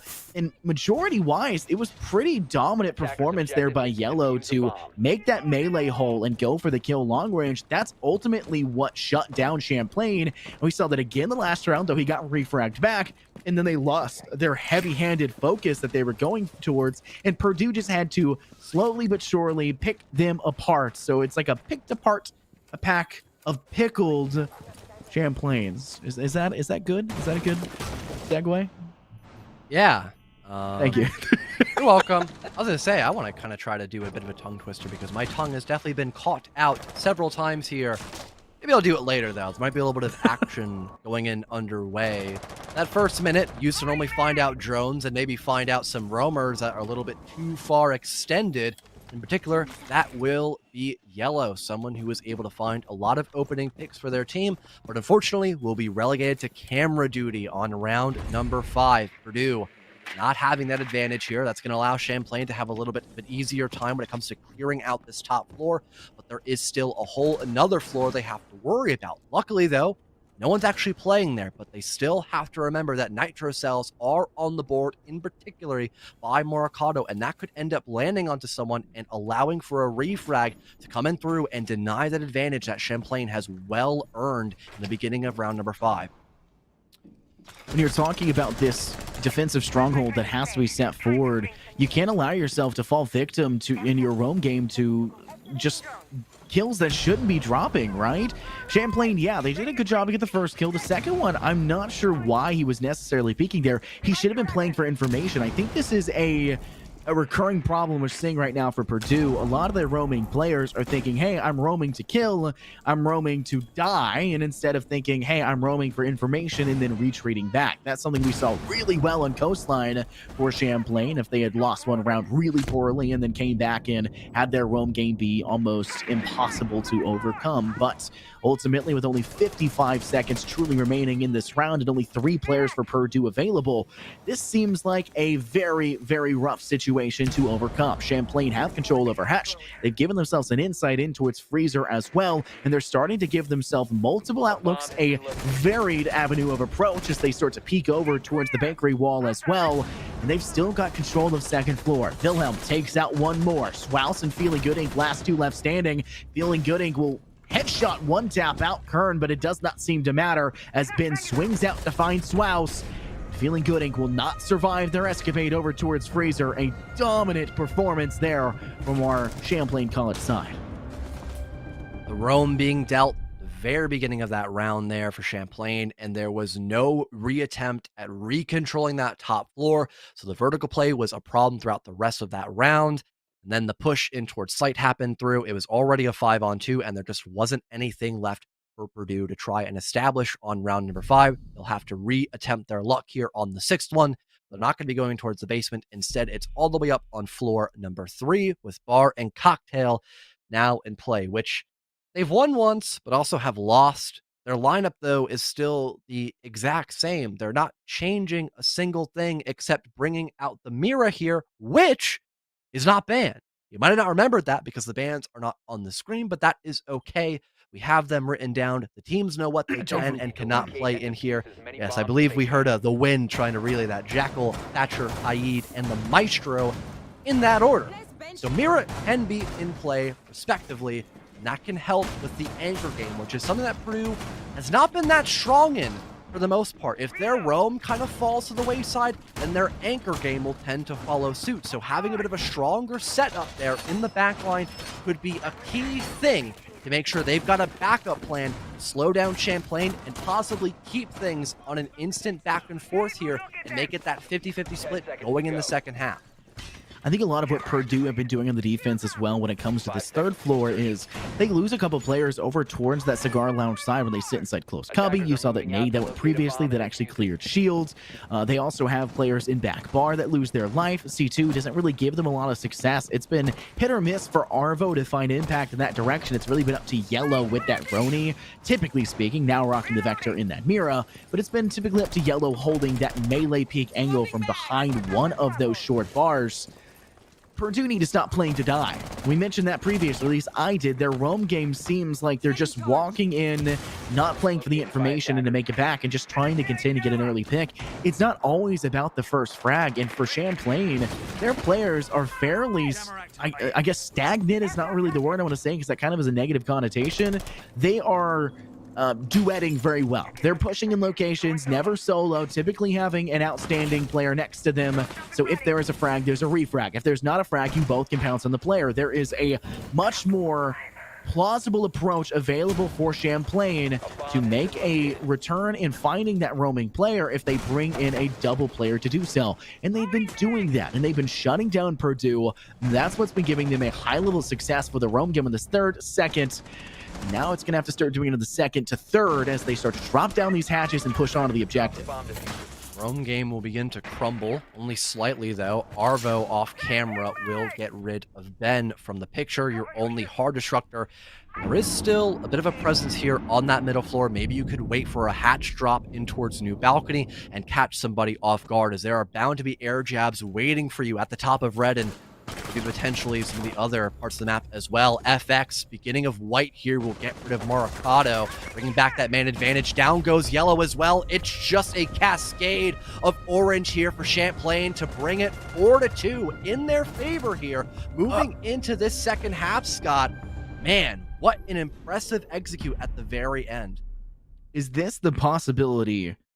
I don't want to jinx it, John. I really don't. I got to be a little bit careful with this. Do it. Full reverse sweep?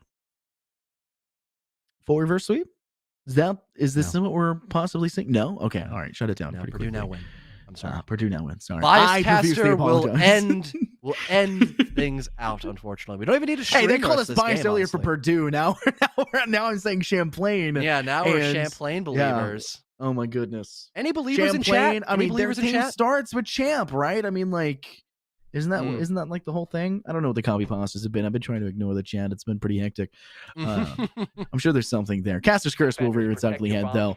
The question really and truly is going to be, will that's the giant moon you're seeing in the top left of the screen or the beaver make their way through? No matter what's happening, we've had two maps each, two phenomenal maps each, a very fun siege to go through. We've also had a first half of this last and fifth map. We've got another half to go down. We're starting round 7. John, I've had so much fun rejoining here for the NECC and watching for the grand finals here in this absolute slugfest of a Champions Division. Yeah, it makes me remember why you're actually my duo, because you're fun to work with, funny enough. Would have thought, right? Joke's on you. Oh, Ratio. Are you getting signed to NSG for Valorant? You're finally moving on the big leagues? No, I wish. Not yet. No, Diamond in the someday. rough. That's what you Yeah. are. They'll find you eventually. Yeah. Maybe you and Ashcon can go make your debut, perhaps, because I think he's a good fit for you. A little bit too smart for his own good, but I think that works in with you because you're how do I put What are you this? saying, huh? What are you trying to? I think if I called you as dumb as a box of, or some of dumb as a box of bricks, I think that would be disrespectful to the bricks, to be honest Yeah, with you. actually That would be a little true. bit disrespectful. Yeah. You know what? What are you, my dad? What's going on here? Like, Son? Daddy? Sorry. I mean, We have derailed so far. We've been so semi-serious for this entire cast, with little to no jokes, the occasional one. Coming into the second half of the BO5, you can tell we're getting tired because we have now devolved into this. I apologize profusely. It's not going to stop, though. I'm sorry. well, nothing's happened at the moment, so True. that's okay. It has been a slow start for Purdue, but they are on the back foot right now, and they don't want to have a lot of weight really applied to their heels. They want to be able to spring into action. Something I wanted to talk about last round but wasn't able to is the window play and how effective it can be when you are attacking that top floor bar and cocktail. It looked like Purdue will try to replicate what Champlain had in store for them on their attack. On 6ing open up heaven window and tossing out a frag, but luckily ADS to catch it in just the nick of time here to make sure no one blows up and will detonate. Start off a lead pick here by Purdue. Will still remain that 5-on-5. With no one finding that pick just yet, things are going to start hitting that boiling point where everything has to eventually lead to kills. Each and every minute movement is an opportunity for a team to make a pounce and find the shot. But unfortunately, nothing's really come up yet. Proximity alarms and utility. They dumped 2 proximity alarms in the exact same spot there. But a cheeky play by Kernex as he leaps around Cigar Shop. Has not opened hatch. Doesn't really have a great getaway. May play to die, but he finds 2 in the process. Make it a third. Lopping the head off Swouse. And now only needs to find 2 more to make it the ace. But Feeling Good Inc.'s playing in from Skylight. Marcado, I can't even begin to imagine where he's coming. I think he's coming all the way up from White Stairs on the opposing side. It's not a great opportunity to find it, but Wilhelm will remove him instead. Now it's just Feeling Good Inc. all alone. And unfortunately, this is one of those situations that it just is not a likely occurrence. 30 seconds to remain.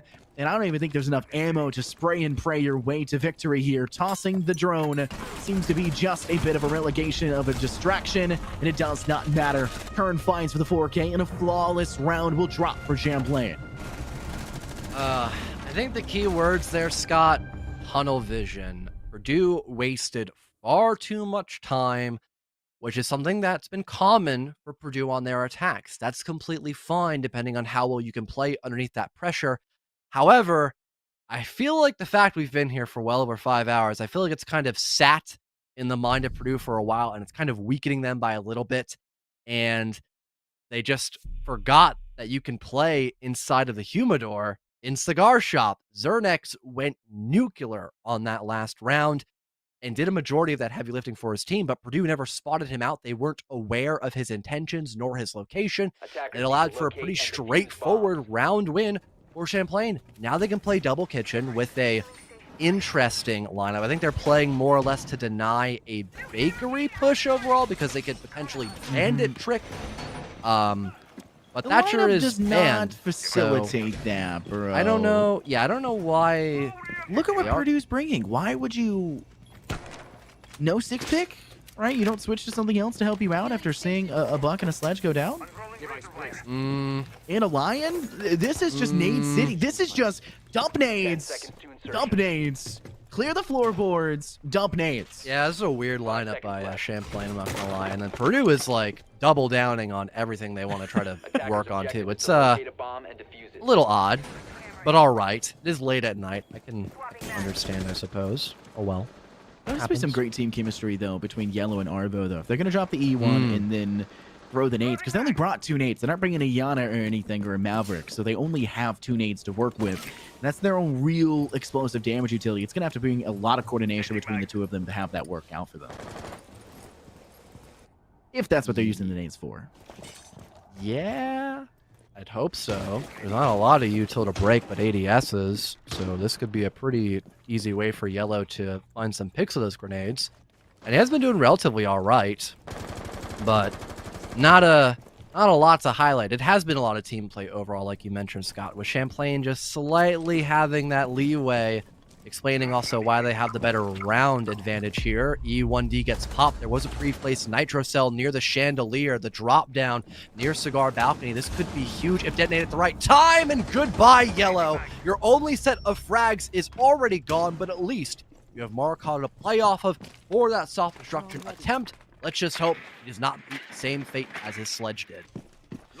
Oh, 4v4, Purdue looking down. Once again, a dangerous situation. They've lost the nades. There's still plenty to work with, but they need to gain control over the 2nd floor. I'm honestly scared they don't even have full control over the 3rd floor right now, John. That's how precarious it feels to be a Purdue fan in any regard. I'm not even rooting for Purdue. I'm trying to stay unbiased as much as possible, but I would like to see both teams find success, but Purdue, man, trying to put myself in their shoes, I would be demoralized to a degree, but they're finally getting some safety on the 2nd floor. Spouse is the player to do so, and that is a necessity. They'll drop another E1. That's utility for your line going down. Arvo hoping to assist. And with only 1 minute and 5 seconds remaining, Champlain have a really good chance to keep themselves together and toss in another nitro to make it even further as you see it rip and dip. care until it's done. Marcado out for the count, and Ben sweeps down White Stairs to the bottom floor, removes Swouse once again, and it's just Feeling Good Inc. and Arvo left in a 2v4. Each player needs to find 2 in the process. Feeling Good Inc. looking to drop down White. Wary player over in VIP. They've made the rotation over from garage side, and could be the next position we're trying to see them fight. They're Feeling Good trying to dump the flash nade. I don't like the fact he opened his drone when he was readily visible on staircase, but maybe he wasn't realizing his total position. Now calling over his teammate of Arvo to maybe assist in their descent down the staircase as they drone out VIP as well, giving the information call out. They know the players in corner, try to find impact, but Ben will not be outdone. The MP5X comes up tremendously, needs to find one more, fails to do so, but the T5 SMG and the hand of Kernex will do the job just the same, and you'll see yet another Champlain round win. And John, what does that round mean for us? Well, if you can't read, I know I struggle with that sometimes, still learning here. Means our match point and series point. And wait, also, that champions point as well? Huh? I feel like we've seen this somewhere before. It was in the hands of Purdue at map number 3, and now they are choking this victory they almost had so early into this night. It's progressed to a great storyline here for Champlain. However, there is one more chance. There is still one more round that they need to take away to confirm this one in. And you know what? We almost saw overtime in a very similar position here for Purdue. They had a really great comeback for a good chunk of time on Clubhouse. It could definitely be possible here on Cafe. But mind you, it's still only one round that Champlain need to sing this one out, and they have been on fire on Cafe and throughout the latter end of this best of 5. So everything is on the line here for Purdue. They need to finish out this matchup as strong as they started it, or they will be dropped dead, and they will not be the winners of NECC's Champions Final. Man, Champlain. 10 seconds left before How does it feel to be on top of the world? That's the question I have. How does it feel to come through to this game, be devastated in map 1? Close game, but you just come short. Map 2, lopsided affair on the second half. You didn't find a single round in that second half. You come back in map 3, looking down series point of Purdue. You bring it into overtime and you carry yourself through to it. Now taking map 4 in a dominant affair, clapping back after map 2. And now the Cafe and the BO5, the map 5, is falling to you in a 6-2 as of the current moment. You're on match point, series point, and everything is as tumultuous as it can possibly be. I said it, John, and I'll say it a million times. Champlain is a team that they will eat that pressure up, and they will use it to fuel them going onward. And we've seen nothing but that as this has gone forward. Right now, it's just up to the early game prep for Purdue to drone out and gather the information, which they've done, which has warned them of FX position. But now they need to find any possibility or any way to find and collect that kill. And if they don't spot out Kernex, this could be deadly, but they'll do just that. The window play is almost strong enough to finish him off, but he'll be able to evade death for a little while longer. Now repositioning right near the humidor, and will find the first pick of the round. He still remains alive and gets away essentially scot-free. He's got backup by the rest of his team as well. That's a massive net buff here for Champlain. You cannot be letting that one get away, but FX will not be as lucky here in that encounter. The Aruni is now down, and things will now turn up 50-50 here. Purdue on the turn of a dime here. They could possibly bring this one back, but as we get towards the second half of this matchup, the roam game is still afoot here, and there is not a lot of time left here, Scott, to clear it out. It's going to be down to the wire here for Champlain. With only 1 minute and 15 seconds remaining, they need to not bleed the last few remnants of their side. And unfortunately, they lose current. Rouse comes up with the LMGE, takes his head off as he tries to jiggle peek up towards White Staircase. And that's going to give Purdue that man count advantage they're in desperate need of taking advantage of. They need to clear out floorboards, but guess what, John? Yellow was left very early on, losing them as that first player. They don't have as much floor clear as they potentially had previously. It's going to leave it all up to the buck, and the Skeleton Key has a pretty limited pocket in terms of ammunition, and they don't have the nades to act off of it. So yes, they can clear the floorboards, but they don't have a great way to flush out the corner players that are breaking line of sight and hiding in positions that are unusable and unpeakable from your attacking side, despite the floor no longer being available to you. Although, hold on. Champlain have a cheeky player holding and mining that's been looking for any angle from pillar side. Arvo swings in and finds one more. Bin removes out Swoza, and it's a dangerous position with the post plant going down. Feeling good and trying to go for the post plant. He's going to put it down. He's sticking it in this position. He's lost his teammate, but it does not matter. Marcado from inside Laundry brings this down to the 2v1. Bin has to get this done. A player in Laundry now, white staircase. He sees the arm. It gives him an opportunity to peek, but Feeling Good Inc. will not allow it, and Purdue will escape and survive one extra round here in the NECC Champion Finals. If not for that drop by Marcado, the plant could have possibly been denied, and that would have almost been the round one in series taken by Champlain, but will remain on Cafe for a smidge more amount of time, perhaps. We're not going to see a reattempt there of that middle ground site. Instead, we're going back up above of Bar and Cocktail. The Mira in play here. This could be pretty effective again for that anchor game I talked about just slightly when Purdue brought it out on their defense, but we did see a pretty aggressive stance by Champlain. Even when that mirror was on the board, they just went right into the site itself and were able to find a lot of opening picks there and completely went out the round almost flawlessly, I believe it to be. So there is still plenty of pressure here building up for Purdue. They just need to remain calm with every round they continue to build up against the resume here of Champlain on Cafe. Oh, 3 more rounds to go. They need to tie this one up. Purdue, oh man, it is desperation here, John. That round is about as close as it gets to. Champlain about crawled themselves out of the pits of despair and brought themselves into that. That is something you cannot allow as Purdue, especially after a solid start you had. After losing Yellow, which was a player that you needed in that round. You needed the sledge, you needed the nades, and you still do a phenomenal job of taking control of the point, getting the diffuser down, and playing for the post plant.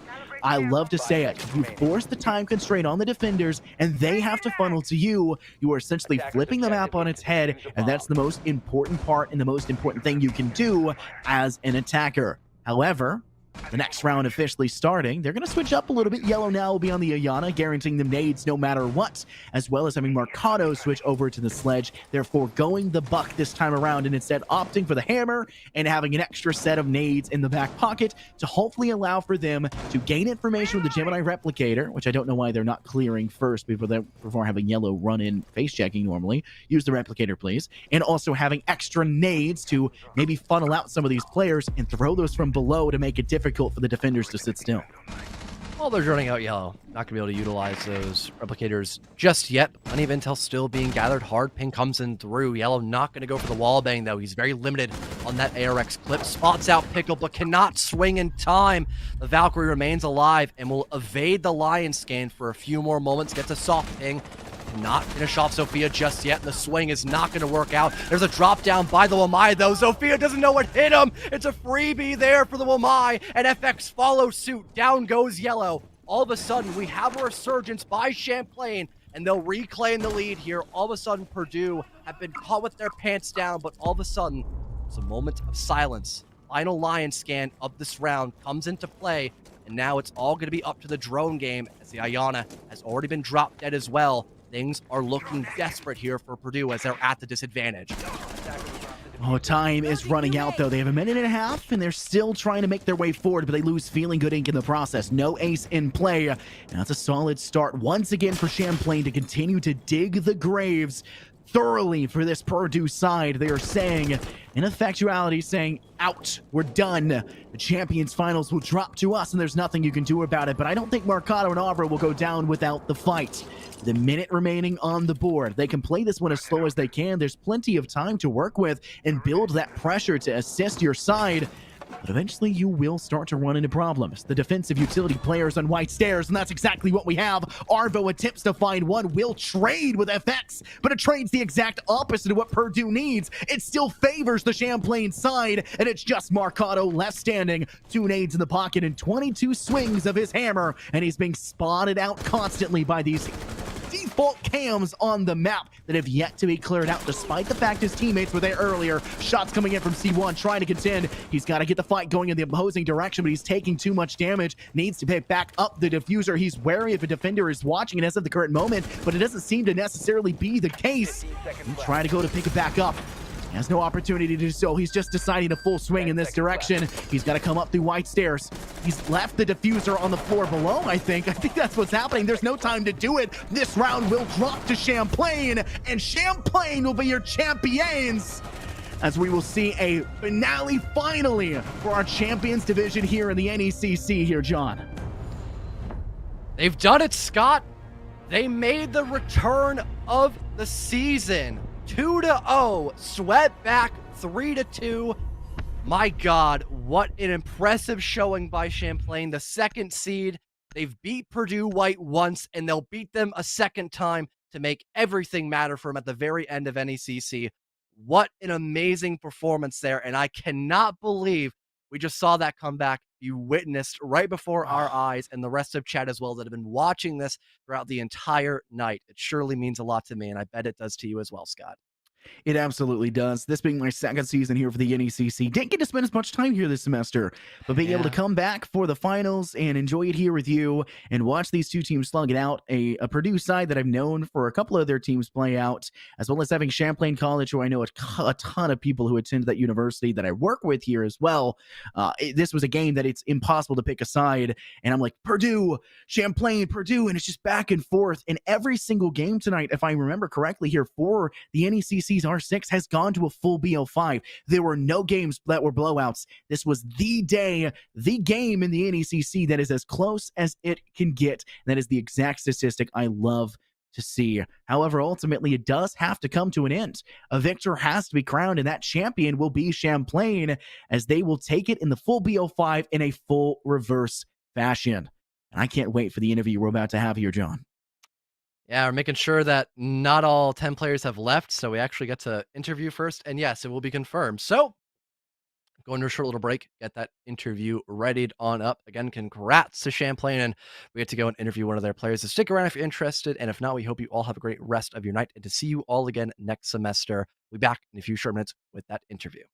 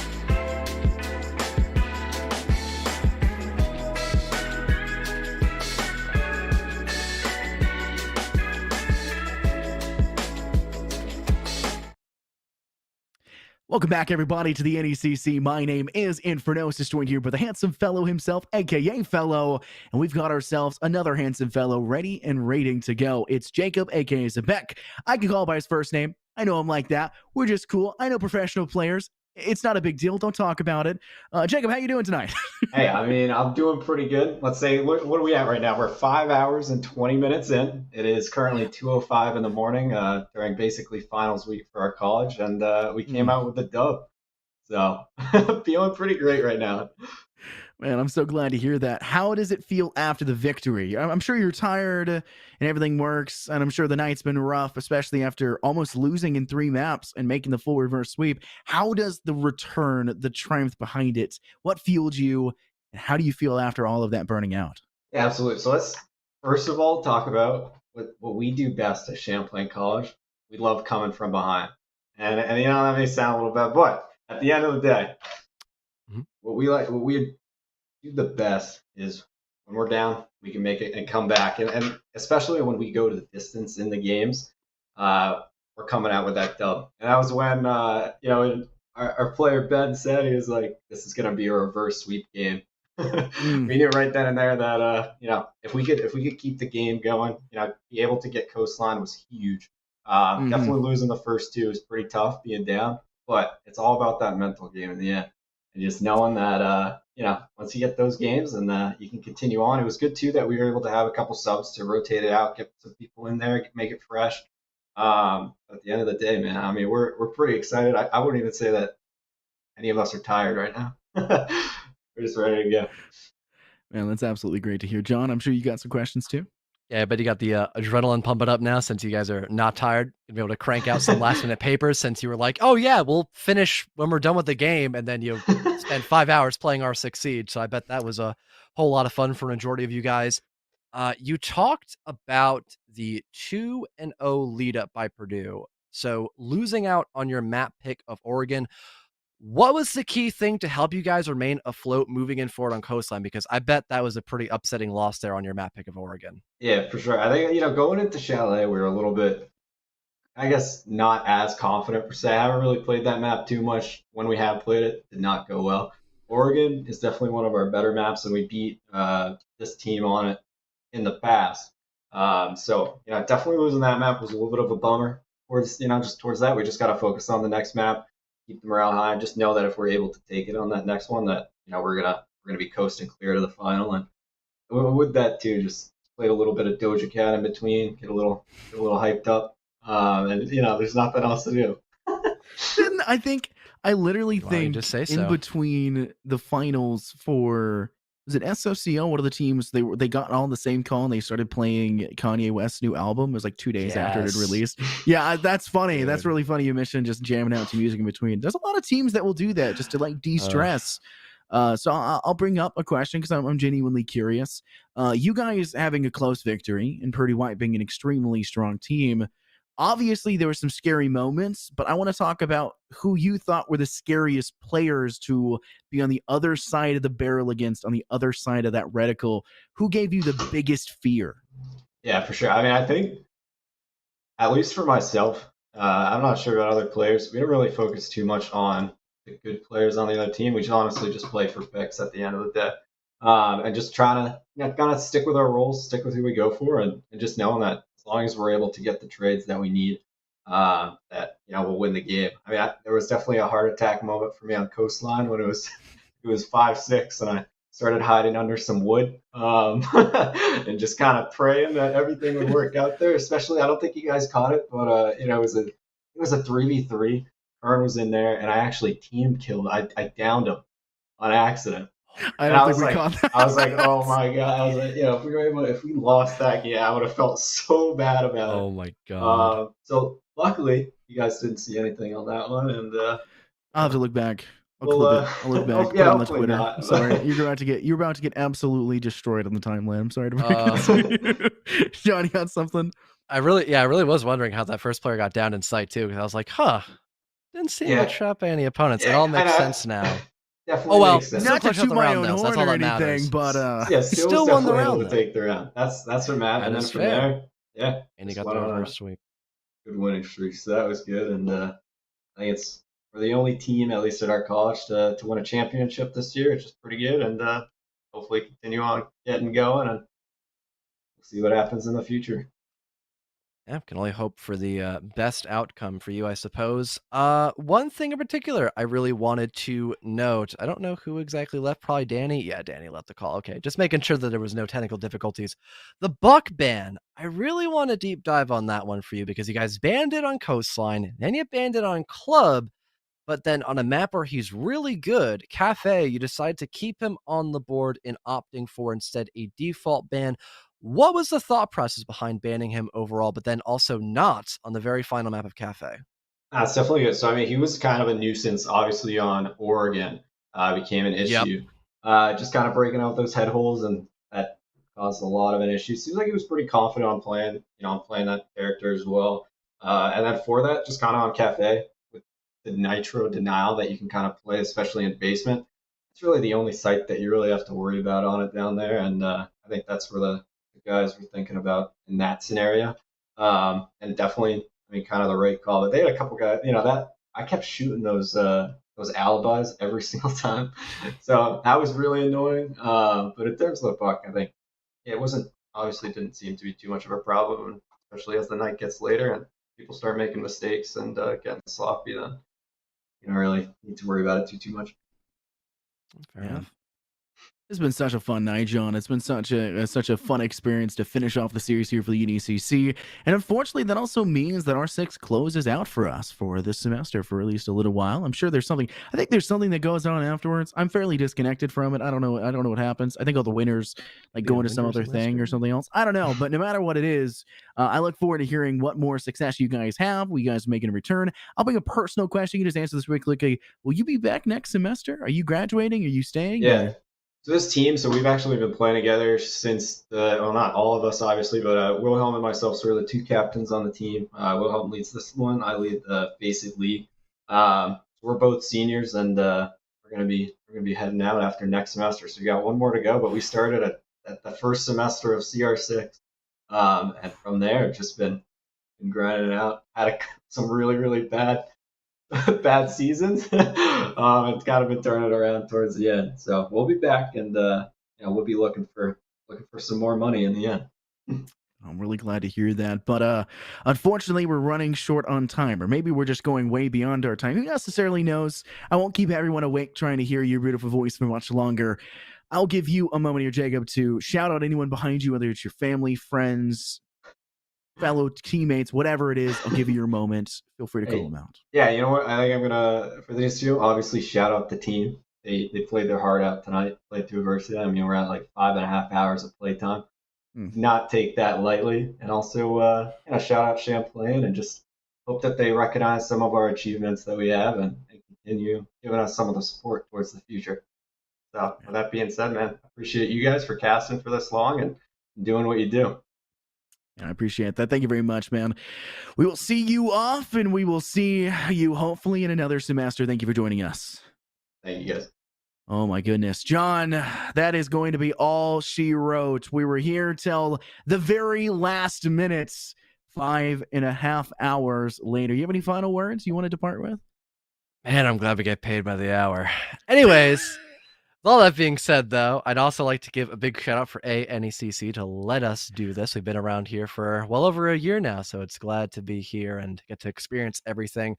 Big shout outs to Michael for being our producer throughout the entire night and probably wanted to go to bed right about now.